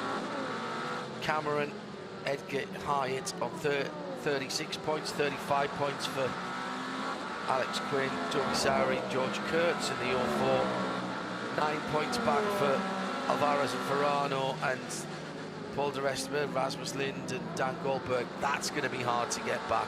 There's very few bits and pieces, very few points still to win, and the points differential between places aren't massive. GDD Pro, 7 points to the good for Neil Verhagen and Conor De Filippi, ahead of the Corvette pair of Katzberg and Milner, Klaus Bachler on his own and Max Hesse on his own for Porsche and BMW. And finally, last but by no means least, the GTD Michelin Endurance Cup points. And again, this is as they run now, with the end of race points still to be factored in for the GTDs. Simon Mann, Antonio Fuoco by the smallest margin, just the 1 point. On 26 points, Lilo Wadu is 4 points. Check that, 27 points. Is 4 points away from the lead, and she's got 2 points on the Conquest pair in the number 34 car. That's Michelin Endurance Cup points as they run, points to be added, of course, at the end of the race, and then again at a couple of points in the Motul Petit Le Mans race, which comes up in October. 2 hours and 10 minutes to go, Ryan. Settling into a nice rhythm I here. was just about to say that. Yes, yes, which this race kind of has lacked to this point, but better late than never. Should see the GTD Pro leader in soon, Nikita Johnson, again on that alternate strategy. And where is he now on his energy? 5.7%. Yeah. So I think this lap and maybe one more for Nikita. That would then turn the lead of the race over to AO Racing's Harry King, and that really has been the team that, to me, has caught my eye the most in GTD Pro. What Rexy has been able to do, the pace of that car, first in qualifying, but in clear air, when they've had the track position, they've been the team to beat. And actually, we've heard a few other drivers in the class in some of our interviews allude to that as well. What looked a regular pit stop for Manuel Espiritu Santo for the Pratt Miller Motorsports car. It's not been a regular kind of day for them, so they'll be happy to get some running under their belt. We've also had pit stops for AF Corsa and Turner Motorsport. Antonio Fuoco and Robbie Foley dropped down towards the mid-teens of GTD. I imagine the leaders can go very much further. Prepared to be proven wrong. 36 now. Oh, now, as I see, that is the commentator's curse. You know that pretty standard looking pit stop for Pratt Miller Motorsport. The car's just gone behind the wall. Oh no. It has been that kind of day for them. Hello, Jake Parrott. At the exit of the carousel. And he's managed also to get one of his French suppliers tuned in from his summer holiday. He's hooked already. Now, Jake works in the wines and spirits business, so I'm intrigued to find out who that is. It was time for the McLaren to come in, Ryan. Yeah, right on cue for Nikita Johnson, who I think was outstanding in that stint. This team has been really exceptional, the way that they've adapted to this car. Two young drivers that aren't used to racing, this type of racing. And while they've had their hiccups over the course of the year, it really hasn't been the drivers that have been the cause of that. They've had little technical gremlins, misfortune, but the drivers have really executed beyond their years this year, in my estimation. It's now Max Esterson in that car, so Nikita Johnson, he's done his bit, and I suspect it's Max into the end from here. 155.4 last time around for Tom Dillman against the best of a 54.8 for that car. So Dillman with a bit of clear air in front of the Inter-Europol car, making best use of it, trying to put some time into Parker Thompson. The gap at the moment is 16 seconds. Two of those were gained on the last lap, or at least the better part of two of those. Still no pit stops from the Cadillacs et al. At the front of the field. Cadillacs, Acuras, Porsche Penske Motorsport, 2x2x2. They've got a little further to go, about 30% energy left in their virtual tanks at this point. So we should be seeing them in the next 20 minutes or thereabouts, I would say. Peter Mackay rejoining us here in the booth. Ford Racing Global Broadcast Centre. Best weather we've had today. Not quite as warm as it was earlier in the weekend, but I'm sure that the guys on the pit lane will quite like that. But the cars are starting to come alive now. Keep an eye on the lap times for the Acuras, P-Mac, because they like it dry and warm. They do, yeah, and I think the Michelin hard compound tyre, which has been elected for this weekend for the GTP class, will like it as a little bit more sunlight is able to break through and kind of bake the tarmac a little bit more and bring that track temperature up a little bit. It is amazing actually how far in advance tyre manufacturers need to plan long before there's really any kind of accurate weather forecast, but they're taking data for what they've had in the past and then trying to make the best guess. And there's a lot of real high-speed corners here, and therefore the tyre gets put through a lot of stress. So it's understandable that at this time of year you would go for the hard tyre. But it's been a kind of unseasonably cool at points, but that extra temperature will definitely help those hard compound tyres from the GTP. And for the other classes, well, it's the same as what they run all year, so they're used to it. Yeah, that's a good point. It is only the GTPs who have access to the different compounds of Michelin tyres. And I sort of paused even as I said have access to, because as Peter rightly points out, they don't get to choose. It is Michelin that makes that determination before each of the events, and the teams are told which of the compounds that they will use. tyres, the slick tyres they will use. The slight difference in that is that it's Daytona and the Rolex 24 Daytona, because of when it is in the year, because of the potential of extreme differential in temperature range, and the soft tyres are allowed to be used there. Oh, down at turn 5, Mustang number 66 into the gravel,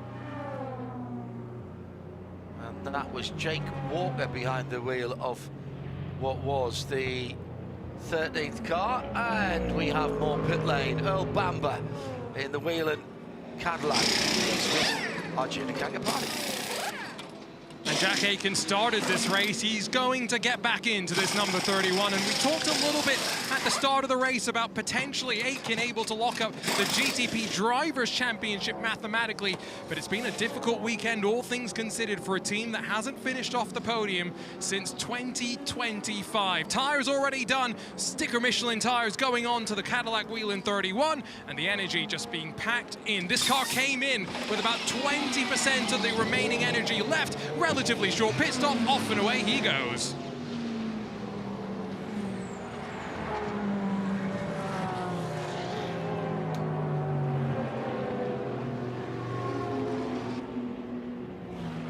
Arjuna Kankapati, our driver DB informed pit lane report, also in the pit lane. LMP2 Hunter McElrea getting out of the United Autosport, the lighter of the two cars. I think this is back timing to the end of the race.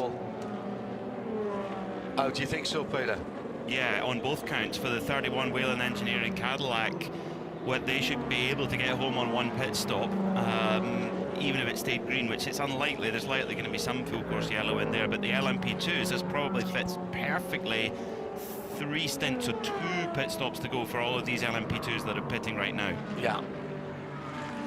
So you think, I don't think the GTPs can do an hour, Peter. There's still 2 hours, 2 minutes to go. Is that? Yeah, they did that quite easily earlier in the race, around an hour. Probably I would say on the other side of the hour. In comes the number 7 Porsche Penske Motorsport car. They will be a lap easier, if you like, to do it on one more stop compared to the 31 Whelen Engineering car. So I wonder if this is Porsche Penske Motorsport covering off that Whelen car. Let's get down to Arjuna and I'll crunch some numbers on the other side of this pit report. Well, John, I was wondering the same thing when Will Turner and the number 96 came in a couple of laps ago in GTD, and if it's a question for GTD to get to the end from here, I think it's probably, with one more stop I should say, it's much harder for the GTPs to get to the end with the one more stop potentially that we are speculating. Look like they packed the car full of fuel and energy before they sent it out with a driver change as well. Harry Tinknell, Brian Herder, Autosport 52, LMP2, side-by-side contact once, twice, and then spinning around. And that was with the number 99 old racing car at turn number 6.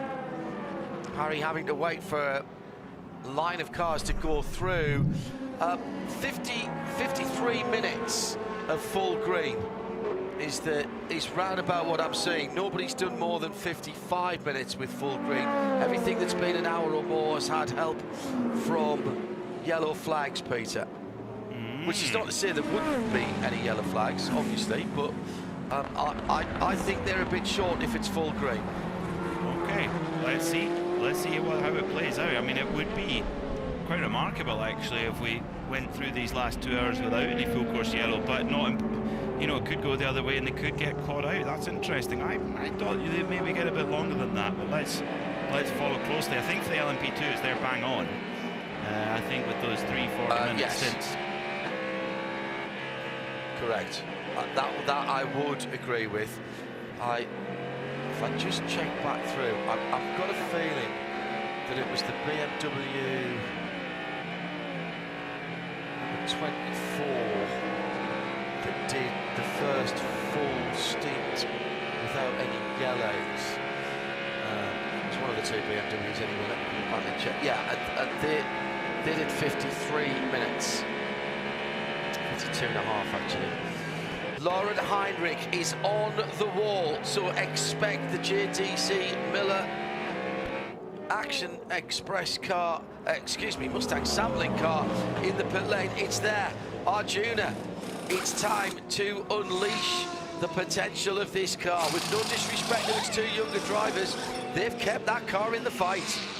It's exactly what they needed to do, and there was some comments earlier in the week that John Church and the entirety of JDC Miller able to show what the program is capable of with a driver like Lauren Heinrich, going off to Porsche Penske next year, but still very much looking to wrap up the Drivers' Championship. 4 tires done relatively easy for the crew, and now just pack it off with fuel and send out the young gun out onto track.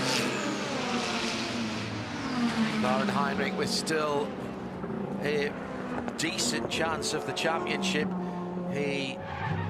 And down at turn number 5, we've got an issue for the Porsche number 7. It's Felipe Nasser, and there was side-by-side contact. I think have to see a little boy spinning up the right Michelin, and it's a full course yellow with 2 hours to go. Well, there you go, Peter. That's just helped everybody who needed it in terms of get to the end on one more pit stop. Christmas Yellows giveth, Day. yellows taketh away. My goodness. Christmas Day for JDC Miller Motorsport. I mean, yeah. They will now circle to the front with a full tank on board. They are in the game now. And Felipe Nasser is so unlucky here. He has just, by a matter of half a yard, placed his rear left Michelin into the sand trap, and that car is going no further. What happened though, I don't know. It's down at turn 5 on the braking, and does he get help from another car? Well, he had been battling away with the 31. It's going to be turn 6. Yeah. Oh, it dear, is. oh dear, oh dear, oh dear, oh dear. Yeah, that is Jack Aitken giving a little... Well, Jack Aitken's going to say that... No. I think I called it as 5. Sorry, it was 6. I think Jack Aitken, Peter, is going to say that he moved back on the line in front of me. That's the only mitigation that you can have there. In the meantime, Jack Hawksworth's come into the pits and done full service. Full course yellow came out at 42 minutes and 42 seconds. I've got Ben Barnicat into the pits, who brought that car in. Sorry, Jack took it out. In at 42.46, but Arjuna, he'll have been committed, he'll have been in the pit lane, he would just not be at the pit speed limit line before then. I think they might have just sneaked that in. That was that looked like a full service to me. It was a full service. Tires, fuel, driver change, the whole 9 yards. And if they've timed this, they could be the ones to benefit from this caution, which should guarantee, John, one more pit stop, I think, for all of our classes to the end. For Lauren Heinrich and JDC, this is also perfect for them to send out their young gun right into the thick of the fight. Peter, you're looking, as I am, at the race control screen, and there's I think one other car that got in and out beforehand, before that full course yellow as well. In fact, actually it might be 2, because I think James Collado might have got in as well. James Collado, yeah, by my reckoning, has got the 033 Triardi Competizione Ferrari in GTD Pro in for a full fill, as did, I agree with you, I think Vassar Sullivan Lexus have pulled a blinder. I remember back at Watkins Glen, where Jack Hawksworth and Ben Barnicat were talking about the great escape. What they meant was they'd had a pretty rotten start to the season, and then they're now charging towards the contention for the championship, and this may well play them back into the mix. Now, do they have enough pace to fight hard at the moment with the way things are standing? But that is a huge boost for that car's campaign for the race win, and I'll echo what Arjuna was saying. I mean, it just couldn't have worked out any better for JDC Miller Motorsports, because not only have they got the right they've got their star driver in the car right now, Lauren Heinrich, but they've got there with enough fuel on board, and they were maybe marginal before that. They aren't anymore, and ironically the only other car that was close on that strategy, the number 7 Porsche Penske Motorsport car, is stuck in the sand trap. Yeah, and has dropped a lap now. Has dropped a lap. The Aston Martin Harter Racing Valkyrie is off the lead lap as... Oh no, it's not actually. They've just got to come back around, I think. Let's see how that plays out. I'm just... What was I looking at there that caught my eye? I'll come back to that in a moment. Let's get back down to Arjuna. I think the pits are going to open shortly. Well, Nasser's in the pits. That was closed. So what did they do with Felipe Nasser, Arjuna? Was that just a change of one tyre? No, they are taking off the rear assembly, and they haven't quite taken the engine cover off yet. I wonder if that's just struggling to get it loose, but this, it classifies as emergency service, even though they're spending a bit more time in pit lane. Things required to send the car out onto track safely. I didn't see anything actually being done at the rear. They've reattached the rear wing deck itself and sent the 7 back out. I think that car's got relatively lucky, all things considered. Has dropped off the lead lap though. Let's just reiterate that. I'm also trying to work out where Lauren Heinrich is in that queue. So there's no doubt, Peter Mackay, is there, that the JDC Miller car stays out. It doesn't even consider pitting, even just for a little splash of fuel. It stays out and takes the track position. Takes the track position and will have near enough the same, give or take 2 or 3%, the same amount of fuel. But if we stayed green to the end from now, they're going to be on the same strategy as anyone else anyway. So this has basically teleported them right into the very sharp end of the battle for this win. The question is, can they hold off at least 2 Cadillacs in the Wayne Taylor Racing cars, and then we'll see if Jack Aitken cops a penalty in the Cadillac car, because if he doesn't, then he's on a similar strategy and may well be able to get home with this full course yellow. So it may open up the strategy for Whelen, but I have to say I think Whelen will be lucky to get away without a penalty. I think they were lucky to get away without a penalty at Watkins Glen. I don't think that they ride that look again for a second time. The JDC car stayed out. Everybody else in the pit lane. Arjuna is swamped with prototypes. Renger van der Zande and Michele do a driver change in the 93, but while there was some concern about the front of the number 60 car, they have decided to make a change there and use this time under caution. Maybe a bit of damage on one of those dive planes, upsetting the aero balance of the car. The Cadillac Whelen car has come in for a quick burst of fuel and to check on the car itself, but Wayne Taylor's number 40 wins the race off of pit lane. The 31 follows quite closely. The second Wayne Taylor car completes the first 3 off the lane. Now they've all just driven straight out of the pit lane into a GTD field. I can't see it from here. But I do hope that pit lane light was on green. Into the pit. Here comes Felipe Nasser, having been recovered and taken emergency service. Now he comes back in when the pit lane is open for the prototypes. They took the back clip off. Now they did replace the rear wing on that number 7 car. It was one off and one on, and now they're doing the front, says Arjuna, and they're doing this so that they presumably Arjuna will take another pit lane report here, informed by driver database. Presumably they're doing this in stages so they don't drop any more time behind the safety car. think that's part of it, but this also fulfills the obligation for emergency service to come back in if my understanding of the rule book down on pit lane is correct. John, I don't think they changed the rear wing. I think they just took it off and replaced it after taking a quick look. No. They definitely changed the front of that, though, so maybe your eyes saw something that I didn't, though. Well, in fairness, I only noticed it when I saw it for a second time. They took off, the one that they took off, they put towards pit in, and they had another one on the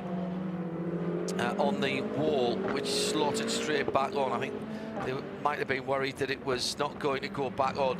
Now, what I don't know, of course, because I couldn't see it, is whether that was the same setup. That might have been a bit cheeky. They got hit behind, from behind, and damage behind the rear wheels, but do you then set that car up the same as at the start of the race now that the track temperature has gone up considerably? We've got up pretty much 10 degrees Celsius. I think that's interesting. GT's coming in. Stand by for action. And Ryan Marine is joining us down in the pit lane as well.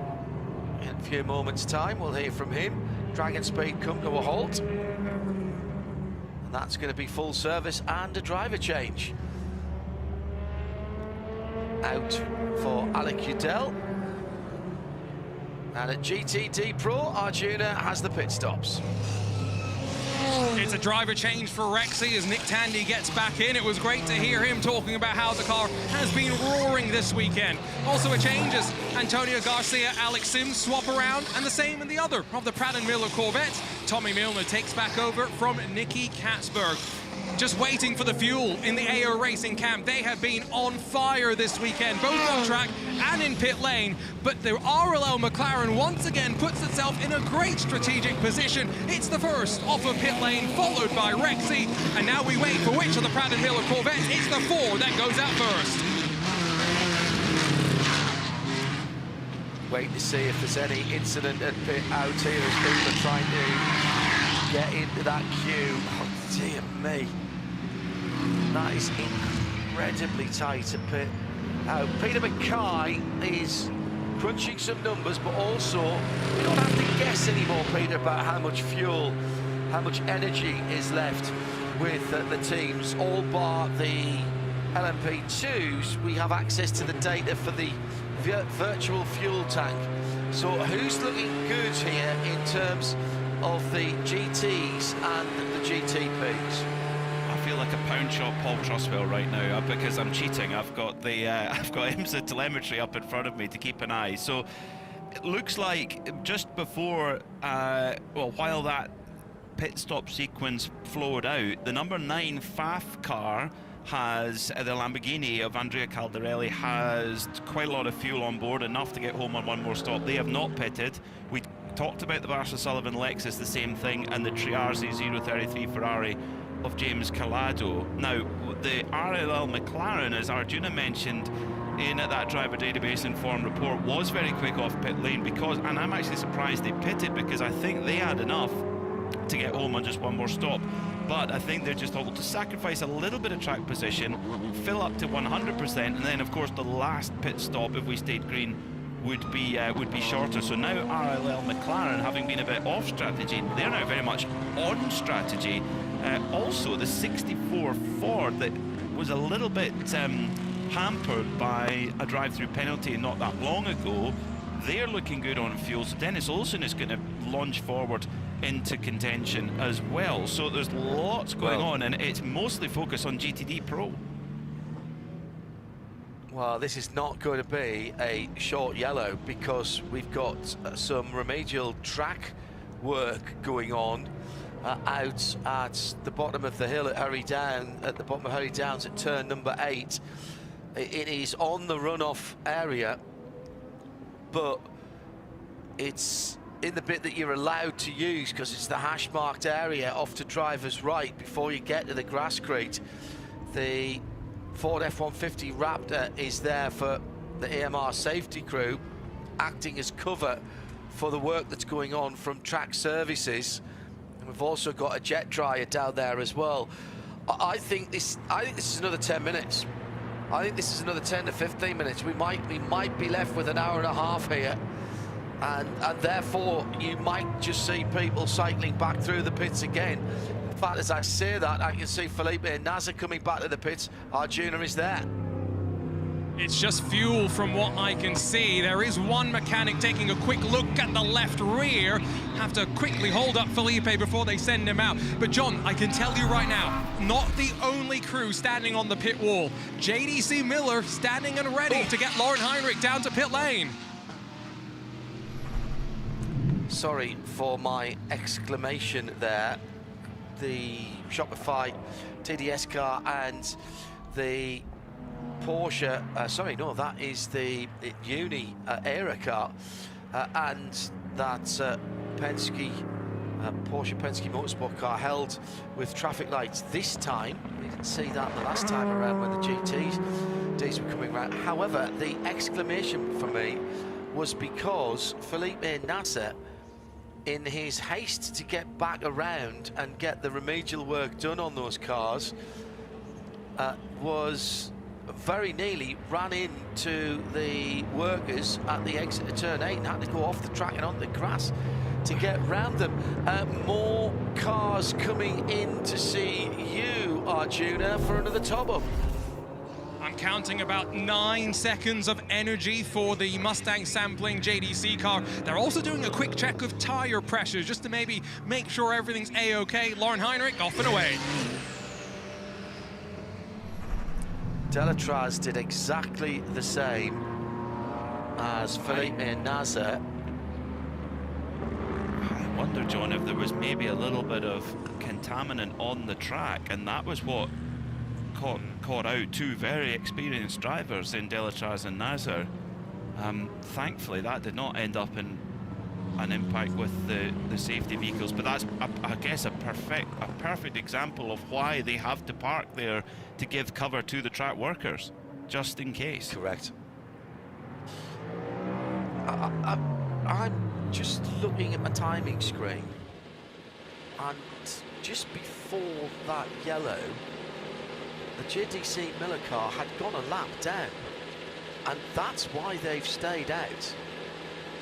That's why they stayed out there, to get their lap back and to cycle back around, and that's why they've come back in again there to top off as much as they can. They're going to be in 9th position on the restart. I thought my timing screen had frozen actually before. This has been absolute manna from heaven, because they'd fallen off the lead lap just as Lauren Heinrich got into that car, and this has put them back right on it. Extraordinarily good luck for them. Well, I actually thought there's been a bit of bad luck as well, John, because honestly I thought they would have filtered right to the front of the field. It's unlucky the way that's worked out, how they were off the lead lap with the timing of their pit stop, but at least they are now on the lead lap with a full tank of fuel and ready to fight. Correct. They were on the back of, they were sitting down in 8th or 9th position, and I looked up there, and both they and the Aston were off the lead lap. And what as I say, I thought my screen had frozen up, and I reset it. As that happened, the yellow came out, and then of course we had all the pit stops of everybody coming in, and we're having more again now. Felipe Nasr back in. Now he is off the lead lap still, but he's only 1 lap down now. Roman DeAngelis came in with Lauren Heinrich. They're both back on the lead lap. Marco Wittmann for BMW's just come in from 8th position. These are the guys at the tail end of the GTP train.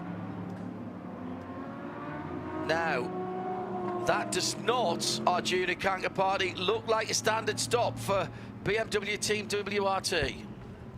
No, they have a pink mixture liquid that is being put towards the engine. There's also a big plastic bottle of distilled water that's being prepared just in case they need it. But this is exactly not what they wanted. I've sent a message over to our friends at BMW Motorsport to see if we can get an update on exactly what this issue is. But we've not seen many of these mechanical problems for the M Hybrid V8 Evo, I should say, here in 2026.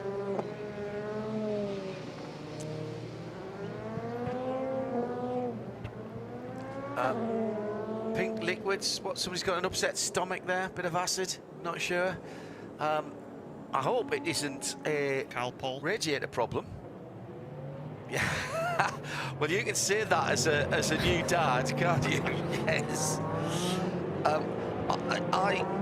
There was a variety of concoctions that I used to use on some of my cars down through the years when radiators had leaks, and some of them were pink. And if there was a bottle of water there, distilled water there as well, I can't imagine they're filling the washer bottles on that for the windscreen. So I can only assume that they are worried about losing coolant, and that pink was either the coolant fluid itself or something that might plug a gap. Liquid bubble gum, as a mechanic friend of mine used to call it, and kept advising me against it. But you know, it's that or lose your water. The old trick was to put an egg in your radiator, apparently. Crack an egg and put that into the radiator, and that would find the gap, and as the egg cooked, it would seal it. Not sure if that's true or not. I never got to try that one. It was a product called Rad Weld that came in a red and pink tin. How did these damaged radiators typically happen, John?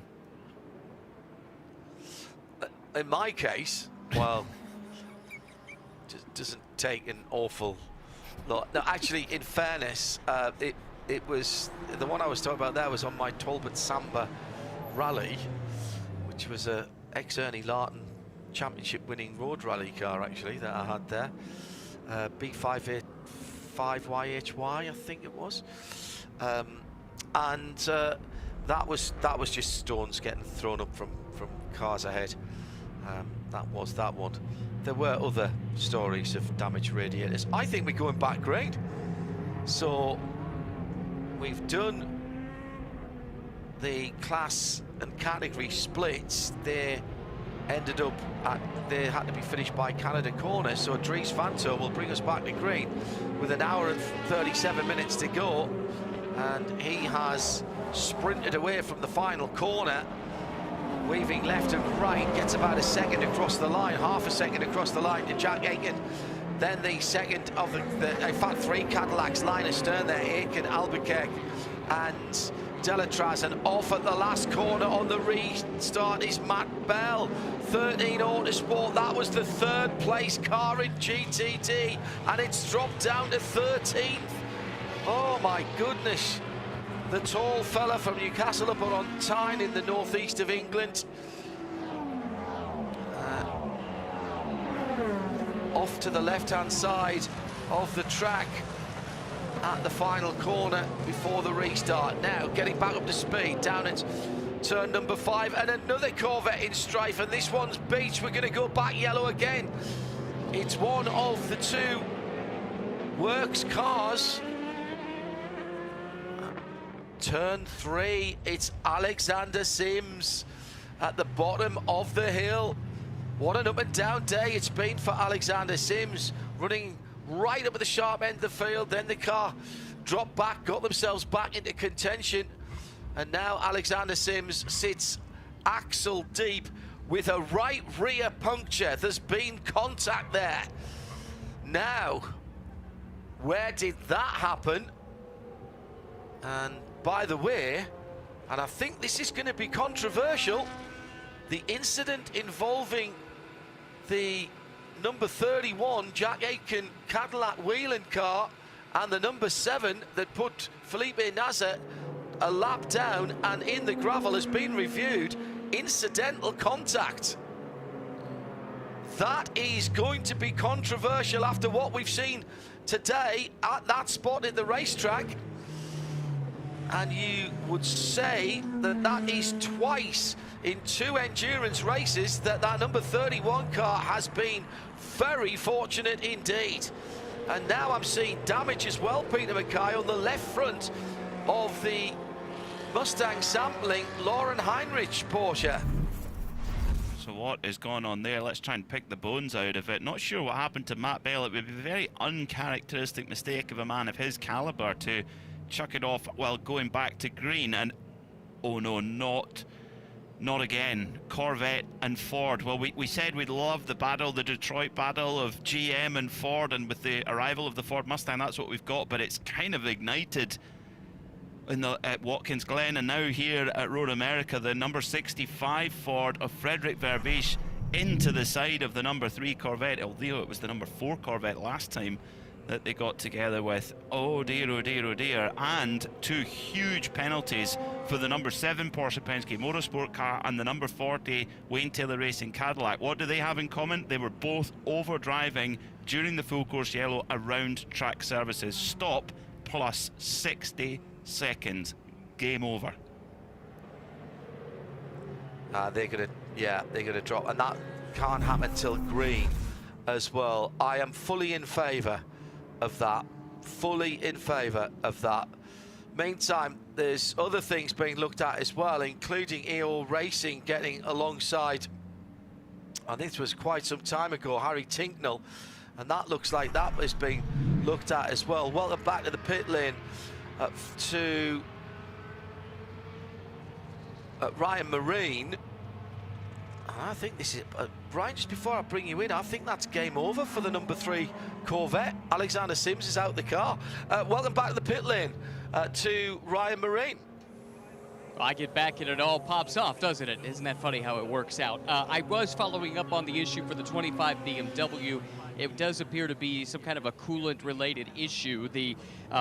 That pink fluid that Arjuna referenced, it was helpfully labeled in the containers that it was situated in as ERS only, so I think that would be energy recovery system. So maybe that helps direct us a little bit to what the root of the problem might be, but in any event, they spent a lot of time in the pit lane. Part of the problem appeared to be just getting the container where that coolant should be going into in the car itself open, and once they finally did, it took a couple different tools to finally get open and get access to that. Once they topped it off, it was a pretty quick stop in the pit lane, but trying to get access to that actually proved to be quite challenging. Yeah, ERS, energy recovery system, the hybrids, is a spec part, of course, in IMSA racing. It still needs to be cooled. Well, the only defense I said at the time for the Wayland Cadillac not getting pinged would have been if the number 7 moved back in front of it, and that can be the only defense for that. Well, that's not what race control have said. They said it was incidental contact. I'm sorry, and I'm not criticising race control, but I don't understand that one the same way as I didn't understand them not getting one at Watkins Glen for the contact with the Simon Mann car, and that is going to cause more controversy in the days and weeks to come, because that car now has been the beneficiary, or would seem to have been the beneficiary, some people will say it is, have been the beneficiary of some leniency on 2 pieces of contact that have adversely affected other people's races. Now, my answer to that, of course, is you penalise the action, not the consequence, but there was undoubtedly contact both of those times, and there's been no penalty again, ruled incidental contact from race control. Still the job I never wanted to. Throughout the day. There's been so much going on, and such is the intensity of the competition. 55 cars on track, and you know, really you look at a driver of Felipe Nasr's experience and the number of wins he has here and championships as well, and Jack Aitken, who's in a very strong position even coming into this weekend, even with not a good weekend this weekend, he would still be in a strong position. So they're pushing hard at the highest level, and these things can happen. And then of course race control have got to officiate. I guess it's a little bit like a 50-50 tackle in a World Cup final. It's someone has to make the call, and it's not an easy task at all. It's and that particular incident, I think, is very difficult to make a call, and because I think you could have called that either way. Let's get an update now from one of the front runners in GTP, Ricky Taylor, out of the Wayne Taylor Racing car and taking a moment here to compose himself slightly. But looks like it's been an interesting race from where we were sitting. How about for you? What has it been like from inside the cockpit? Yeah, it's been really nice. 6 hours at Road America. We could be in worse places. So congrats to IMSA for a great weekend. Great to see all the fans here. So thanks for everybody for coming. The car's going really well. It's been a while since we've had Wayne Taylor Racing 1-2. So it was really nice seeing Jordan up front and us settling in P2. We were looking good there if it was green flag stops. And the 31 and the BMW just jumped us there with the yellow. But long way to go still. I think we're in good shape. The car feels really good, especially in clean air. So if Philippe can put some magic on and make some moves, I think we'll be looking good. Is the pace of the car strong enough to fight with the cars around you? Yeah, I think the 93 looked really strong. The BMWs are on and off, looking good. But you know, I never count out a Cadillac, and it's nice to be up there fighting for the win today. You mentioned the team running 1-2 for a time. Is whatever it is that you found here this weekend something you think you can carry forward for the rest of the season? I hope so. We had a great test here a couple weeks ago, and our teammates Action Express are always very open with us, and it's really a one Cadillac race team, and it's nice to be contributing somewhat today, honestly, and just to be in our normal rhythm of running near the front. So I think the two Wayne Taylor Racing cars are opposite on setups. We're really trying to find our way, and pleasantly surprised to see, we have two different bullets in the gun today. Yeah, opposite on setups, but pretty similar in terms of the pace, it would seem. Ricky, thank you for the time and good luck. Thanks very much. Coming back to green flag, we'll have just under an hour and a half to go, around about an hour and 26 minutes to go. And as I suspected, the Twitter storm has started about that incidental contact call between the Porsche and the 31 Cadillac.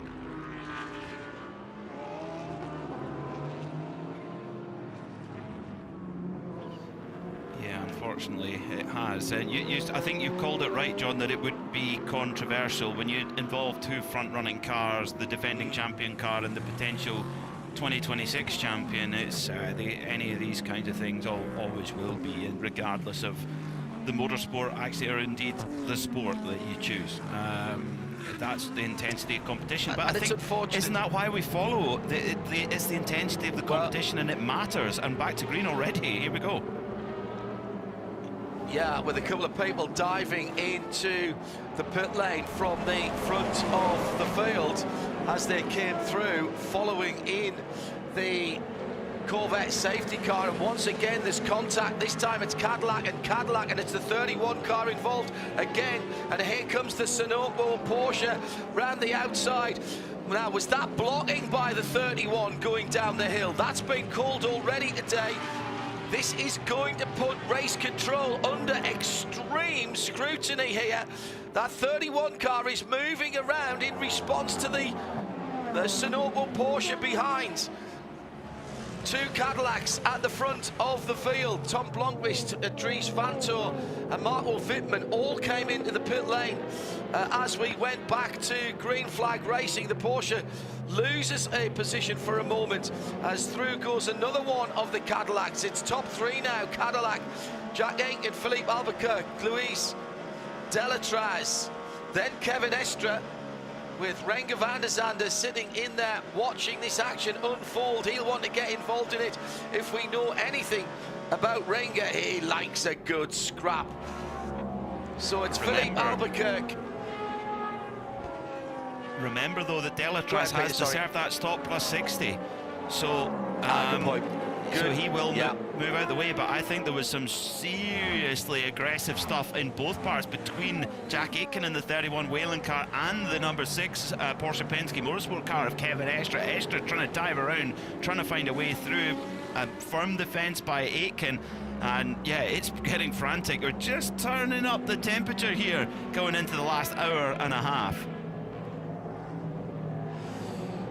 Yeah, round the outside and then dodging to the inside. That was when Kevin Estre went wide. I think he was frustrated, felt he was being blocked all the way down the back straight or the middle straight there. Overdrove into turn 5. One man's meat, another man's poison. Drive-through penalty for BMW number 25. Marco Wittmann in the pit lane for working on the car from behind the wall. And let's go down to the pit lane and pick up a report. A driver database informed report from Ryan. I'll tell you what, it is busy down here, so the 25 might have a drive-through coming, but they just spent some more time in pit lane making repairs. Tom Blomqvist also pitted in the 60. They changed the rear bodywork of that car and sent him out. He managed to stay on the lead lap, but the 24 BMW is in the pits, and it's an extensive stop. And I will say this, they're working in the same general area that the sister car was having repairs with that pink fluid a little bit earlier on in the race. So this looks like disaster for BMW Team WRT. That was the ERS cooling that was being looked at. Porsche versus Ford down at turn 5. By the way, that Ford versus Corvette has been ruled incidental as well. That ended up finishing the race of Alexander Sims. Jump start for car 7. That's another penalty for that car. They've had more penalties than Argentina in the World Cup final. My goodness me. Still Porsche and Ford battling it out. This is the 911 of Thomas Preining and Dennis Olsen, Max Esterson in RLL Team McLaren right in behind them. Then Tommy Milner, Frederick Vervich and Daniel Serra. That is the battle for 5th position on down. Pass under yellow as well previous to the restart has been penalised for Jan Helen in RS1. The line of penalties is like a ticker tape coming onto my screen. I think we'll just concentrate on what is going on the track, and as people peel off into the pit lane, we'll point at them and say that was a penalty. It's about all we can do at the moment. Cadillac, Porsche at the front of the field as Philippe Albuquerque leads the way in that number 10. Jack Aitken in second, 1.5 seconds behind the leader, 1.5 seconds away from Kevin Estre. I can only assume, Peter Mackay, Kevin Estre, who is a lovely bloke out of the car, but put him in with his helmet strapped on and his visor down, and he is the most competitive person I know. He will be driving very, very angry at the moment. Oh, he's an animal behind the wheel in the bay, and I mean that in the best possible way. He's such an entertainer and so instinctive behind the wheel. And yet, when you see him with his helmet off, you're like, this isn't the same person. He's the most mild-mannered, softly spoken, a lovely guy, and then I wouldn't want to race against him. Definitely not. He's super aggressive, and you know has scored a lot of wins and a lot of championships with that approach. But if I can draw the attention to your leader in GTD Pro, Andrea Caldarelli for Pfaff Lamborghini, with the new Huracan. The old Huracan is going out. The new Temerario, which debuted at Sebring and had finished the race and was thereabouts, and they've just been finding their feet with this package. But right now, Andrea's clearing off at the front. Is this going to be the first win for the Temerario? Just what that team needs at the moment, with its future under some question, according to the team and a number of people in the paddock. Don't feel they necessarily have been and getting the support that they require. That is a brand new car, of course, and they have been known for cycling through different manufacturers, but it's there has been a bit of turmoil at Lamborghini in their sporting department. The whole company is up for sale at the moment, of course, in the midst of the problems of Volkswagen AG and Audi have Lamborghini and Ducati up for sale at the moment. Meantime, down at turn 1, the battle for the lead. Tom Gamble and Philip Ellis in GTD are sitting behind 2 cars side by side ahead of them, and that's the number 65 Ford of Frederick Vervish and Daniel Serra. Tom Gamble and Phil Ellis, the Heart of Racing and Winwood cars, have been looking at the back of Daniel Serra's car for pretty much half of the race as they've been catching them up. This could be all kinds of trouble. The Ford defends, but that's all right, held its line. No movements down into turn 5. And then the battle for GTD. So as they crest the rise, the blue Ford, the red Ferrari, they're at the back of the GTD profile. Then the 2 darker cars, the Aston and the AMG, and the RLL McLaren's going slow. Oh, disaster for them. What a shame. Max Esterson going slowly, going up the hill, losing a huge amount of real estate. Now, was he turned around? Don't see damage, but he lost a lot of ground, and it looks, I'm afraid, and we'll go down for some confirmation here to our driver DB pit lane team. It was Ryan who was down there. It looks like it's game over for Dries Van Toor and Sheldon van der Linde and the 24 BMW. They were doing extensive work on the left rear corner on that car, John, and they brought out initially a bunch of Brembo boxes, so I thought maybe it was brakes. I also heard the team talking about a potential hub issue on the car, but whatever the case, they didn't feel like they could get it fixed here in the pit lane, so they put it on the dollies and they're wheeling it back to the paddock right now. Meantime, if you're a bow tie fan, good news. The number 3 Alexander Sims car has come out from behind the wall and will rejoin laps down, but they are not last. They will get out with a 2-lap lead over Paul Miller Racing in the battle for 11th and 12th. McLaren with problems, and Arjuna can update us on why Max Esterson slowed. The word is steering issues, John. This is one of the things that you don't really deal with in the world of iRacing, but Max Esterson is going to be bringing that car straight back down to pit lane. That has spoiled a really good run for them. Cadillac, Porsche at the front of the field. We haven't talked about LMP2 for a while, but that's still nice and tight as well. Tristan Fortier for Tower has Paul di Resta chasing him down. 1 1/4 seconds between those two. Don't count out Tom Dillman in the Europol competition in 3rd. 1.2 seconds, 8:22 and 43. Then another second or so for Alex Quinn for CrowdStrike, and Mikkel Jensen's about the same behind him. And the top 6 made up by Matthias Besch for TDS Racing. Battles all around the circuit at the moment, Peter Mackay, as Felipe Nasser is in the lead. I think this was for one of his stops and drive-throughs. I think we can Remember, safely he had a say stop that plus 60. That's going to... Sorry, go ahead, Peter. I think we can safely say their day is done now in terms of a good point score, and that could take away any chance of a title defence. They already were quite far back, but that's going to give a bit of breathing space to the others. I mean, the number 93 Acura crew, they've sort of been creeping up through the second part of the season. They are going to be in the mix, but Jack Aitken, if it weren't for the performance of the number 93 Acura crew right now, Jack Aitken could be getting the people on the pit wall to be getting the calculators out to see if he is actually going to be crowned champion right now. Right now he wouldn't be, but his it wasn't a consideration at all until about an hour ago. Felipe Nasser and the Porsche Penske Motorsport team are going to be fit to be tied after this. Yes, there was a mistake made when he drove too quickly down to the bottom of the hill, and that is joint responsibility because the team should have been telling him there were people working down there. It was on the race control screen. But that all started when he got pushed off the track with contact from the number 31 Whelen Cadillac. Incidental contact, albeit, but that's not how they're going to see it.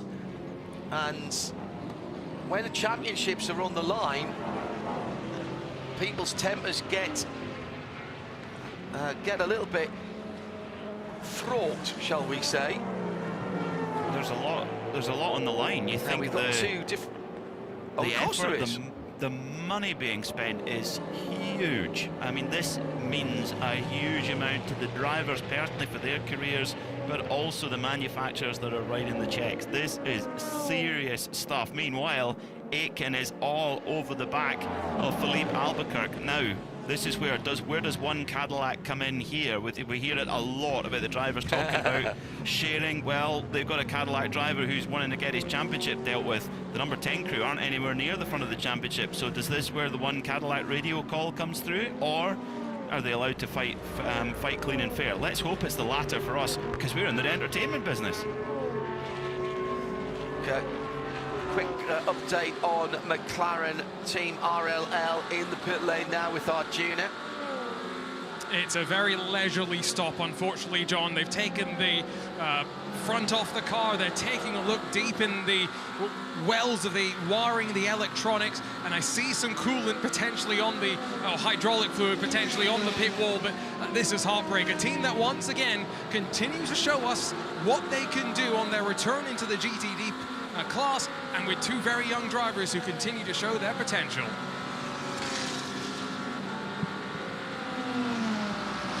We are about 20 minutes away from the last pit stop window opening for the GTP cars, PMAC. This is very interesting indeed. There's no one is going to have to stop at that point, but will somebody give it a go? Maybe Lauren Heinrich behind the wheel of the JDC car, as that steering issue continues to be addressed down in the pit lane for the McLaren. It had been a really good run out this weekend, and let's not forget that is the first year of this program for Rahal Letterman Lanigan, put together at pretty late notice as they're rolled into 2026. Now, BMW, let's have a word about the BMWs. Here's Arjuna again. Obviously, John, we thought the 25 had some sort of radiator cooling issue. That has been confirmed by the team, but the 24 has a brake issue. So after going 1-2 here last year, the Evo upgrade for the BMW M Hybrid, unfortunately not going to get to show its speed at the end of the race. Dries Vanthoor has the fastest lap of the race in the Spider-Man number 24, 152.124. Let's stay in the pit lane whilst we have the opportunity before it all explodes again. I feel like I'm pulling the pin out of a hand grenade half of this time. Ryan, how you doing? Where are you? I'm down with AO Racing's LMP2, which just had an extended pit stop. I had somebody text me that they saw that car had an issue on track a couple of laps ago.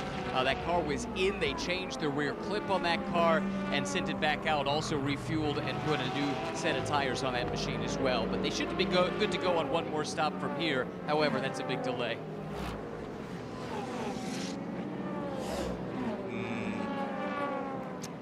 Peter Mackay and I swapping messages.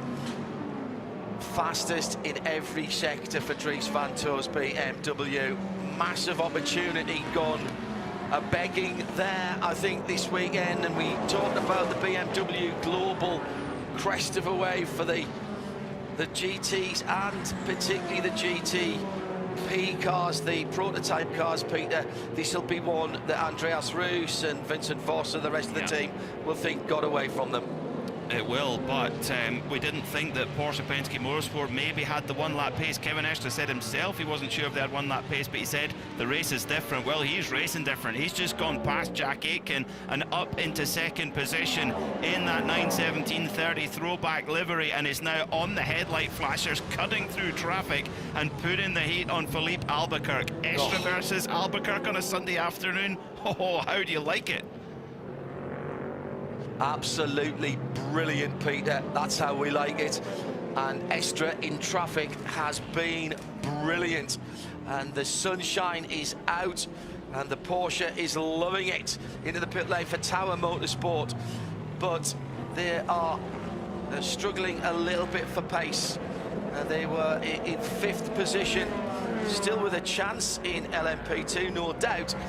I've had to pull the sunshade down in the Ford Racing Global Broadcast Centre. Is this battle for the lead is absolutely on through traffic. This is brilliant. Looks like a police chase. All we need is the flashing lights and some music, and it looks like Estra got held up there for a moment. Aiken pulls out in the wheeling car.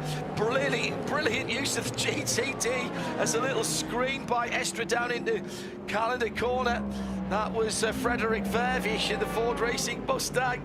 This is all getting interesting, and there will be, I am sure, there will be some animus between Porsche and that 31 car behind. He's already in their minds. He's already set about their team car, and they will want to beat these Cadillacs. The leader goes down the inside of the Corvette of Tommy Milner, and now comes to the cars at the front of the GTD Pro field. Thomas Pryning, Nick Tandy, James Collado, Jack Hawksworth, all there, all needing to be dealt with.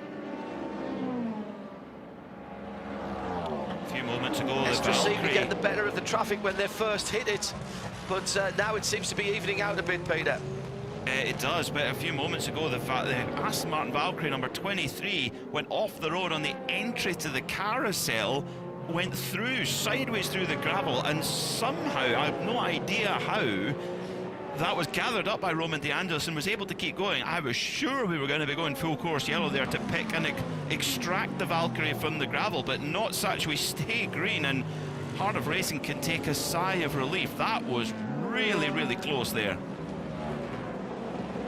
Just a point of order as well. Lauren Heinrich is now only 6 seconds behind a podium spot and is lapping at the pace of the cars ahead of him as he comes through the traffic as well. Of course, he will have to hit that same gaggle of GT cars that were fighting amongst themselves. But it's Albuquerque by just a second now over Kevin Estra. He's got half a second on Jack Aitken, then the 6 seconds back to Lauren Heinrich. Is that going to be, is that car still in with a chance, and that driver still in with a chance? It would be Lauren on his own because of the change of personnel through the air. Waiting for Lauren to come through. Here they come past us now. Oh, that is incredible how many cars have just gone past me at pace. You forget how quick it is, Peter, don't you, until you're this close to the track. Down through the first corner. And the number 93 of Renger van der Zande also cutting through traffic through the kink at turn 2. Now the bottom of the hill at turn 3. The red, white and black Acura sitting in 5th position. And he is 2 seconds behind Heinrich and 10 seconds ahead of Roman DeAngelis after that off-road excursion for the Aston Martin Valkyrie. The flapping piece of bodywork, or whatever it is, to the left front hasn't seemed to get any worse for Lauren Heinrich, but it cannot be helping the aerodynamic efficiency, Peter.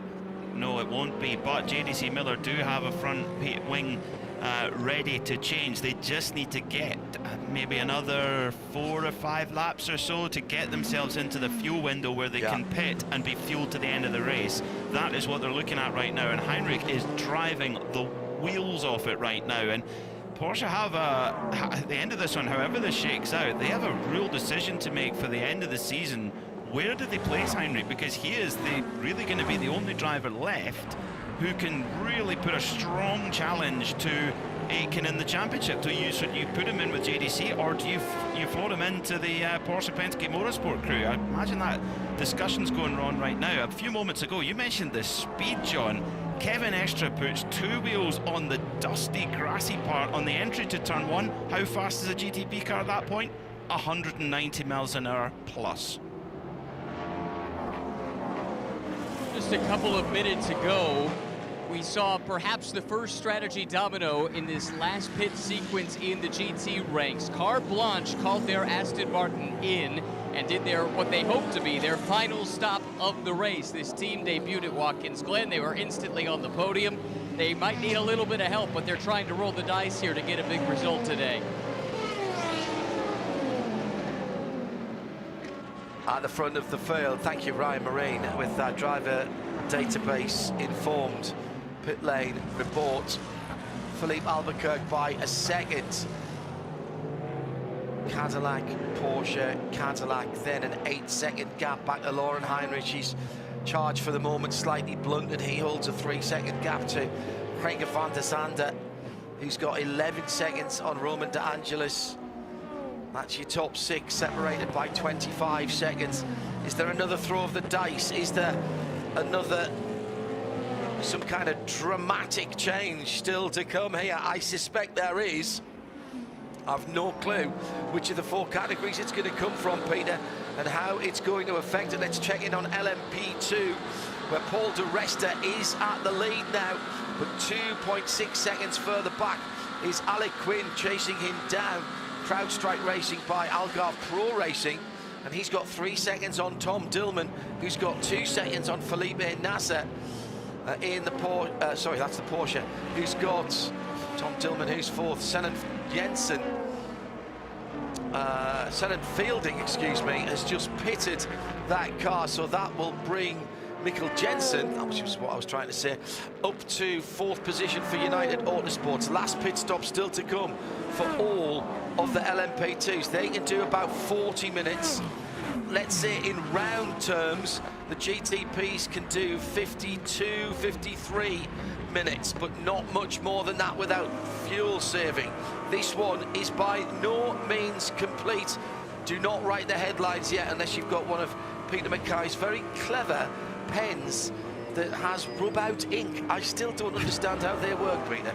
Neither do I, but I don't use anything else now. Erasable pens are the way forward. Yeah, but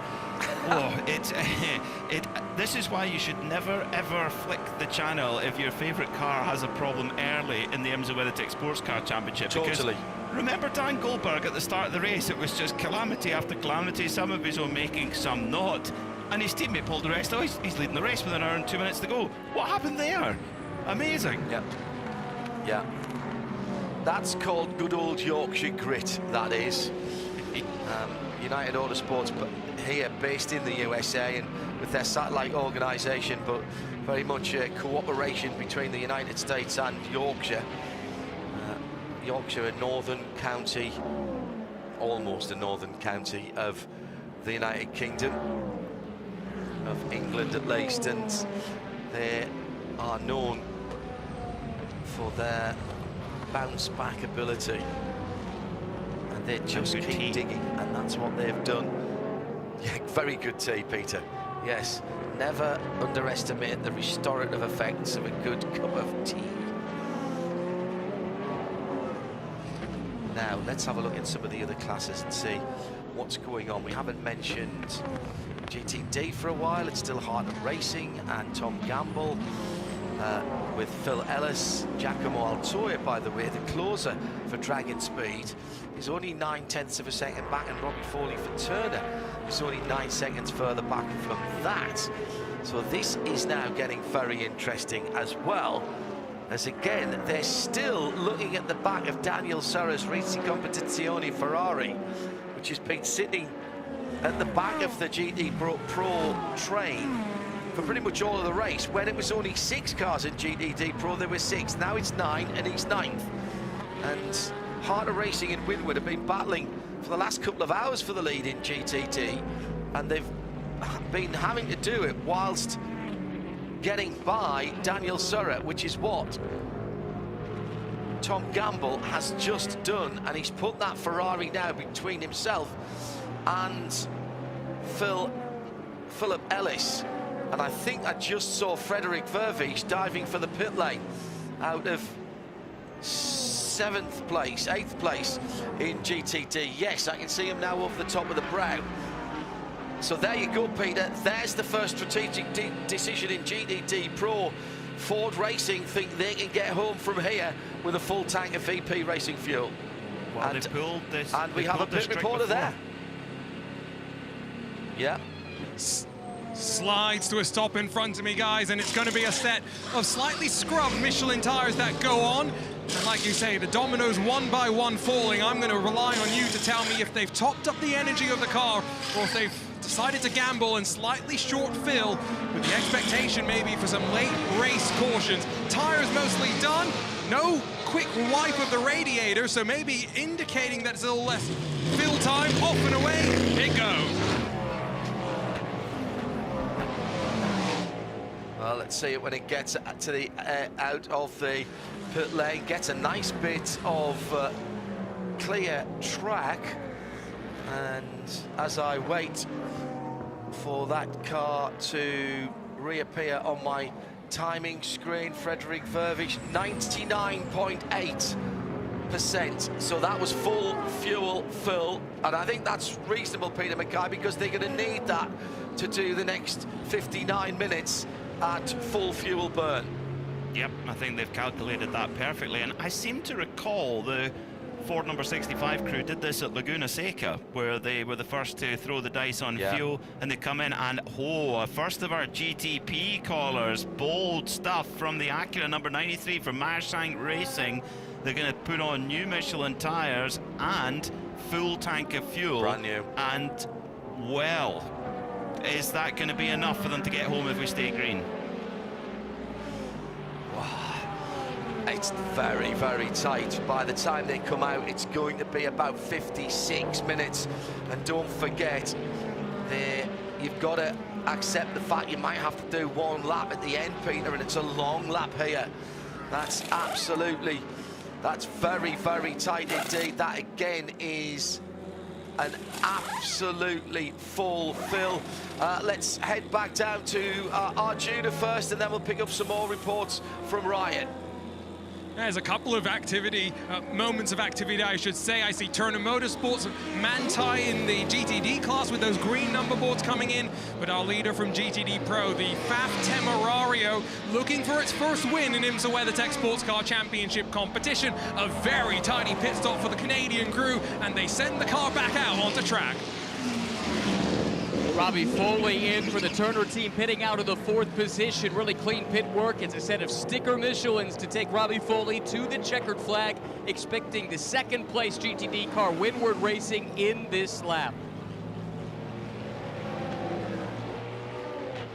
Well, the cards are being played now, Peter Mackay, in the 2 GTD classes.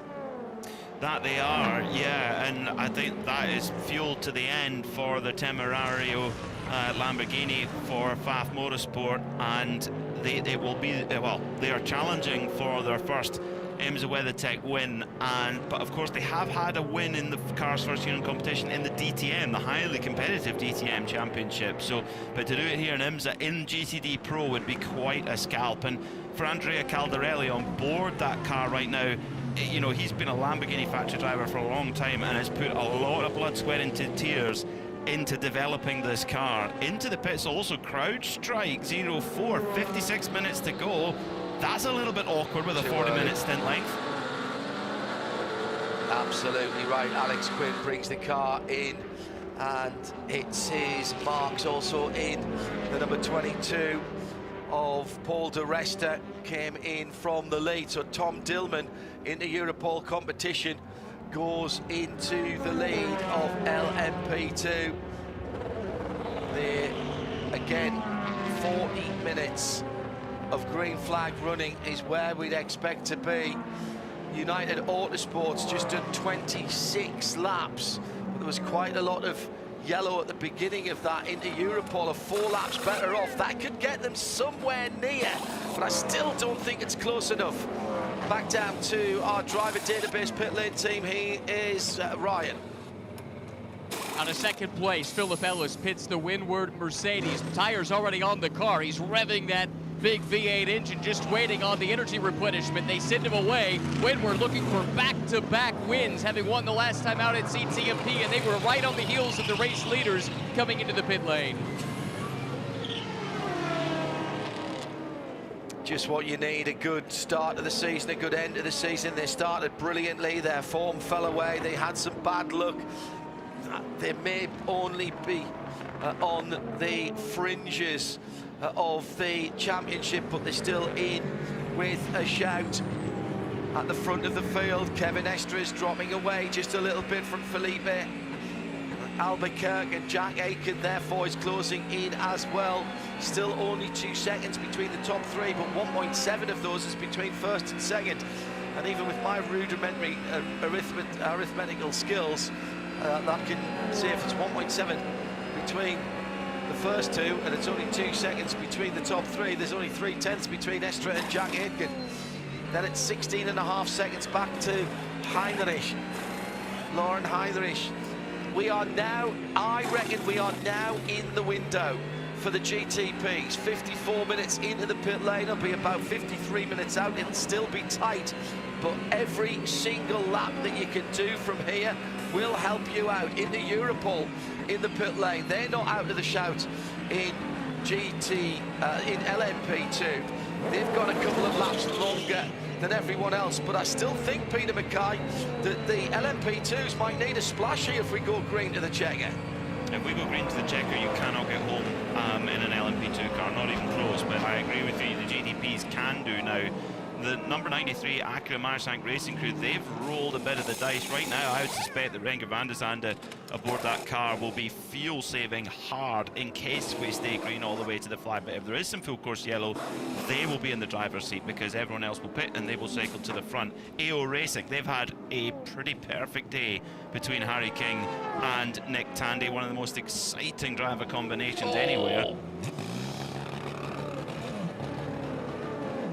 Right-hand side door of the number 5 has come open, and they've been asked to come in for a mechanical black flag stop and repair as part of the message on RCNS, which is the switch messaging service. But I think they've got him into the window now. They can do that while they're filling fueling. You don't have to just do that on its own. Huge sideways slide by the Manthey Porsche, by the way, coming through turn number 1 for Thomas Preining, as he was in a frantic battle with the Corvette, I think, of Tommy Milner, who'd just come out the pit lane. Yes, it was. So keeping an eye on that right-hand side door. Yes, it's popping open like an air brake, and they will have to come in this time around, but they are in the window. I saw that a couple of laps ago, and a couple of people have mentioned it to us on the socials. Just wanted to check it, but my goodness me, this has gone very well indeed. And another off for the Porsche, number 911 of Thomas Preining. Has he got a problem, or is he just pushing that hard to try and stay ahead of that Corvette? That is going to be for a major position, actually, with the 3 cars. And that's for the, I think that's for 3rd in the class, possibly. I'll wait and see. No, that could be for the lead of the class, because everybody else has just stopped ahead of them. I think see that as they come across the line. Yeah, I think Caldarelli, actually, he's fueled to the end. He's 2.5 seconds up the road. They're trying to chase Caldarelli. Oh, you're right, Peter. And right now, Tandy and Preining are doing something that Alvin Springer, when he was at the front of Porsche Motorsport North America, would not allow. He said, you know, you race hard, but if you hit another Porsche, then here's your aeroplane ticket, go back. And for Tandy and Preining, for their, you know, for Porsche, they need to get a move on and not hold each other up. They've got to go and try and run down that Lamborghini if they want a Weissach machine to be in victory lane. Of course, they'll both want their particular Weissach machine to be in victory lane, but they're going to have to get past this amazing white and red Motul Lamborghini Temerario first. And Caldarelli, he's way further than that. He's 9.6 seconds up the road, so this is fast race to lose now. Yeah, if we assume that he is good to go, and we think he is, good to get to the end of the race. The 2 Porsches seem to have settled down a little bit with Tommy Milner behind him. So that was for 2nd place, Nick Tandy and Thomas Preining. Tommy Milner sitting in there, Tommy in 4th. Ford Racing, Frederick Vervish, another 2 seconds further behind. Roman De Angelis in and out. That's the last stop for the Aston Martin Heart of Racing.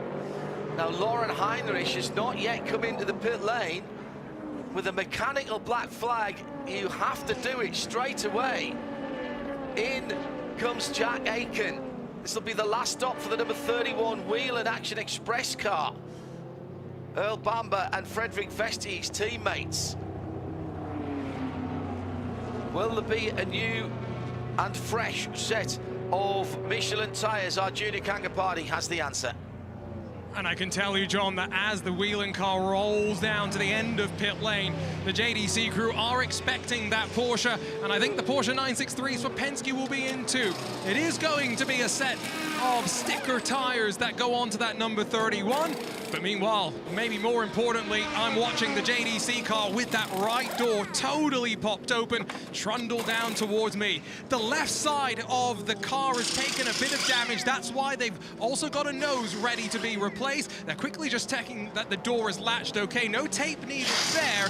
And once they get the tires replaced, they'll be able to get to work on the significant damage that Lauren Heinrich has been dealing with. Quite amazed that he's been able to keep the pace up in that car. It's going to be a lengthy pit stop as the number 6 slides into its pit stall as well. Felipe Nasr and Julian Adlauer have not had the easiest of runs. And finally now, JDC Miller get to work on changing that front nose. And I'll get out of the way for them, John, as they continue to get to work.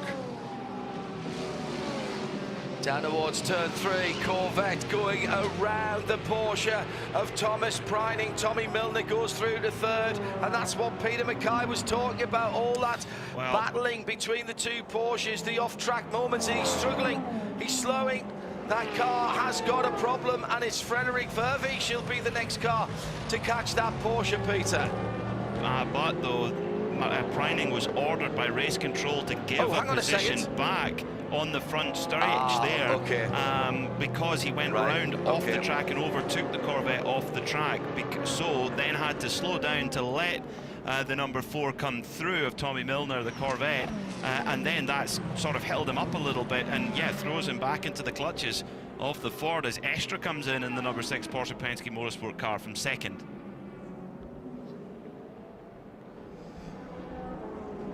Todd calls, should the number 9 Pfaff Motorsport bring it home?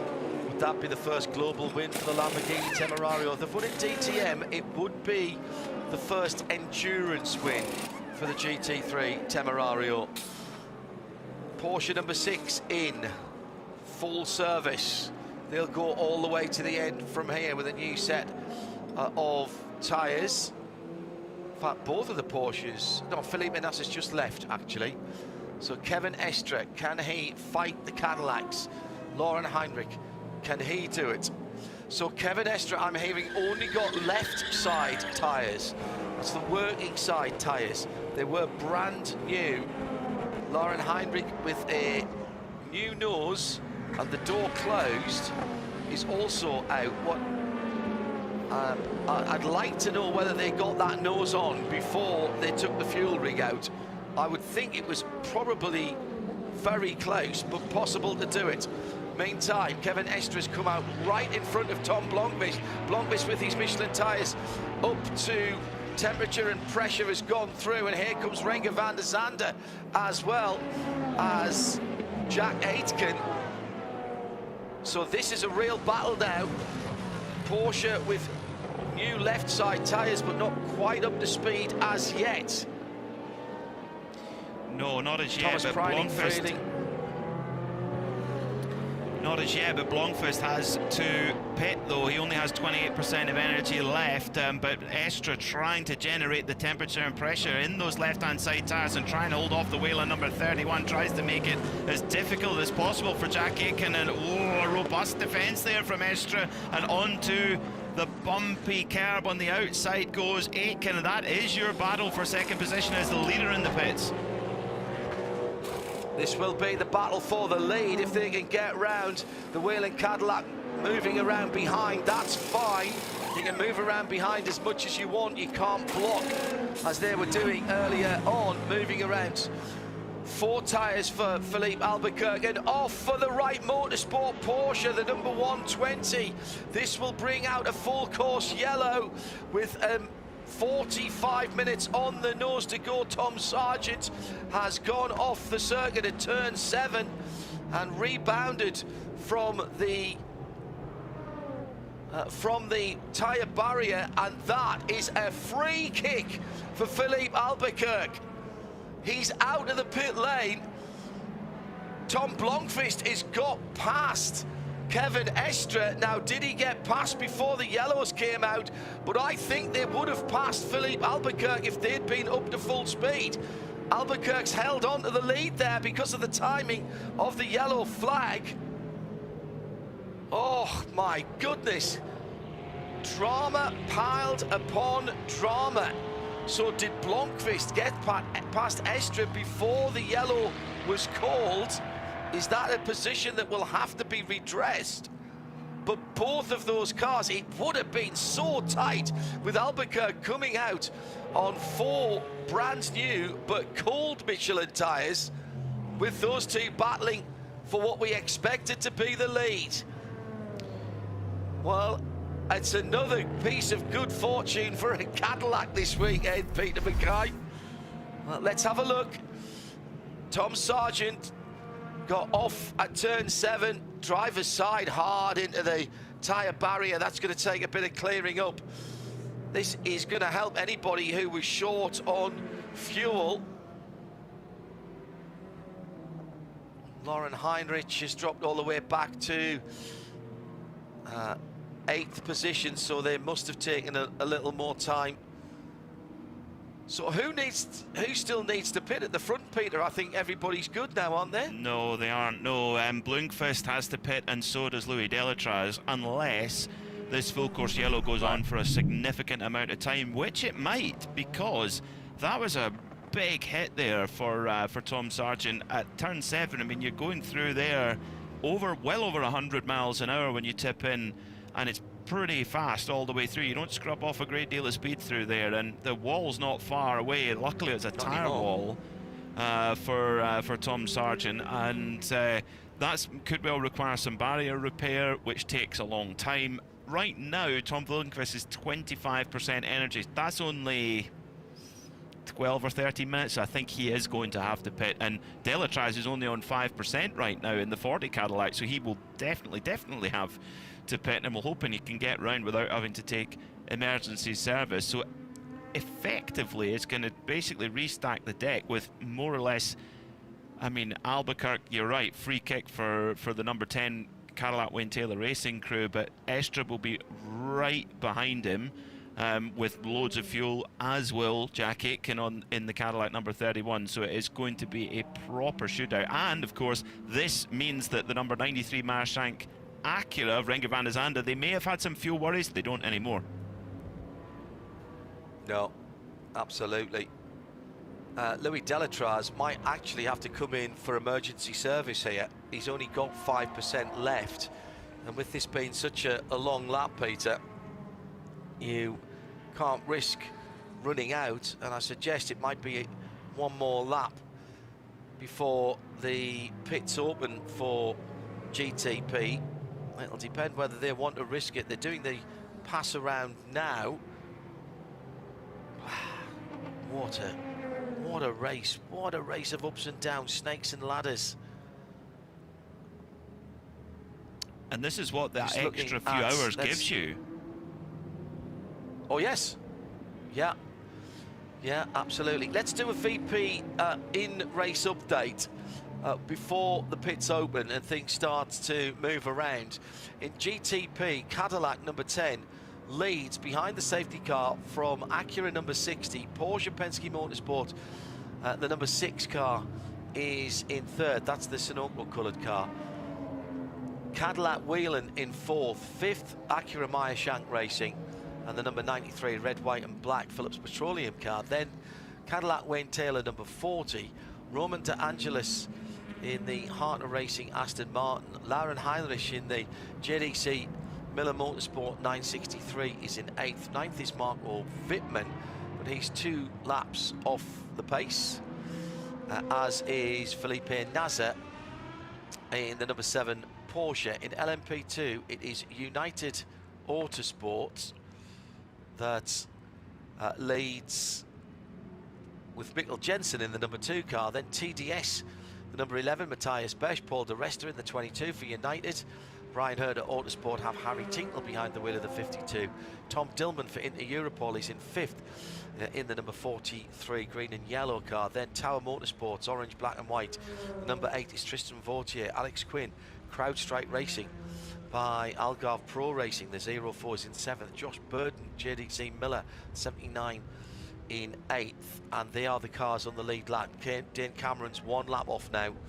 Not sure how that's happened, but he's 1 lap off the lead for AO Racing, and Ferdy Habsburg is another lap further back. In GTD Pro, it's Faf and the Temerario from Lamborghini that leads the red and white Motul car. Nick Tandy for AO in the 77 green Dinosaur. Tommy Milner, Corvette Racing by Pratt & Millen, the number 4 in 4th. Then Thomas Preining for Manthey, the 911 in 4th, sorry, Tommy Milner in 3rd in the number 4. Frederick Vervish in the 65 Ford in 5th. Jack Hawksworth in 6th for the number 14 Lexus. Triazi competition number 033 in 8th. 9th Dennis Olsen for Ford Racing and his 64 Mustang GT3. Daniel Serra, Ricci Competizione in 9th. Kenton Cook is now behind the wheel of the lead Triazi competition all-23, ahead of Philip Ellis in GTD for Winwood Racing. Valentin Azaclo for Car Blanche Aston is in 3rd. Tom Gamble for Harter Racing in 4th. Giacomo Altoe in 5th for Dragon Speed in the Corvette, and 6th Robbie Fawley for BMW M4 GT3 Evo and Turner Motorsport. They are all on the same lap, and that's your VP. We'll make that our final VP in race update.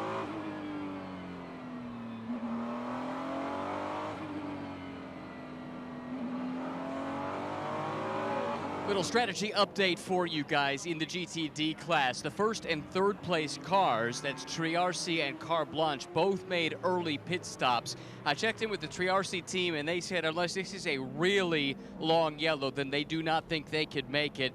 The Car Blanche team, as is their wont, they really were not forthcoming with much information. They said we'll find out together, so I suppose we will if they can make it home or not. You also were wondering what happened to AO Racing's LMP2 car to drop them a lap down. They came in at one stage and replaced some rear body work, and I think that's what cost them the lap. And that's why we have our driver database informed pit lane reporters. They've got eyes and ears where we can't always watch. The pits are open for the prototypes. Takers, yes. Tom Blomqvist has to come. Louis Delatraz has to come as well. So these guys will drop to the back. When we reschedule everything, they will drop to the back. And Arjuna is watching the stops at pit out.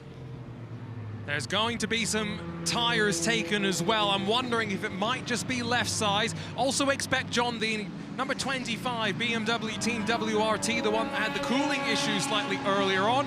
All 4 tyres for Tom Blomqvist in the Acura. Still waiting for the final of the Cadillac Wayne Taylor Racing cars to hit its marks. Here comes the BMW as well, as mentioned, for their final trip down pit lane. But fortunately, no emergency service required for the number 40 as it hits its marks and now goes up on the jacks, and 4 tires going onto this car as well, John. I'll pick up there, Arjuna. LMP2 stops are underway. This will be the final stops for the entire class. My eyes are on the 22 car. Paul di Resta behind the wheel. They'll need less fuel to get to the finish than many of the cars around them. They came in 3rd place, and it looks like they do get the jump, leaving the pit lane.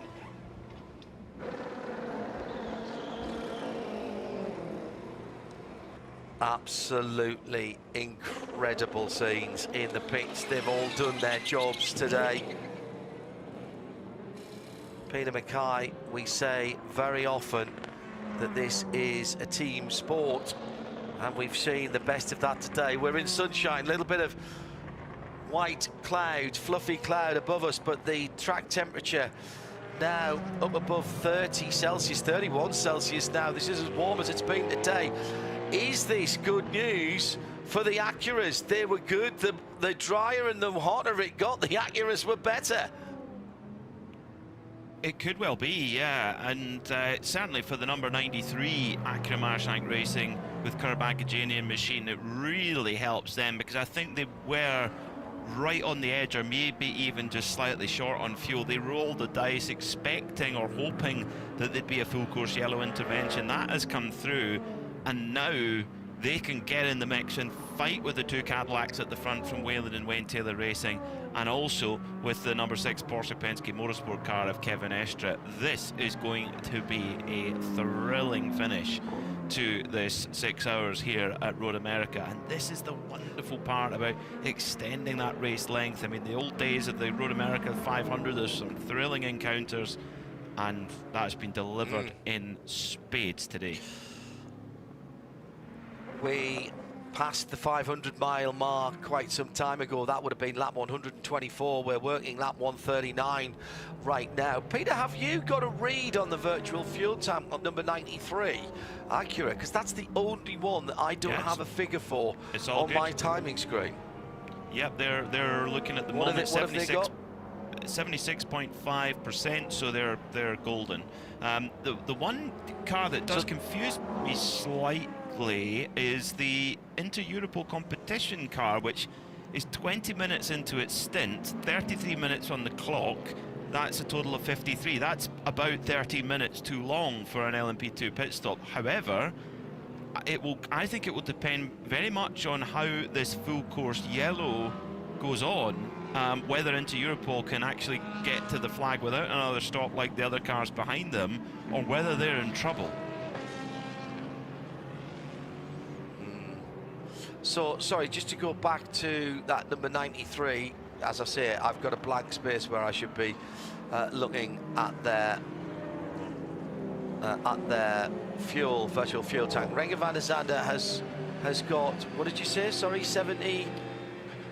Right now he has, it's all shuffling through, 75% for Tom Blomqvist, and for the 93 it is 90%, so plenty. All right, so they've filled it. Right, yeah, okay. Thank you. 5.5 hours almost completed. Gentlemen, I do have to remind you all that we're looking for our BDO nose strategy, one for the GTs and one for the prototypes.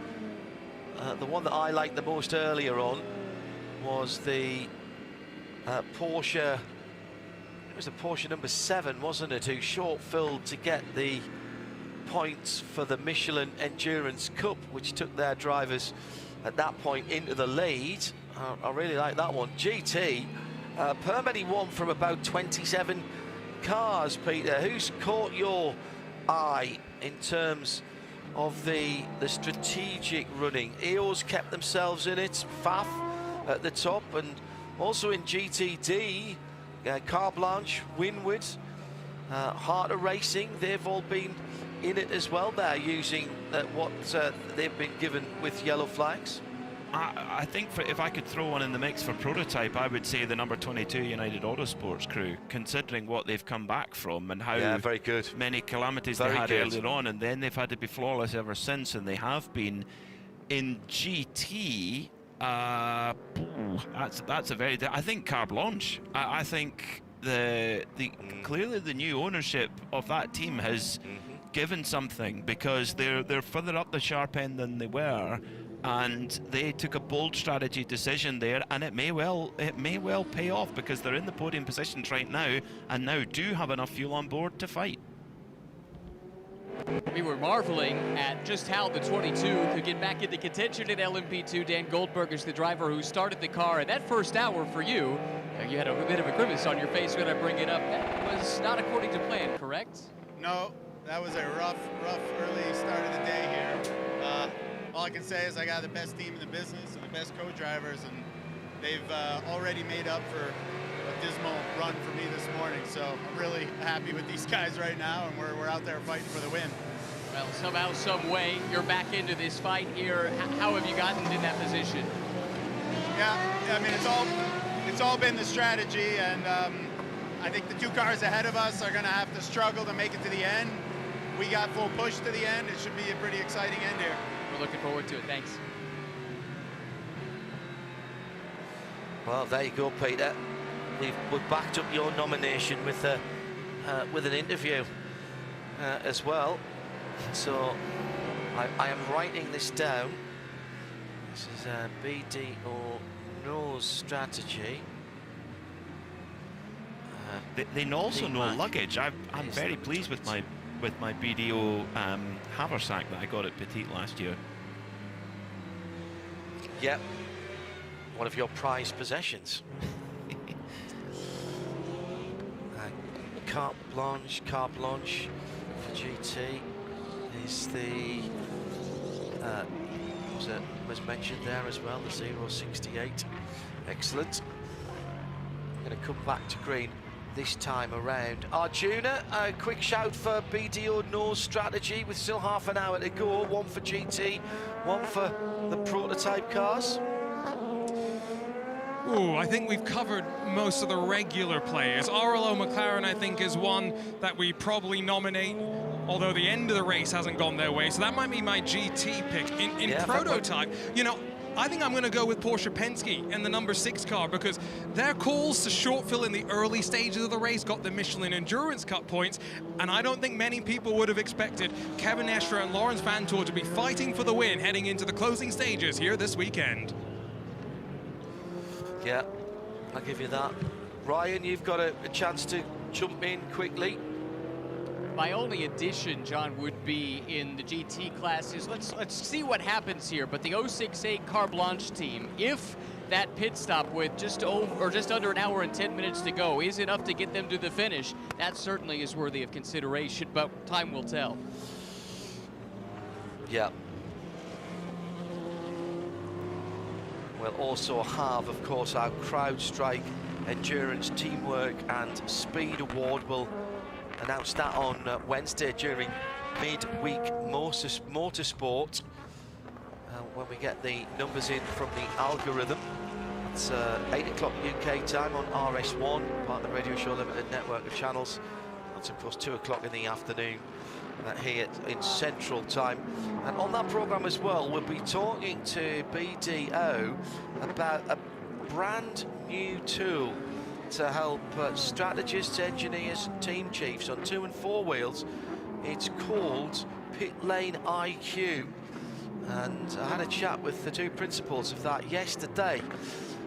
And I'm absolutely fascinated by it. More on that on Midweek Motorsport on RS2 on Wednesday. Go to radiolemans.com and the player, or IMSA Radio and the player. 27 minutes on the clock, and we go back to green flag, and Philippe Albuquerque has got a handy lead across the line. Half a second or thereabouts on the dark blue and yellow Porsche in second of Kevin Estre, who doesn't bother weaving left and right as he goes down towards the first corner. The wind has dropped just well, no, it's actually picked up just a little bit actually down into turn 1. So still tricky getting the cars to turn right-handed. Under half an hour to go. Under the Sargento Cheese Bridge, and here comes, oh, there's a touch again with the Whelen Cadillac, and the number 31 of Jack Aiken powers past the Porsche like the Porsche was chained to a rock, but under braking, Estre goes back round the outside. Here comes Jack Aiken again down the inside. Aiken with an outside chance here of taking the championship and putting it to bed right here. He would do it on his own because of the changes in personnel in that team through the season. But it's not going to happen if Renger van der Zande can make anything of it, because he's right behind, and that's another one of the cars. The number 93 Acura could put a spoke, or put a spanner in the works, should I say, a stick in the spokes. Pretty decent restart, Peter Mackay, from all of the prototypes. And in LMP2, it is still Tom Dillman that leads from Alex Quinn into Europol from CrowdStrike. But there was a bit of argy-bargy in the early part of that lap.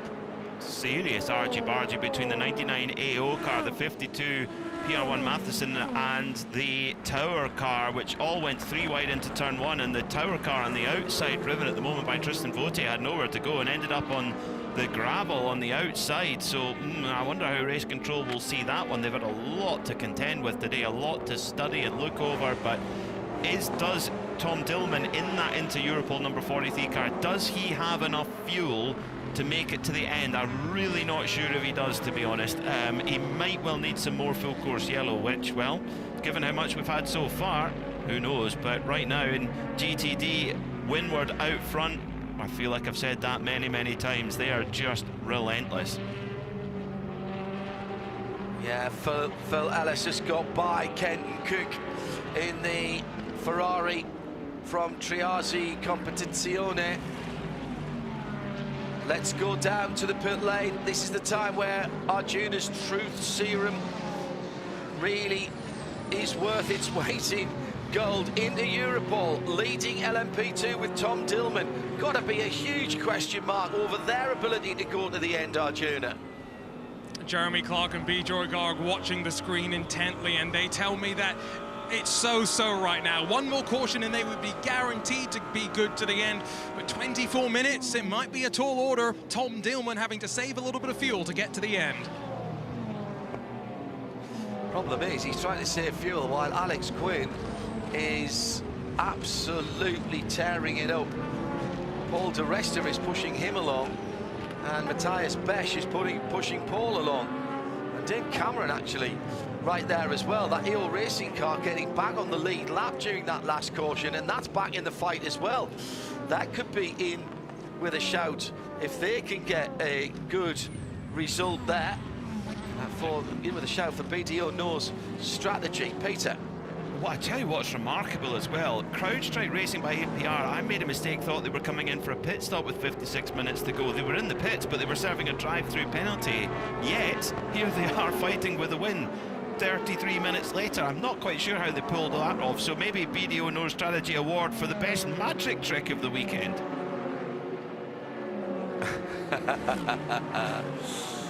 Well, there's been a few of them, in all fairness. Hello to Blurfiend, being tuned in this afternoon, getting housework done with the race on. Now I'm really dialed in for the last half an hour or thereabouts, Blur. Around the outside in turn 1, the pass for the lead in GTD for Philip Ellis, described as robust by a number of people who have seen it. Phil is not backwards in coming forwards, Philip Ellis. Kenton Cook, two of our very favourite people in the paddock, lovely people out of the car, and again, competitive to the nth degree when in it. Keeping a look on the times, the lap times coming through.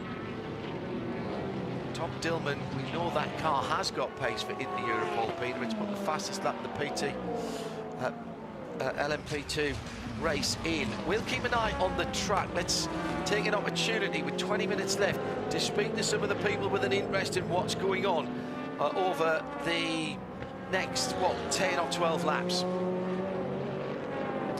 Sandy Mitchell watching on intently as Andrea Caldarelli fights for FAF Motorsports. We talked a bit about the brake upgrade coming into this weekend, but did you expect to be up front with about 20 minutes left to go? No, it's pretty crazy. I mean, yeah, the Porsches and the Corvettes have been super quick, and we've kind of just been hanging on to the back of them throughout the race is what it feels like. But we've had a couple of absolutely amazing strategy calls from the guys at FAF. You know, a couple of times we managed to dive in before yellows, and yeah, we just got everything absolutely right. A little bit of luck has fallen our way as well, and we find ourselves in the lead. So yeah, I think, you know, he's under extreme pressure from behind, but it's not easy to overtake with the dirty air out there. So hopefully we can just get clean through traffic, and yeah, if we can finish where we are now, that would be incredible. You talk about surviving through traffic, but with that little bit of an upgrade that you've had coming into the weekend, does Andrea have something to defend as well if we're fighting wheel to wheel? Yeah, I think so. It's you know, part of the upgrade, the small upgrade package that we're looking to roll out worldwide with the new car. And yeah, this is, you know, the first time that we're using it here. And yeah, things are going well this weekend. I think, you know, we're still struggled for pace at times, but our long run pace seems really good and consistent, so I think that's a real strength of the Temerario at the moment. You've become part of this FAF family. What would it mean to the team to get this success? Incredible. It's yeah, the clock feels like it's ticking down very slowly right now, and yeah, just the guys have worked so hard, guys and girls at FAF. It's you know, been a big effort with bringing a new car to such a competitive championship. So yeah, just praying that we can hold on now. Best of luck. Thanks very much. Well, there's not been an endurance win for the Temerario. Meantime, at the front of the field, the battle for second place, Peter Mackay, Kevin Estre beginning to have to fight a rearguard action again as Philippe Albuquerque is stretched to a 2.5 seconds at the front of the field. Then it's Porsche Penske Motorsport number 6 from Jack Aitken in the 31 Whelen Cadillac. And you wouldn't bet against this getting feisty. No, you would not, but this team in Wayne Taylor Racing, they've had to wait a long time to get a victory, and they'll be desperate to try and score it. It's been a long time. It's Charlie Eastwood off the road in the DXGT Corvette. It's like a turn that is coming up towards the carousel, actually. There. No, it was turn 6, you're right, John. Yes, that's unusual. Very. But what a great,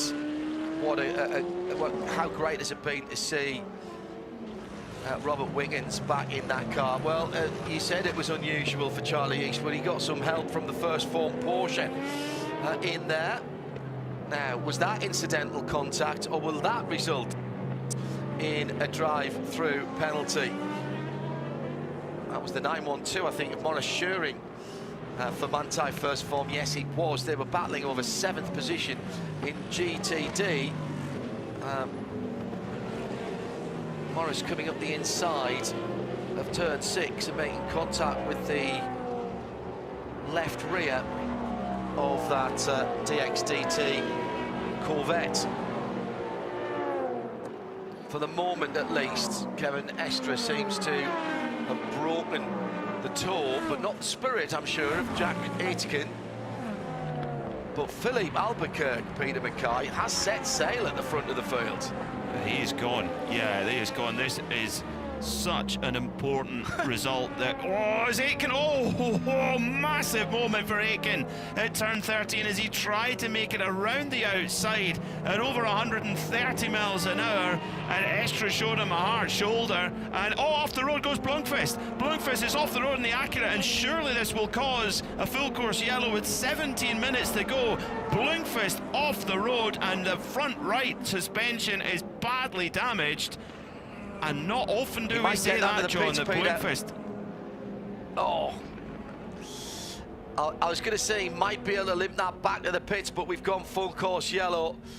Tom Blomqvist, now, did he jump, or was he pushed? By the way, the Maurice Schuring incident has attracted a penalty, and I know what is coming, and I'm already seeing it. What was the difference between that incident and the number 31 at the same part of the corner before, and the number 31 running into the back and turning around the number 7 Porsche Penske? And that's already been asked. I am only seeing what everyone else is saying at the moment, and I cannot answer that question. That's a question you need to direct to IMSA Race Control. And I said they would be under scrutiny for the rest of this race after that no call, and that is exactly what is going to happen now. So what happened to Blomqvist? Well, it's the same part of the circuit, Peter, where the old bridge used to be. There's a tunnel underneath there. There is a little bit of a bump there, but it seemed as though Blomqvist just went straight on at unabated speed. Yeah, that part of the racetrack, you're talking 125 miles an hour plus in a GTP car. Serious corner speed through there, and it's blind over the crest. And Tom Blomqvist, you're talking about one of the best prototype racers in the world. He's proven that time and time again. You can see exactly why he's been signed for Ford Racing's hypercar program coming up. But if that's a driving error, that is a collector's item of the rarest kind. Oh yeah. So there was more contact. So the Whelen Cadillac again on the back of the Porsche, or did the Porsche move into the Cadillac as they were coming out of Canada Corner and towards turn number 13 last time around? That is at the moment not being looked at. Charmed life for the number 31. I did watch Days of Thunder last night, actually, and I'd forgotten what an entertaining movie it was. Look, I know it's not real life, but I did laugh out loud a few times at the right places. Let's pick up some news on the fuel situation. Arjuna Competizione, Arjuna Campari, LMP2 and GT, what do you know? Well, we already knew that into Europol with one more caution would be good to the end. This is exactly what they wanted, but I quickly stopped off at the Triarzi competition pit area as well. They say they're good as well, so another one that gambled, and the gamble paid off. Peter? And also, guys, real quick, I checked in with George Kurtz and the CrowdStrike by APR guys and it asked, hey, are you guys good to go as well? And they are indeed. So, well, if we get this race restarted, there will be no fuel concerns at the front of LMP2. We're down inside the last 15 minutes. And the session statistics of full course yellow gives us nearly 2 hours of the 6 at the moment, with 8 interventions of the Corvette safety cars. Our longest green flag was an hour and call it 20 minutes. We've had a 42, a 41 and a 33 amongst there, but by in between full course caution, full course yellow 2 and 3, we had that hour and nearly 20 minutes. 111 laps under green, 35 under full course yellow, but well over that 500-mile, 124 lap that we were looking at earlier on. Now, Peter, for people around the track, what's going on? Just reordering the cars, are we, for a moment? I think we're getting that done. Yeah, I've just got to get the class Who has splits. the advantage? Yeah, who has the advantage now, Peter? Albuquerque, Estra, Aiken, Roman De Angelis in 4th position for Aston Martin, Lauren Heinrich in 5th, and they're all going to restart together. Renger van der Zande and Louis Delatraz. Well, that's a 7-driver lineup that spells excitement as far as I'm concerned. Yeah, it's really a complete dogfight, a straight dogfight in GTP. The slight bogey in the mix is the number 7 Porsche Penske Motorsport car, Felipe Nasr, who has one of the Wayne Taylor cars, Louis Delatraz, behind him. Read into that what you will. So, but I think it's going to be more about the number 10 car. He's not going to be helpful, is he? Oh, no. So this means a lot to Ricky Taylor and Philippe Albuquerque. They've had a lot of near misses. It's been, by my reckoning, over 2 years since they've had a win, and they would so desperately crave to walk away with a win, but he's going to have to hold off one of the best of his era in Kevin Estra, and see above comment Jack Aitken in there as well, and Heinrich too. Philippe Albuquerque is gone as we come through the apex of the final right-handed turn. We've got 10.5 minutes to go. That's 5 or 6 laps, maybe, at full speed. And off again at the restart. And it's the number 22, of United Autosport. It's Paul di Resta, and there's another hit between the Porsche and the Jack Aitken 31 car, and that has put Jack Aitken out of the race. Aitken is out of the race, the championship leader. Well, maybe all of the shenanigans have come home to roost. The Porsche's out as well. I said it would be exciting. These, for my money, this is avoidable. The drivers are taking this into their own hands, and this has been untidy, to say the least. This is not how we wanted this race to end.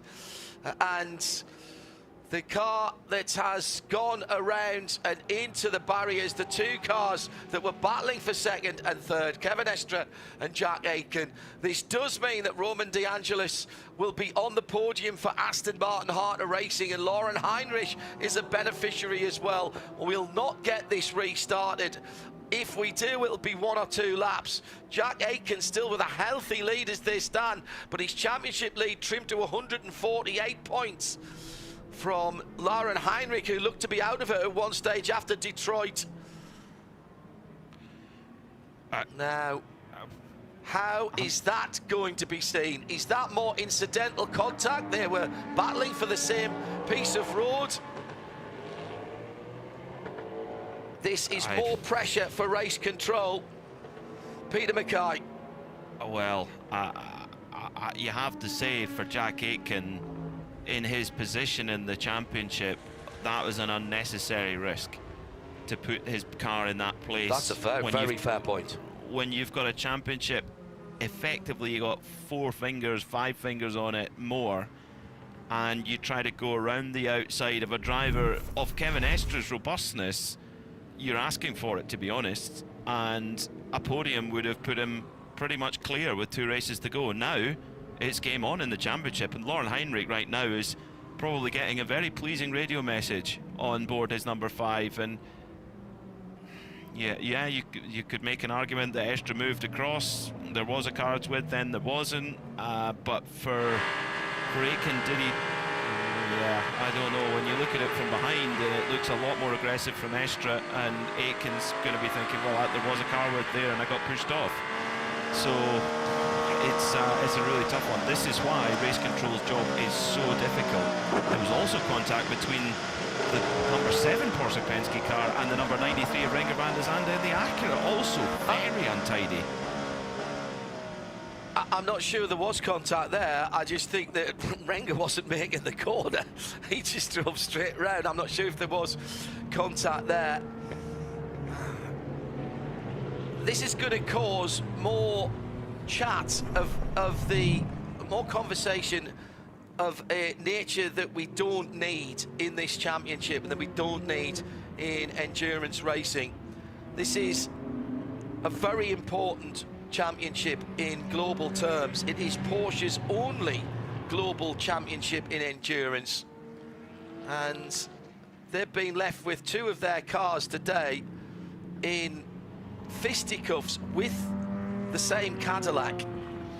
Good. And I just think that that's going to leave a sour taste. I really do. It will, but what doesn't leave a sour taste, and the good thing is that both Jack Aitken and Kevin Estre have walked out of their cars, most importantly, from that. But yeah, it's an unnecessary incident. It's a shame, actually. It kind of leaves a sour taste on the whole race, doesn't it? We were ready for a dogfight there. Does. And what it is going to mean, though, that Wayne Taylor Racing, number 10 Cadillac, a force that, particularly in the DPI era, were never off the top step of the podium. They were picking up trophies and championships for fun, and they're back after, I'm sure they've had a lot of inward looking over the last few years where they've struggled to match their pace, but they're back where they belong. I think they've really earned this victory. Another team that's really earned their result today, the Heart of Racing, on course for their first podium since Petit Le Mans. Still under investigation by race control, but Ross, talk us through what has been a crazy weekend for you and the team. Yeah, it's a classic IMSA race where everything is going up and down and you think it's over. But yeah, we got pretty fortunate, I think. Roma's done a brilliant job, and the team have done a great job as well, so we'll see what happens now. But yeah, all in all, hopefully we can hold into this P2 and see the end of the race. Thanks, Ross. Thank you. The worst part of all of this, Peter, is it has robbed this incredible and enthusiastic and knowledgeable crowd here at the track and those tuned in around the world of what was going to be, and what was for large chunks of it, a really, really interesting and exciting to race end to the race. As you might imagine, there's an incident involving cars 23 and 93. That's the Aston and the that was the turn 1 incident with Renger van der Zande. That's under review as well. Let's go down to the pit lane as Tom Gamble has been given a drive through for the unsafe re-entry at turn number 5. And that must have been a while ago. Let's go down to Ryan. I'm standing in the Pfaff pit box, guys. They're a lap and a half away from the first IMSA win for the Temerario. They're also a lap and a half away from the first win for the team since March of 2023, 36 races ago. They're trying to keep it light on the radio. Mike Johnson, the strategist, has told Andrea Caldarelli a lap and a half to go. And he said something I can't quite repeat, but he was pretty pleased to hear that. They asked him about the cockpit temperature, and he said it's pretty hot, but he assured them he can make it last another lap and a half behind the safety car. Massive for that team. Massive for that team. Stalwarts of this championship. They've worked their way through a number of manufacturers with their plaid livery. Let's talk about some of the goodness in this. AO Racing second, Corvette Racing third in GTD Pro. Phil Ellis takes the win for Winward Racing. They're back on form again, and that's bad news for the rest of the GTD field. Triazzi in second, and Valentin Azeclo for Carte Blanche. They massively took a chance when they came in with over an hour and 10 minutes to go. In LMP2 into Europol, they've also, well, did they have the runes out? I'm not sure, but they've read the winds of change.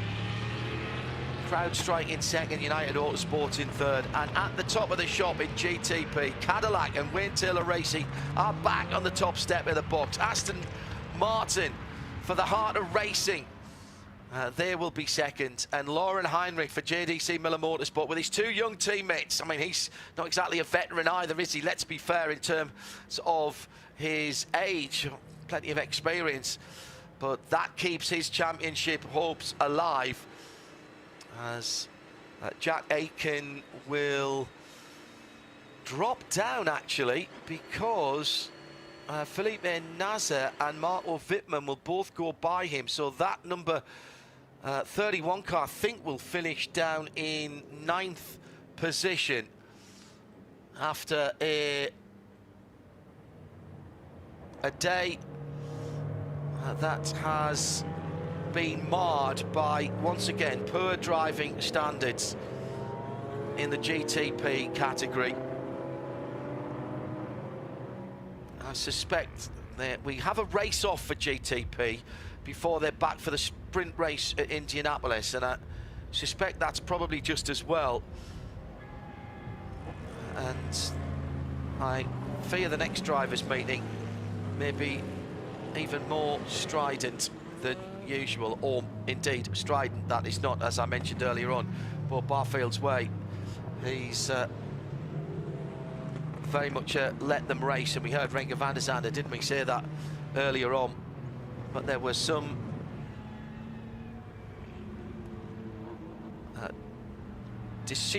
poor decisions made today from the drivers, and I am sure, in fact I've already seen it, that there's some frustration on the socials, but when it comes down to it, you've got to play it to the whistle, as it were. Even if you don't like the decision, you can't take it into your own hands, particularly not at 150 miles an hour. So some thoughts from you, Peter Mackay, for this final half lap here, the last couple of miles? Well, it's more an update, a drive-through penalty for the heart of racing, number 23 Aston Martin, which will mean they will not finish on the podium. Incident responsibility with the number 93 Acura also, and quite bizarrely, number 2 United Autosport, incident responsibility with number 22 United Autosport drive-through. Yeah. That might take more than a cup of tea and biscuits to discuss that one, but yeah, it's not going to be a podium for the Valkyrie. Yeah, you leave the Yorkshire tea bag in. Yes, and it's going to mean a more valuable points for Lauren Heinrich in the championship. Yeah, that will be second position, so that will bring it back even closer. Here is the checkered flag behind the blue Chevy safety car, which has been out 9 times today. And it brings home its stablemate. Cadillac Wayne Taylor Racing take nothing away from the number 10 crew of Philippe Albuquerque and Ricky Taylor in the mix pretty much all day. But what a drive back for JDC Miller Motorsports to second and Louis Delatraz to third. Let's go down to the winners. Cadillac Wayne Taylor Racing. Here is Ricky Taylor. Their last win, 2024 on the streets of Detroit. It was Felipe Albuquerque and Ricky Taylor that got the job done, and I can tell the emotion down here is running high. Ricky, what does this mean to you and the team? It's unbelievable. It's been a long time coming. Yeah, I don't know what to say. I'm just so proud of the team. Philippe and I have been doubting ourselves, and the team doubts themselves, and we just stuck together, and man, nobody blamed each other, and knew it was coming and believed in, you know, the team as a whole, but individually it's been really hard, and I'm just so happy for the guys. It's pretty cool. 1 and 3 for the team as well, a double podium. What does it mean to you guys now that you continue to find more momentum in this Cadillac Wayne Taylor Racing program? Yeah, it's something to build on for sure. That the 40 car was so strong all day that it was a shame with the penalty. For them, they had a really good shot to fight for the win, but the team just needs this so badly. It's been 2 years since we've been like winning regularly, and it just feels so good to have something to be proud of, and I knew Philippe can do it. He didn't think he could do it, and you know, he's the best, and so really up for the team. I can tell what this means to you. Let's not get run over. Go and celebrate. Thanks. For the first time in over 3 years, it's a class win for Pfaff Motorsports. Steve Bortolotti is the team manager, and he's being inundated with celebrations, handshakes, high fives all around. Congratulations. This one's been a long time coming. Yeah, I was counting was the problem. So no, I'm proud of everyone at Pfaff Motorsports, Lamborghini. You know, our partners at Motul, huge weekend for them. Great to have them. You know, Lithia, everyone's sticking with us. Expel, Canadian Tire. You know, everyone's stuck with us through the dark days, and here we are. All year long, even when the car hasn't had pace, this guy next to you, Mike Johnson's helped you get some results. Today, with the upgraded brake package, the car did have some pace, and you were able to showcase not just the quality of the car, but the team and drivers too. Absolutely. I mean, Lamborghini should be so proud of themselves. Obviously, Mike, great call and strategy. We ducked in right before the yellow, which cycled us to the front, and we knew in clean air we had a car that was easy on its tires and could fire up when it needed to. So really proud of everyone at Lamborghini. I mean, this is a brand new car. They developed it completely in-house, and I said from the start, my first time with the car in June of last year at the first rollout, it was incredible how much it ran issue-free, and it continues to. So the reliability of this car is incredible, and you know, the pace will come with time here. So really proud of everyone. Any win is special. This one seems extra emotional. Why? Yeah, it's been a long time. So we have some news coming out here shortly, which isn't ideal, but yeah, I'm proud of everyone at Pfaff Motorsports for digging deep. Anything that happens today could affect that news tomorrow? That's not my call, but who knows? It's not my call. Well, you did everything you could today, that's for sure. Congratulations. It makes me so happy to see you back in victory lane, Steve. Thanks, Ryan. I appreciate it. It's back-to-back wins for the Polish bakers for Inter-Europol competition. Jeremy Clark, you had to survive an interesting stint at the start. What was it like watching your teammates do the job then for the rest of the day? Oh yeah, I think it was really good to kind of good first stint, and I handed the car over to Bajoy. He did a great job.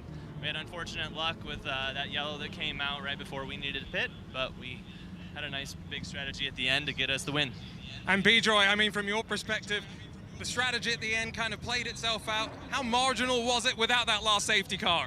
We would have been just fine, but it's very, very close. It would have been a matter of when the leader crossed the line. So in the end, it was quite good for us that the yellow came, but I think we would have made it regardless. I've asked Jeremy this before. What makes Inter-Europol so dynamic as an operation? I mean, the operation is just second to none, really. Like, it's such a good place to be, to work. Everyone pushes each other all the way. There's no politics. It's such a good place to be. Go celebrate. Congratulations. Thank you. Got to wind up and finish off the BDO North Strategy Award, notwithstanding what happened at the end there. Paul de Resta and the rest of the number 22 team, they finished in 7th in the end, but they get the prototype BDO North Strategy Award. And for that early final pit stop, Carte Blanche put themselves right in it, just off the podium in the end for the 068. They'll take the GT version of the BDO North Strategy Award. I'm really interested to see the CrowdStrike ETS Endurance, Teamwork and Speed Award nominees when we get the numbers back from that. Coming up next on RS2, once we've wrapped up the international TV feed, we'll have Michelin post-race tech, hashtag Michelin PRT at IMSA Radio on X. Some final thoughts, Peter Mackay, from you. I was about to get them from you before beforehand, but we had some more penalties to deal out, and I suspect we haven't finished with those because some of them are going to be attested to post-race. There's a lot to rumble on for sure. I mean, I think I'm delighted for Wayne Taylor Racing. I think, as Ricky Taylor put it very well, I'm no doubt they've been able to doubt themselves, and having been so successful for so many years and then having such a dry spell, I'm really pleased for them. They've earned this victory today. Lauren Heinrich, by finishing second, and with the number 31 Whalen car down in 9th after that accident, all of a sudden this championship's alive again. It looked like Aitken had one hand on the trophy, not anymore. And then in GTD, well, Windward, we thought they were out of it. 2 wins in a row, and they're in.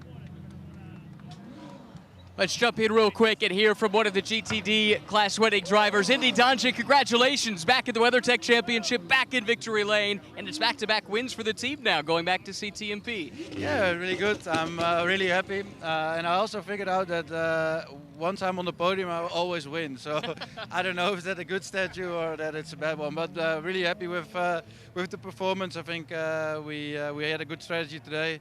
Yeah, put us on the P1. Philip had to drive it to the front there in his stint, and is there anybody else you'd rather have in the car? No, if I give the car over, I hand over the car to Philip. I mean, I call him sometimes the magician. He's doing something special with that AMG, and really fortunate to have him on the car and call him my teammate. Go celebrate. Thank you.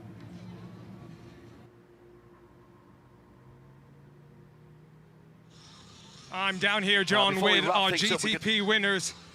And the emotion is running high as Wayne Taylor, Ricky Taylor, and Felipe Albuquerque celebrate this win. I can see the actual tears on the driver's eyes right now. You could hear from Felipe and Ricky, or rather Ricky, just how difficult it was. Wayne, can we grab a word?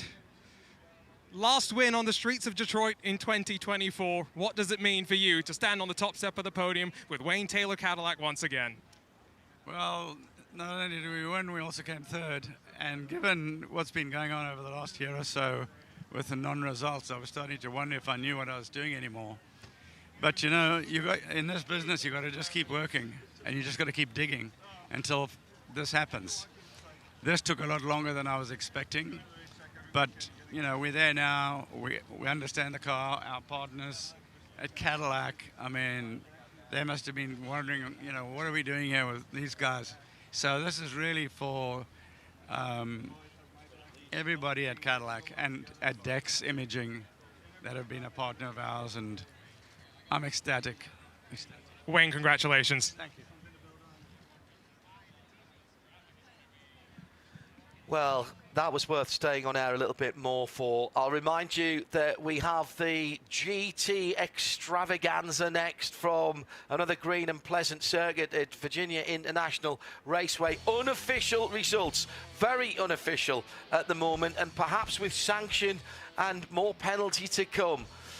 No doubt about the winners. Cadillac Wayne Taylor Racing, subject to post-race tech, of course, with Philippe Albuquerque and Ricky Taylor winning it behind the safety car from JDC Miller Motorsport. The Lauren Frederick, Tamer van der Helm and Lauren Heinrich, Caleb Frederick, sorry, and Lauren Heinrich in second. That looked somewhat unlikely, shall we say, at various points through that 6 hours, and that keeps Lauren Heinrich in the championship fight.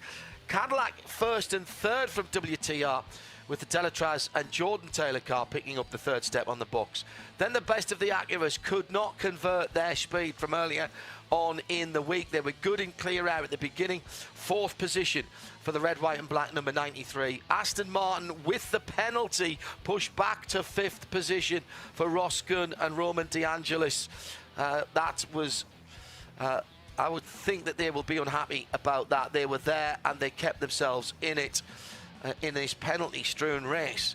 Porsche Penske Motorsport, Nasser and Andlauer, sixth position for the number 7 after being off the circuit. Bumped off the circuit, no penalty applied, then a penalty to them for overdriving in a yellow flag zone. Absolutely deserved that one, I would say, for him and for Louis Delatraz. Perhaps might have taken a bigger sanction in other places. A lot of marshals have been very scathing about those two incidents down at turn 8. BMW in 7th position, and then the LMP2 battle, which carried on all day into Europol, take it again with their 3-driver team ahead of CrowdStrike, who fought back from all kinds of issues. They did have a fast car, and Alex Quinn closed it off nicely. TDS also in and out the pits, damage, with a couple of penalties for them as well. Then AO in 4th position, Tower in 5th. Then it was Brian Hurt at Autosport United with the number 22 car winning the BDO Nose Strategy Award, taken out by their teammates, which finished 2 places behind them, behind the JDC Miller car. The best of the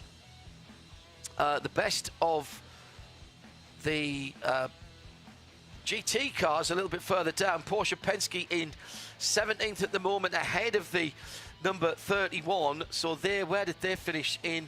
That would have been 8th and 9th position, with Tom Blomqvist in 10th for Acura, with Era Motorsport finishing further down. Then we get down towards the GTs, and history made for Pfaff Motorsport.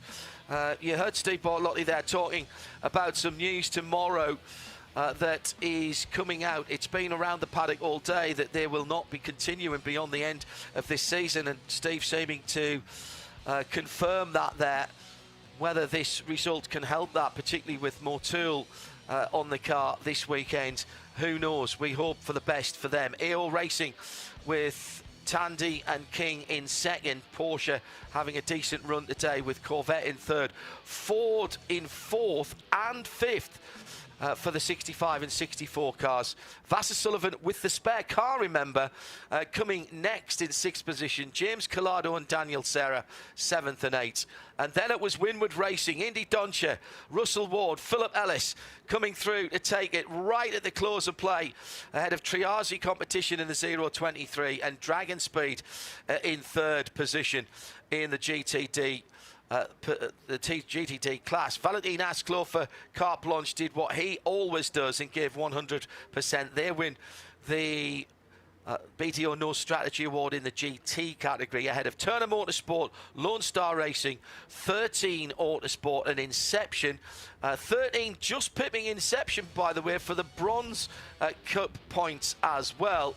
That was important at the end Then it was Vassar Sullivan, RS1, AF Corsa, Wayne Taylor Racing for the Lamborghini, Gradient, DXDT, Manti further down outside the top 40, and from here on everybody had some kind of problems or late race penalties. Harter Racing in 44th, Manti first form, getting a late penalty for Morris Shearing for contact. Alexander Sims ending up in the gravel at one stage, but the car back out again. Paul Miller Racing with issues, another team with a question mark over them at the end of the season. Wright Motorsports with the big incident some while ago. BMWs, both of the BMW team WRTs with problems. RLL did not get the reward that they deserved in 50th position. Then it was Conquest, Pratt Miller Motorsport, Intersport Racing went out early with that big accident for John Field, and Sheena Monk out on the 4th lap of the event. We'll be back for VIR. Stay tuned for post-race tech, which comes next on RS2, exclusively live for Peter Mackay, for Ryan Marine, and for Arjuna Kankapati. I'm John Hindhaugh. Thanks to our whole technical team. Don't go away. We'll wrap this up. There's a bit of talking to do after this one, and you can join us on Wednesday on Midweek Motorsport for more. But for the moment, for our international live TV feed from the National Park of Speed, it's John Hindhaugh saying bye for now.